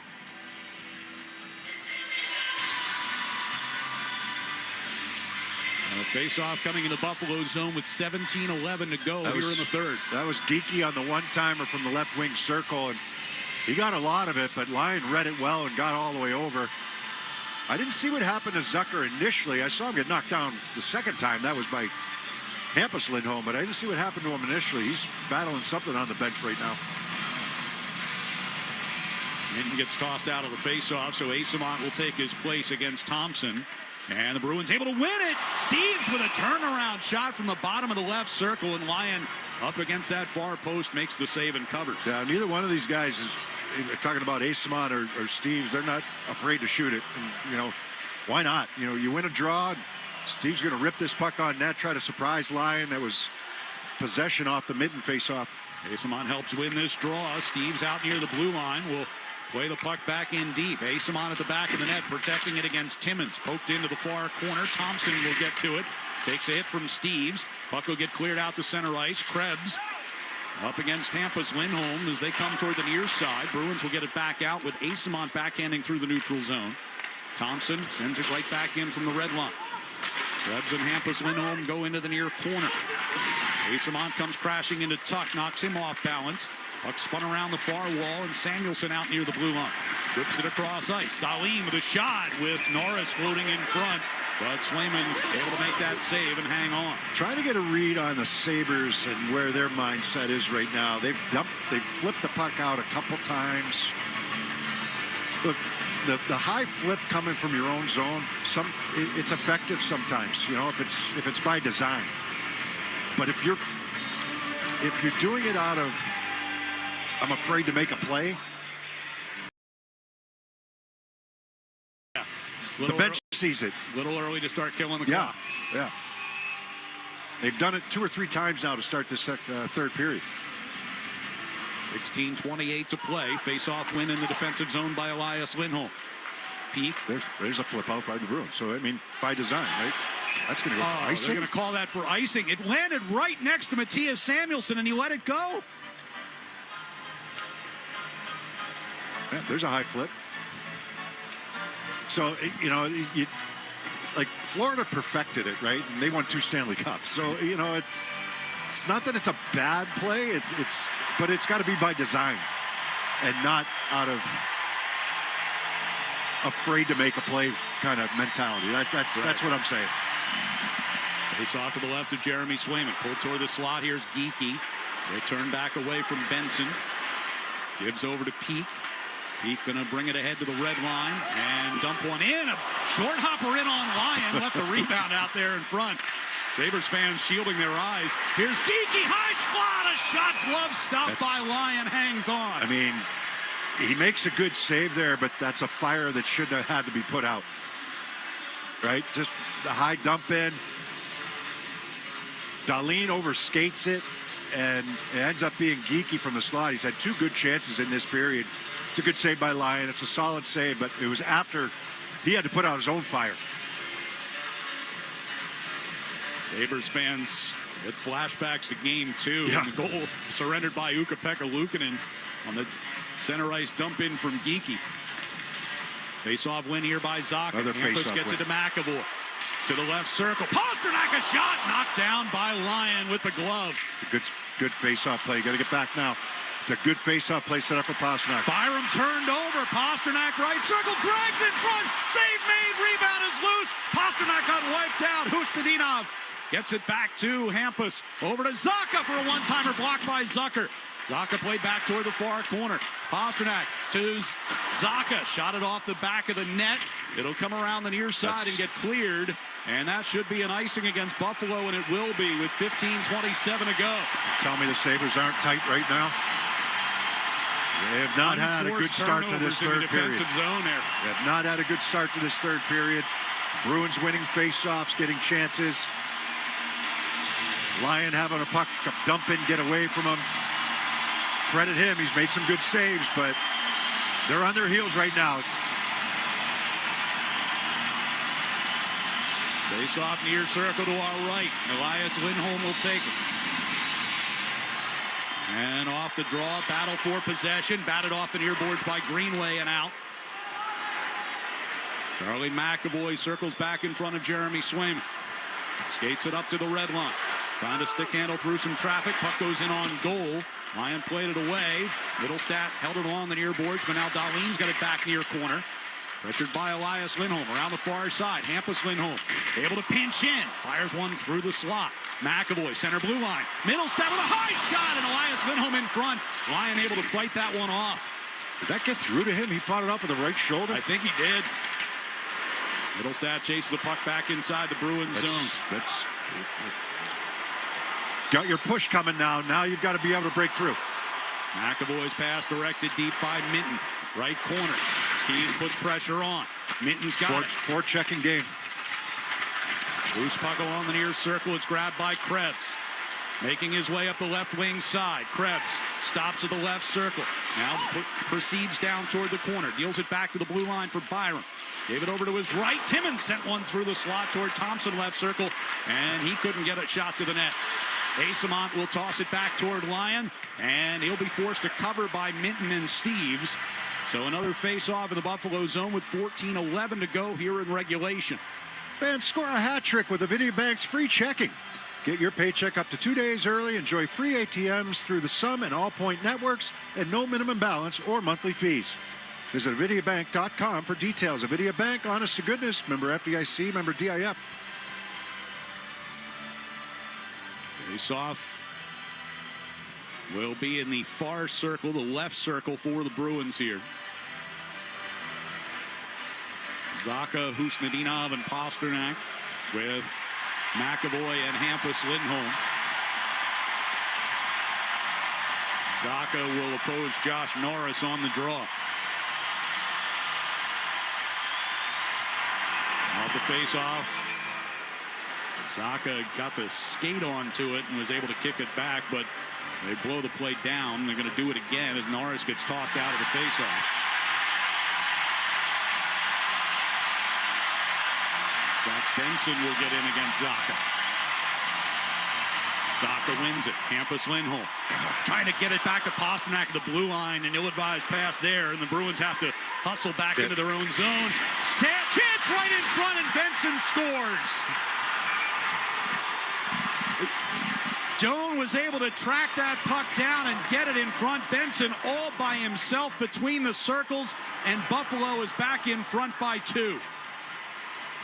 It's okay to have a face-off play, but you've got to ad-lib sometimes if it's not there. And Hampus Lindholm tries to force a pass to David Pastrnak. He's covered. And then Pastrnak and McAvoy go at, who was at the puck carrier going into the corner, and Doan. It was Doan, and wide open in front is Benson. You win a face-off in the offensive zone, and you have a goal scored against you. Second goal of the series for Zach Benson. He's wide open. Yeah, I mean, he had all day. But you win a face-off in the offensive zone. I know they want to get the puck to Pastrnak. I get it, but you can't force it. You can't force it, and it was Doan who forced the turnover. Then he battles through McAvoy and Pastrnak to get to the puck first. So with 14:02 to go, Bruins have been pushing hard through the first 6 minutes of this period to tie the game. Now they're down by 2. Geekie dumps one in off the end boards, kicked back out in front. Samuelson is there. Mallenstein will steer it ahead with a backhand, but that'll go for an icing against Buffalo. You know, we've talked about face-offs this year. What you do off of the face-off, you know, a lot of it's been the D zone, and you know, if you're icing the puck off the D zone face-off after winning it, you know your game's not quite right. It's not on, you know, or you're not on the same page. That's an offensive zone face-off win. Possession in the offensive zone. Win this in the offensive zone. Peak with a shot that gets blocked in the near circle. Middlestat knocked off his stick. Kozak gets it out toward the blue line, directed out by Greenway. Peak over to Zadorov. His pass gets sent in deep again. Ryan throws it back toward that far corner. Samuelson knocked off it over there by Elias Lindholm. The puck will be cleared out by Mallenstein. Peak gathers it from his own blue line and dumps it back in all the way around. That's I mean, they were building their game. Now this crowd is quiet. And they had something going there for a little while. Here's Zucker on a long pass up the right side. Stops along that far circle, played it into the corner. But Quinn had peeled off to go to the front. Steve sent it behind the net. It's picked off back there. Dahlin from the left point, a shot blocked in front by Hampus Lindholm. Yoki Haru had it taken away on the near boards by McLeod. Through the slot to the far side. Hampus Lindholm will give it back to Yoki Haru. And he'll pass up into the middle for Jeannot in the neutral zone. Taken away and pushed back in. Now things get a little, you know, now the crowd's starting to get a little antsy if things aren't going their way, right? Yeah. As Krebs comes back toward the Bruins line. Stiett tried to stop along the hash marks near side. Lost the puck to Aspero. It'll come back out to neutral ice, but it's Sabres like control it. We talked about mentality. Now the mentality is you got to pull yourself up off the mat. There's still a lot of time left. Thompson's pass picked off at the red line by Zacha. Cross ice. He's got Pastrnak right wing side. Stops in the near circle. Pivots back toward the boards. Now turns and fires one toward the slot. McAvoy was in front. That puck ricocheted off into the far corner, and it'll come out of the zone with some help from Tuck. Back into his own zone now to Timmins. And Thompson will redirect a Samuelson pass deep. Swayman gives to Zadorov behind the net. Under pressure from Benson. Zadorov pushed it up the far side. Redirected through the neutral zone. Comes to Power. Now Doan. Hit hard along the far side by Zadorov. Bruins with possession. Middlestat will play it into the Buffalo zone. Geekie chasing, but Dahlin will get to it first. Off the far wall. Middlestat got a stick on it against Doan, but the Sabres will clear it out. Benson lobbing one into the neutral zone. Glove there by Pete. Gets Middlestat back to the attacking blue line, but knocked off it by Doan. Still loose in the center ice circle. Just inside the Boston line now. Norris will golf it deep. And Elias Lindholm back behind Jeremy Swayman with 11 minutes to go. The Bruins down 2, needing to win to extend the series. Hampus Lindholm carries up ice to the Buffalo line. Pass off to the left side, and a shot found its way through to Lyon as he was backing up in his crease to make that save on Minton. Hangs on to it. And another face-off in the Buffalo zone when we come back. 10:48 to go in regulation. And the Bruins trying to overcome what is now a 2-goal deficit here on the 98.5 The Sports Hub Bruins Radio Network, driven by the versatile Honda CR-V at your local Honda dealer. The game is on, and the snacks from Big Y? Oh, yeah. Freshly made wings, platters, pizzas, and 30-inch super subs. Big Y makes the crowd go wild. Big Y, nicely done. During Window Nation's Buy 4, Get 4 free sale, you could replace all your home's windows and get half of them free. Plus, you could get them with no money down, no payments, and no interest for 2 years. Sale ends soon, so visit windownation.com now to book a consultation. Hey, it's Big Papi here. You know how important vision is, whether on the field or just living life. That's why I choose LASIK at Boston Vision. But if LASIK is not for you, check out other options such as implantable contact lens or clear lens exchange to get rid of the reading glasses. If you have dreamed of clear vision, get a free evaluation at Boston Vision and explore all of your options, not just LASIK. Trust the pro at Boston Vision. Book your free evaluation today at bostonvision.com. Hey, it's Hardy. If your AC is older, struggling, or already on its last leg, then listen up, because every summer I hear the same thing. My system died right when I needed it most, and now you're stuck, sweating it out or dragging those old window units up from the basement. Brutal. Call my friends at Revise Heating and Cooling today. They'll come out fast, like tomorrow. Give you a free estimate and get you set up with a system that keeps you nice and cool when the heat hits. Call 800-885-SAVE. That's 800-885-SAVE or reviseheatingandcooling.com. The Bruins play on the Sports Hub. 10:48 left here in the third period. Buffalo's lead is 3-1. Zach Benson's second of the playoffs from Josh Doan at 5:58, giving the Sabres some breathing room after the Bruins had been pushing really hard in the opening 6 minutes of the period. The game has completely changed. Yes. Right? Buffalo, I'm not going to call it panic, but they weren't making plays coming out of their zone. The Bruins were on them. They established the forecheck. They've won faceoffs. Pasternak gets one to Zaka from the left circle, a one-timer, and Lyon got a pad on it. And then, I mean, that goal just for about the last 4 minutes or so, it's just been stagnant until that chance. McAvoy with a long pass towards center ice for Geekie, broken up. Pushed back into the Bruins zone by Thompson. Aspero from between the circles. Pass to his right for Zaka. Gives it back to Aspero coming through the neutral zone. From the blue line, he'll send it around behind Lyon. Picked up back there by Dahlin. Comes toward the near corner and plays it out of the zone. And it'll go all the way down toward Jeremy Swayman, who's forced to play it as Quinn was well behind everyone. He didn't want to play it, but McAvoy brings the Bruins back up ice. Ustinov toward the high slot from Middlestat. His shot attempt forced wide. Sabres were back with 4 guys that time. Bruins had 4 men on the attack, and they defended that well. Quinn gets a clear. Zucker comes into the Bruins zone and shoots wide on the stick side. Zadorov was coming on from the bench, had to hustle over to try to get back against Zucker. Off a dump in, Husnedinov, far side hash marks. Goes down in pursuit of that puck in the corner. Power will push it up the wall. Benson cutting toward the middle as he comes through center ice. Played down toward the right wing corner. Zadorov gets it along for Elias Lindholm, who turns it back up. Husnedinov from the red line to the blue. To the left circle, a shot. Glove stop by Lyon. Draws a whistle and a face-off inside the Buffalo zone. With 9:15 to go here in the third period. And we will step aside with the Sabres on top 3-1. Trying to close out the Bruins here at TD Garden. on the 98.5 The Sports Hub Bruins Radio Network, driven by the versatile Honda CR-V at your local Honda dealer. Now's the time for a great deal on a new Honda. It's time to take an adventure with rugged capability and commanding style. It's time for powerful performance. Check out the Honda Ridgeline, Pilot, or CR-V. Hurry into your local New England Honda dealer today. At TD, they know when the lights are at their brightest, Boston is at its boldest, and the fans are at their loudest. This city was built for the playoffs, and they can't wait to cheer alongside you every step of the way, from puck drop to the final buzzer. TD, Bank of the Boston Bruins.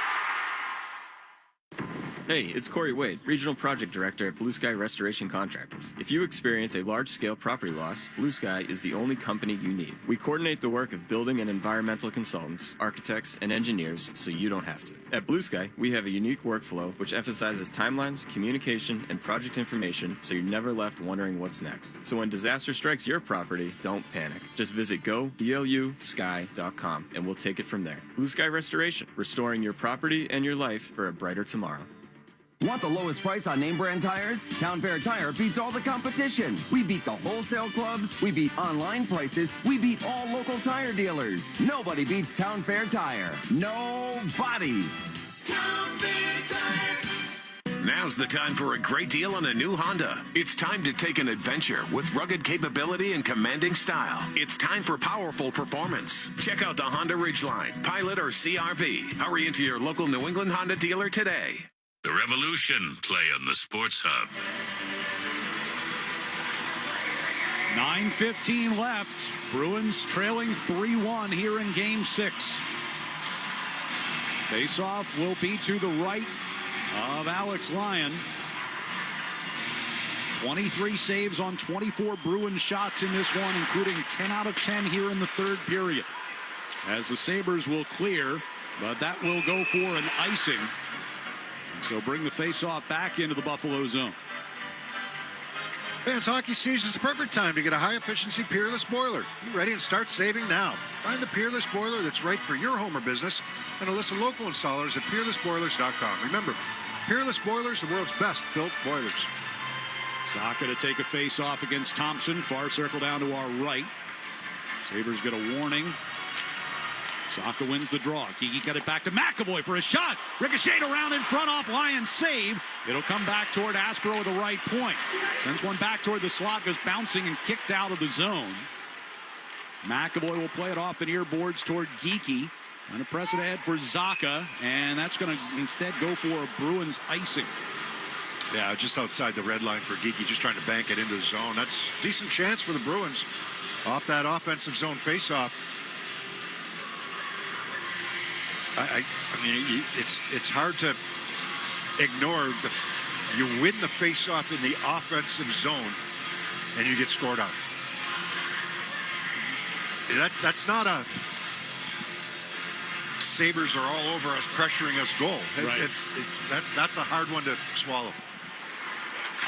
Aspero will rim it around the far side. He's got Geekie out near the red line. Whips it toward McAvoy. Explodes off his stick. Zucker will play it back into the Bruins zone. It hit the linesman. Comes right to McLeod, who throws it in front.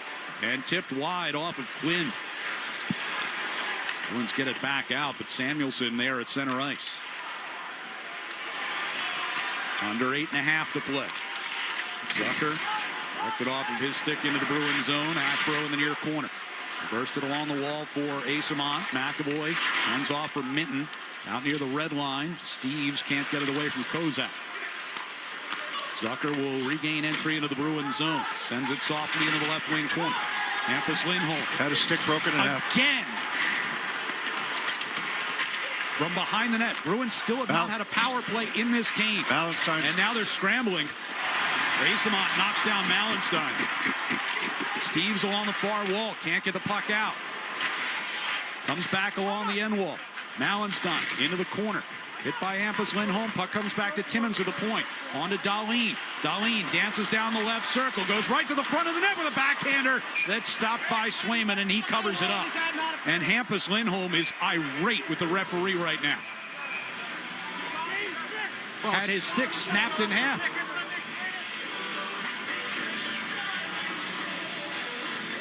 It's something that is just normally called. I mean, stick slashed out of your hands, it's called half the time, but if you get it broken in two, it's a pretty good chance from Darlene there coming in from the left wing side, and a nice save by Swayman. And Lindholm had gotten a stick. Bruins were whole. They'd gotten to the bench. They'd gotten a stick, so he was all set. But I'd like to have I didn't get a replay of it. I didn't see it, at least, if they showed it. But see how his stick broke. A lot of conversation with the referees before they drop the puck. Off this face-off, Byram at the left point here for the Sabres. Sends around behind the net. Got through Benson back there. Middlestad in the far corner. Turns toward the hash marks. Gives it across ice for Peak. Drags it to the red line and dumps in. Around the far boards. Power. Picked off of his stick. Free puck grab by Benson. He and Doan coming forward. Benson from the Boston blue line. Sends softly toward the left corner. Peak brings behind the net. Gives it for Zadorov. Has to chase it. Now Husnudinov off the headman pass. Comes to the Buffalo line but lost it there. 7 minutes to play, and the Bruins down 2. Samuelson from behind his net. Long pass out toward the red line for Tuck. Gives over to Thompson, 2-on-1. Thompson right circle shot fought off by Swayman. That's a really good save by Swayman. Thompson, open ice. Loose puck grabbed by Tuck, coming through the slot. Back to the near side for Thompson. We got surrounded by Aspero and McAvoy. Broken stick along the near side boards. Getting in the way as the Bruins try to clear that puck. That was McAvoy's stick from earlier in the shift.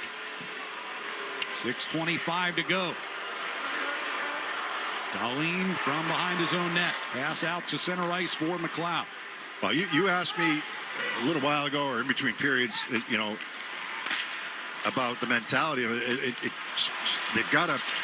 So now you're at the point where obviously you're not trusting the process anymore. Take the brakes off. You got to go. Here's a 3-on-1 coming into the Bruins zone. Campus Lindholm coming back to make the play on the centering pass.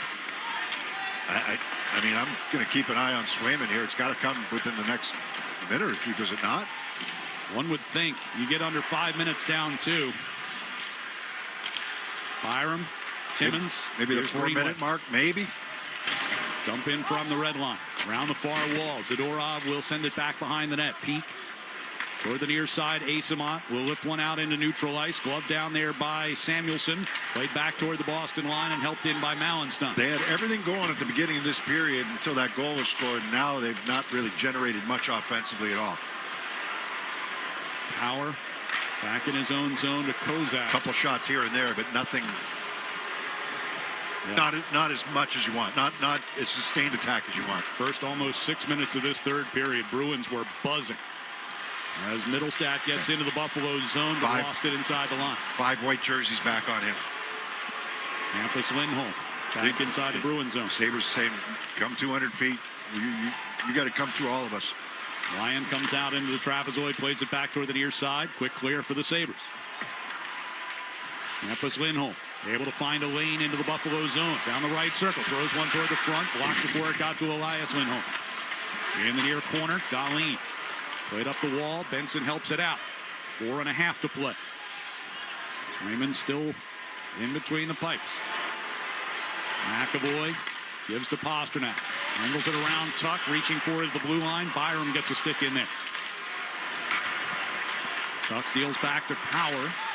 On to Krebs. Sends it softly up the right side. They will wave off an icing as Yoki Haru has to go back and retrieve that puck. And it's forced out of the corner by Tuck toward the side of the net. Swayman covers there. And the faceoff will be in the Bruins zone when we come back with 4:09 to play. Sabres with a 3-1 lead here in Game 6 on the 98.5 The Sports Hub. Bruins Radio Network, driven by the versatile Honda CR-V at your local Honda dealer. Bring on the fun and bring home a new Honda with a great deal on your favorite Honda vehicles. And finally take that road trip you've been dreaming of. Now's the time to check out the Honda Civic and HR-V from Honda, the 2025 Kelley Blue Book's KBB.com Best Value brand.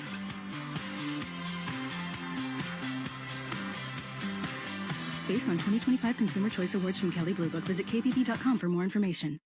The game is on, and the snacks from Big Y, Oh, yeah. Freshly made wings, platters, pizzas, and 30-inch super subs. Big Y makes the crowd go wild. Big Y, nicely done. Get your tickets to see the New England Revolution take on Charlotte FC Saturday, May 2nd at Gillette Stadium. The last time the Revs played at Gillette Stadium, fans witnessed a thrilling comeback win, giving them 4 wins in a row and still undefeated record at home. This place are rough. Come witness the exciting brand of soccer that is Revolution Soccer. RevolutionSoccer.net size tickets to see the Revs take on Charlotte FC on Saturday night, May 2nd at Gillette Stadium. RevolutionSoccer.net size tickets.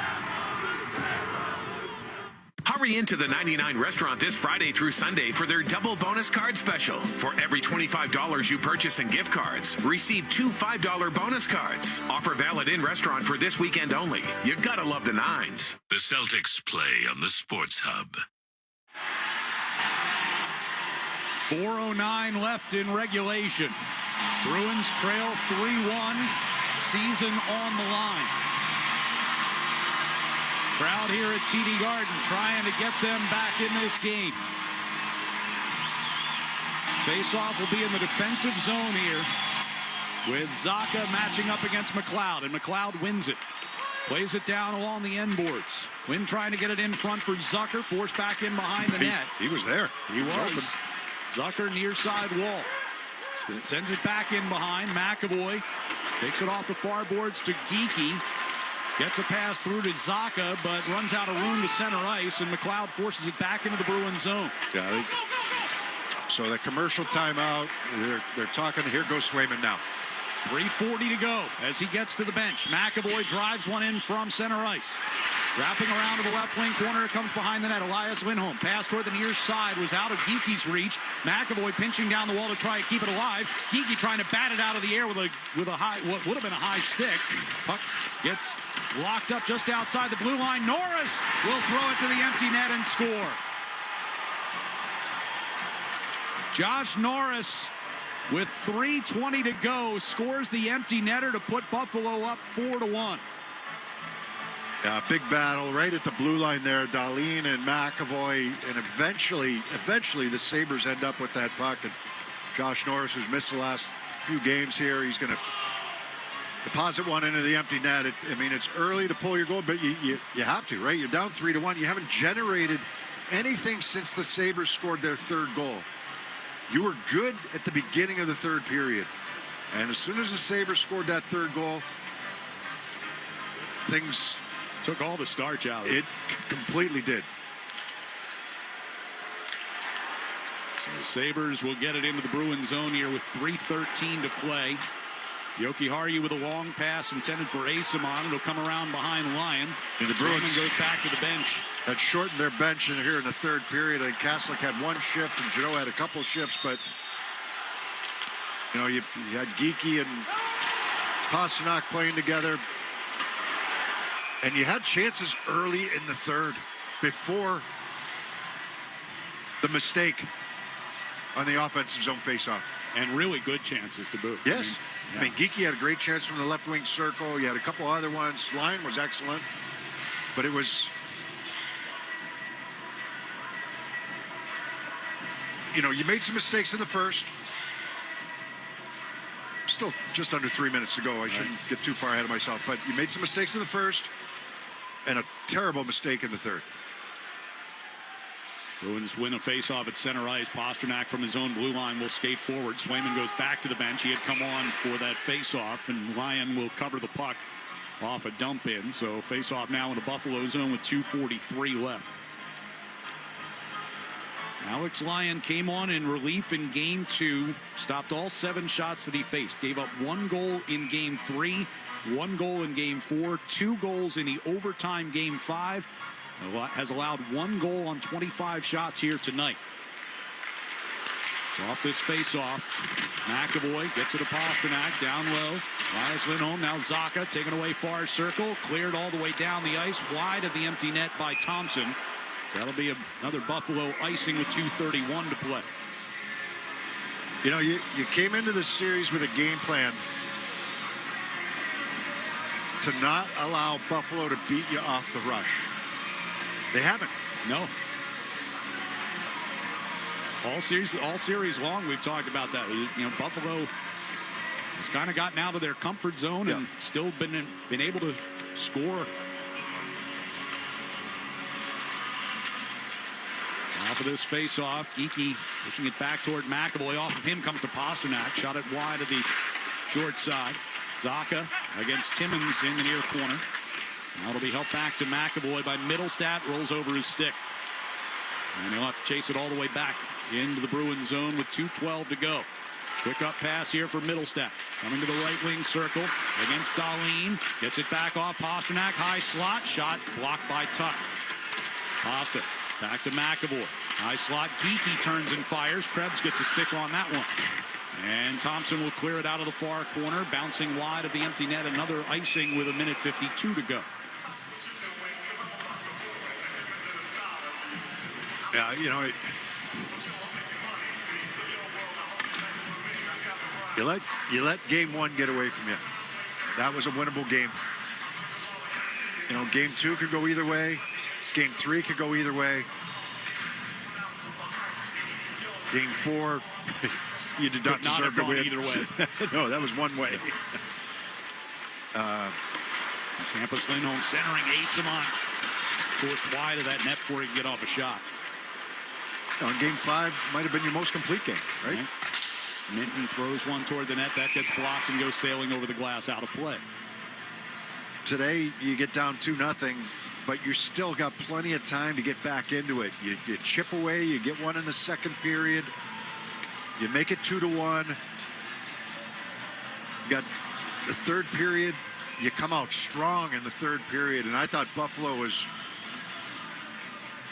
feeling it a little bit in terms of the pressure. Yeah. And you make a bad decision after winning a faceoff in the offensive zone. Timmins clears another one. That's going to go for an icing. And look out, McAvoy and Benson chasing that puck. And McAvoy just slashed Benson.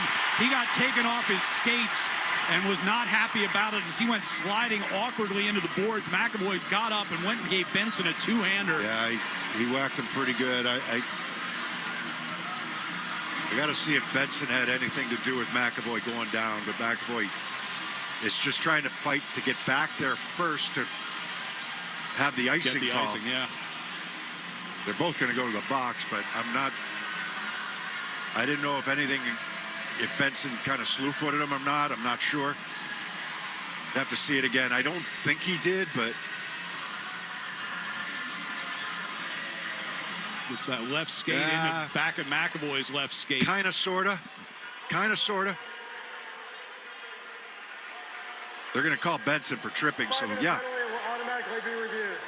And they're calling a major on Benson.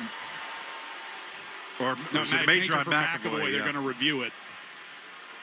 But he took his feet out in a dangerous spot, going back for an icing call, and McAvoy came back with a two-hander. So, yeah, McAvoy's going to get 5 on that one. Yeah.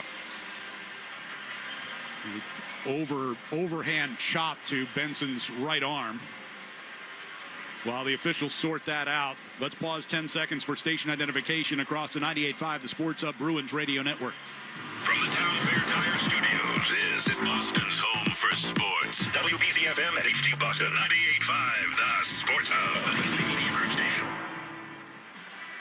It's a dangerous play by Benson, though. Yeah. You're going back for that puck. McAvoy's got a half step on you, and you know it's a play that's like accidentally on purpose by Benson.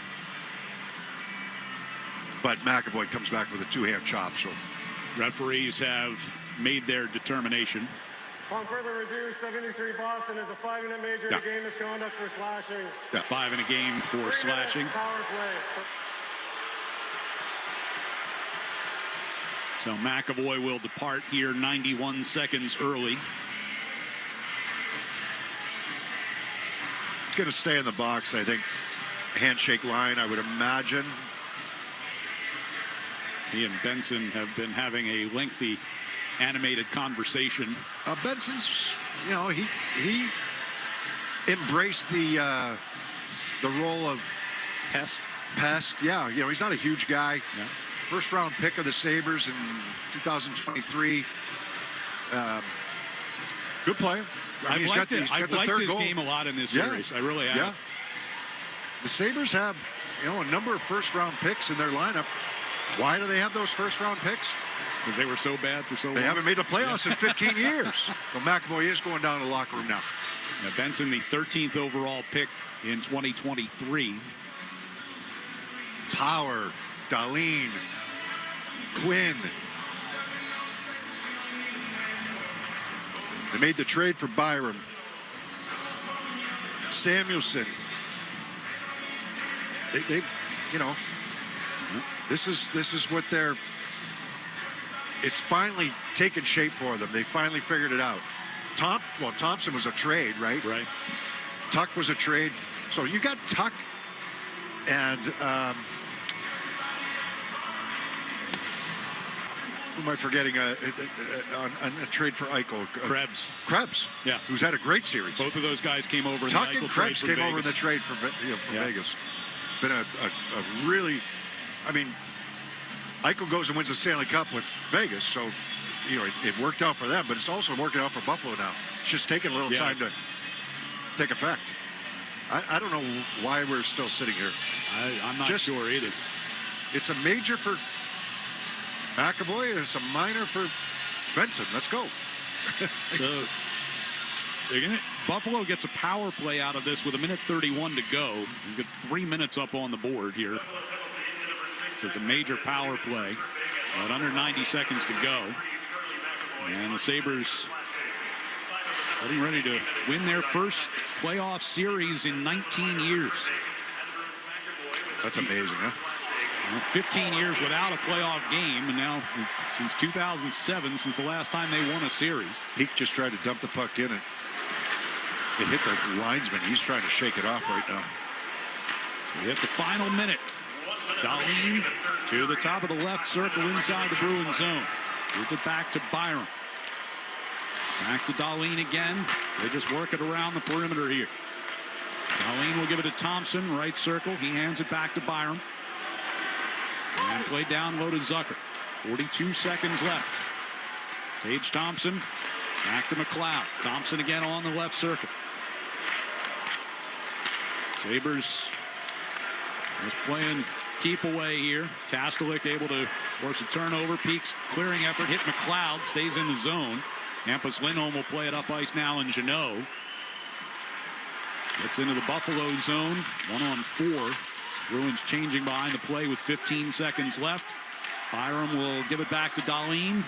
He will settle back behind the Buffalo net, and the Sabres on their bench start to high five and come out onto the ice to celebrate as they win Game 6 here at TD Garden 4-1 and take the series 4 games to 2 as the Bruins come out off of their bench and go and congratulate Jeremy Swayman on what was a terrific series for him. Unfortunately, it was not enough.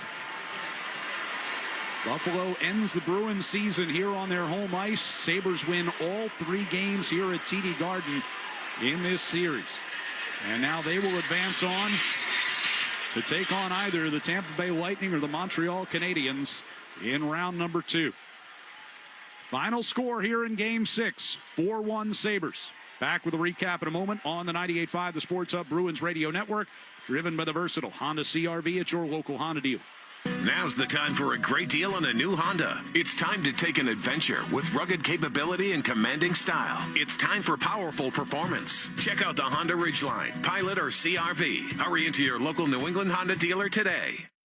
When it's really cold, you'll feel it in your bones. And your house will feel it in its pipes. Of course, if your pipes burst, you're going to feel it in your wallet, too.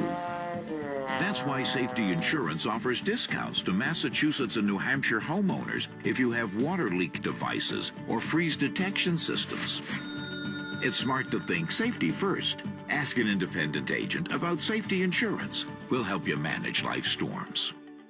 Hey, hockey fans, it's Bob Beers. If you're ready to upgrade your outdoor living space, look no further than TimberTech Decking and Railing. TimberTech is the #1 premium composite decking brand, and it's tough enough to handle anything. It looks just like real wood, but without the costly maintenance of a wood deck. It won't rot, warp, splinter, or peel, ever. And it's backed by industry-leading warranties, so your deck will last year after year after year. Connect with a local contractor or order free samples at TimberTech.com to see the TimberTech difference for yourself. TimberTech, everything wood should be. At TD, they know when the lights are at their brightest, Boston is at its boldest, and the fans are at their loudest. This city was built for the playoffs, and they can't wait to cheer alongside you every step of the way, from puck drop to the final buzzer. TD, Bank of the Boston Bruins. 98.5 The Sports Hub and the Bruins Radio Network welcome the following new partners. Your New England Chevy dealers and the Chevy Silverado. TimberTech Decking and Railing, #1 in premium decking. Order free samples at TimberTech.com. Blue Sky Restoration. Tune in to hear this date in history being restored by Blue Sky all season long. And remember, if you have a property disaster, visit GoBLUSky.com. And your Boston area Lexus dealers. Experience amazing at your Lexus dealer today. From the home of the Bruins, thank you for joining our winning team. Hey, it's Sean Flaherty, managing partner at Catches Law Group. If you've spent years working in construction, the wear and tear on your body can add up. And what many people don't realize is that those conditions may actually entitle you to compensation. At Catches Law, we've won more for construction workers than any other law firm in New England. We understand the work, we understand the injuries, and we know how to win. If your job is taking a toll on your body, it's time to find out your options. Visit catcheslaw.com for a free consultation today. There's no fee unless you win. Hey, Zoe, spring cleaning means out with the old and in with the new. And I'm talking about your company's IT, of course. For over 100 years, my friends at Oakers Technologies have made their clients future ready to meet their ever-evolving needs. Oakers is a New England company that gets it, and when it comes to technology, Oakers can do it all. From full IT, infrastructure rebuilds, security, and to your everyday AV upgrades, do what thousands of companies have done and make Oakers your single-source IT partner. Get future ready with Oakers Technologies and visit okers.com. Now's the time for a great deal on a new Honda. It's time to take an adventure with rugged capability and commanding style. It's time for powerful performance. Check out the Honda Ridgeline, Pilot, or CRV. Hurry into your local New England Honda dealer today. This is Boston's home for sports. Hustle back into their own zone. Chance right in front, and Benson scores. Doan was able to track that puck down and get it in front. Benson all by himself between the circles, and Buffalo is back in front by 2. Yeah, that was the goal that really took all of the energy out of this building in the third period. Bruins down 2-1 going into the third, pressing through the first 6 minutes of the period to try and get it tied. Unfortunately, an errant pass gets away in the offensive zone, goes all the way back into the Bruins zone. Doan wins the race for it and gets it to Benson for a goal that made it a 2-goal game. They would add an empty netter later on in the period to make it 4-1, the final score. And, it felt like the Bruins were right on the verge of tying this game, and suddenly it was a completely different game from that point on.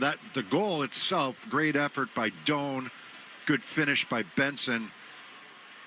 And, you probably got to give some credit to the Sabres scouting crew, right? You talk about how to defend if you lose a faceoff in the defensive zone. If Pasternak's on the ice, the Bruins want to get the puck to Pasternak. Right. And they tried to force that puck to him. It wasn't there. The play wasn't there. They win the draw in the offensive zone. The play's not there. They try to force it to Pasternak. Puck comes all the way back down the zone, and Doan is able to kind of outmaneuver, a couple of Bruins and get that puck in front for Benson. But that's a hard one for me to take. So the way the game goes, Buffalo's a better team in the first period. That part I don't like, and you can't overlook that. From the Bruins standpoint, you're on home ice. You've been really good on home ice all year. You're coming off a win in Buffalo. Why was Buffalo the better team in the first period in your building? So you're down 2-0. It wasn't as bad as the 4-0 game 4, but you're down 2-0. Okay, we can chip away at this. Let's regroup a little bit here.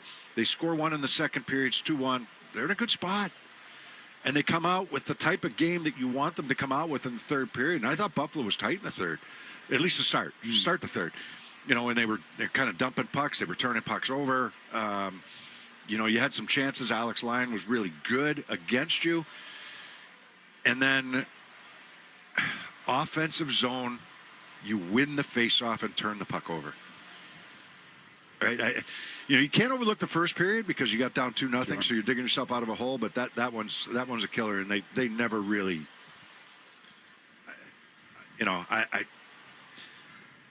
I don't think they ever really challenged Lyon after that. Maybe there was 1 or 2 shots after that, but there wasn't anything there. So, a tough one to take. You lose all 3 games on home ice in a building that you were really good at, a building that you were 29 wins confident. on home ice this regular season.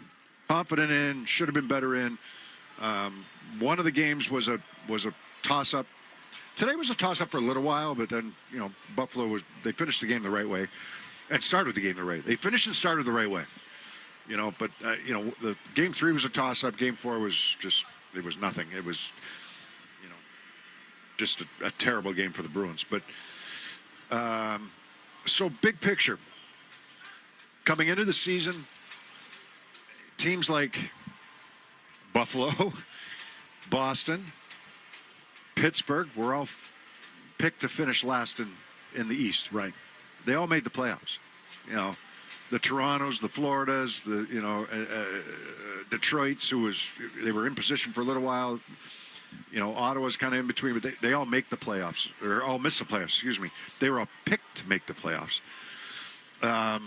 So where do you go from here? I from the Bruins standpoint, I know fans, it's going to ring hollow right now for them because, emotions are raw, but you had 100 points this year.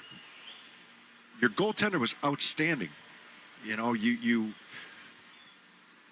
got good performances by certainly Pastrnak. You got almost 40 goals by Geekie. Yep. 40? 39. He ended up with 39. 39. Yep. Pastrnak, 100 points. McAvoy, outstanding year for him in terms of points, especially. Mm-hmm. And he had to battle a broken face in order to do it, and come back and be able to do it. You've got some things to build on. Zacha, 30 goals. Zacha, 30 goals. That Career line high. was good. Yep. Now we're not going to talk about it tonight, but it'll start to creep in now in terms of guys that are free agents. Arvidsson wasn't able to play the last couple games. He got hit. Obviously it was concussion, I would assume. I don't think that there's any doubt about that. And, he was skating, which was a good sign, but he's a free agent. Peak on the back end. They tried to address the right defense situation. Weren't able to do it via the trade. So that certainly is going to be on the top of the shopping list. I would think so. I would think so. And do you want to make changes personnel-wise, in terms of the guys that are even under contract? Like, you start making. I think from a glass half full point of view, Husadinov had a breakout kind of season.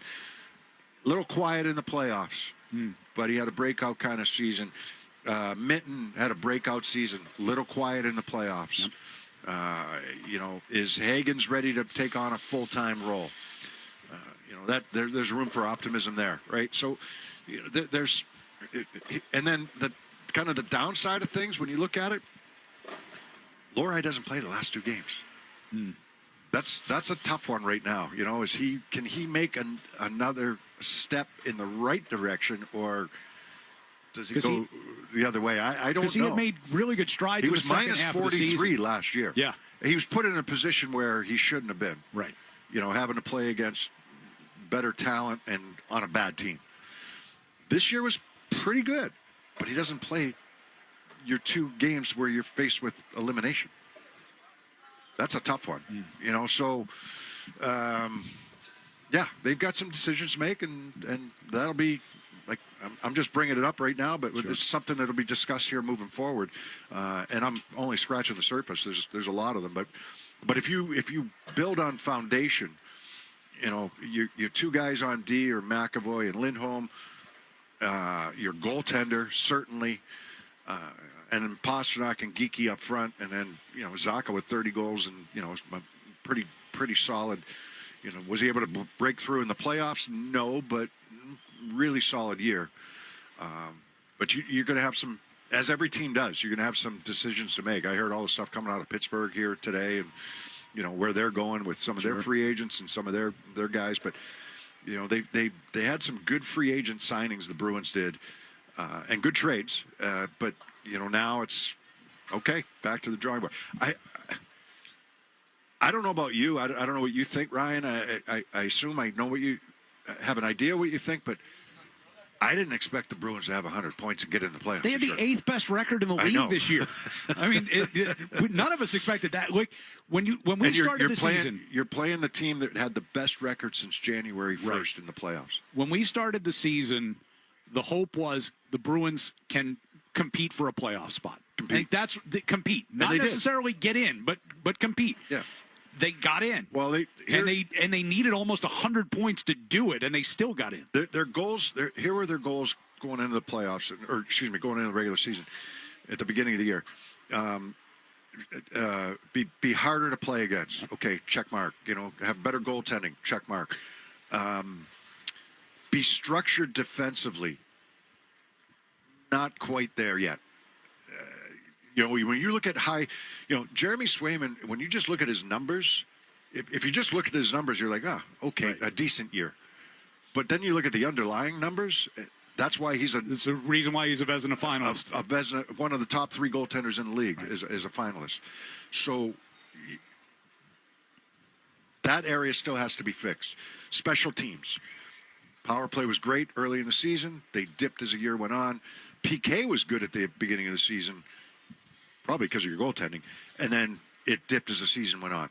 So, maintaining that part of your game or improving that part of your game, being better structured defensively, in the system that they want to play defensively, they'll probably make some tweaks to that, but that's going to be an area moving forward that still needs to be addressed. But certainly being harder to play against, being tougher to play against. They've got that character in their room. Mm-hmm. Now there's a few other things that need to get sorted out. But 100 points, it's everyone's going to leave with a sour taste in their mouth today, and I get it. So am I. I'm walking. I was angry going into Game 5. I was like, after the way they played in Game 4. But now you've got time to kind of start to figure things out. Let's see where their first draft pick comes. The ping pong balls go in Toronto's way or go against them. I mean, Bruins were 5th worst team in the league last year, and somehow they fell out of the top 5. They fell into 7th. So, hey, all it takes is one team to move up ahead of Toronto, and they can drop down into number 6, and you get the pick. So. But that's for June. I think they're going to have lottery's that lottery coming up here in a couple weeks. Tuesday, is it not? Is it Tuesday? Is it this I believe week? it's Tuesday. Okay. So a lot of things to look at, but I think some room for optimism. There's certainly areas of their game that need to be improved and upgraded, and that's on Sweeney and the organization and the scouts and then the coaches to be able to kind of tweak how they play and improve for next year. But it's worth repeating. They had 100 points this year. 8th best team in the NHL in the regular season. Right. Something to build on. I don't like losing. They don't like losing. But it's something to build on. And, Sabres are feeling really good about themselves right now, but the Bruins, they have something that they can look forward to next year and think that, okay, we can get back here. Yeah, think about where this team was last April versus where they are today. I was happy to call 2 weeks of games here in April compared to last year when we were just, let's face it, we were just trying to get it over with. Yeah. From the trade deadline trying to make it sound as good as possible. It was a long month from the trade deadline to the end of the season last year. And it was impossible to make it sound as good as possible because they just, they weren't in games and a lot of popular people went out the door. But, they've set the foundation moving forward for hopefully years to come. Well, it wasn't just a play on the ice, but year 2, it was a lot of fun being alongside you. Glad again. you got to call some playoff games this year. Well, hopefully next year we see even more than the 6 we saw this year. Bruins eliminated tonight 4-1 at the hands of the Buffalo Sabres. Shaw's and Star Market Foundation's Nourishing Neighbors Initiative sponsors our Feeding the Puck for Families campaign. For every helper on a Bruins goal, they donate $100 to fight food insecurity. With 2 feeds tonight, that's another $200 to the Greater Boston Food Bank. Follow along at 985thesportshub.com/feedthepuck. We'll put a wrap on the season next here on the 98.5 The Sports Hub Bruins Radio Network, driven by the versatile Honda CR-V at your local Honda dealer. Ah, New England spring. We're so ready to get outside and celebrate with all the deliciousness from Big Y. Charcuterie expertly plated, oh so nicely. Shrimp with cocktail sauce, chilled and spicy. Spiral ham glazed to perfection. Candies, cakes, and other sweet confections. Ah, yes, spring has finally sprung. Big Y. Nicely done. Talking about guns with others might not always feel comfortable, but it could save a life. Here's a way to start a conversation. Your family is going over to your neighbor's home for dinner for the first time. How would you ask if there are any unlocked guns in the home? Hey, we're so excited for tonight. Before we come over, though, may I ask if there are any unlocked guns in your home? Our guns are stored securely, locked in a safe that the kids can't access. Awesome. Learn how to have the conversation at agreetoagree.org. Brought to you by the Ad Council. The next 30 seconds could save you hundreds on your car insurance. At The Hartford, we're passionate about your protection. If you're 50 or over, AARP Auto Insurance from The Hartford gives you benefits that really matter. And you could save $597 when you switch. How's that for a little peace of mind? Visit trusthartford.com today. The Hartford, your protection is our passion. The Hartford Insurance Group, Inc. pays royalty fees to AARP for the use of its intellectual property. AARP and its affiliates are not insurers. Savings vary. With energy prices all over the map, make the switch to propane. Breslow Gas and Oil has kept propane prices steady all winter long. Visit BreslowGasandOil.com today. Breslow delivers what others promise. It can be hard to talk about your problem gambling. So at the Massachusetts Problem Gambling Helpline, we've come up with some easy ways to start the conversation. Hey, hi, howdy, good morning, g'day, mate. If you're struggling with problem gambling and don't know where to start, call the Massachusetts Problem Gambling Helpline and start with hello, or any variation of it. Call for support anytime, anywhere at 800-327-5050.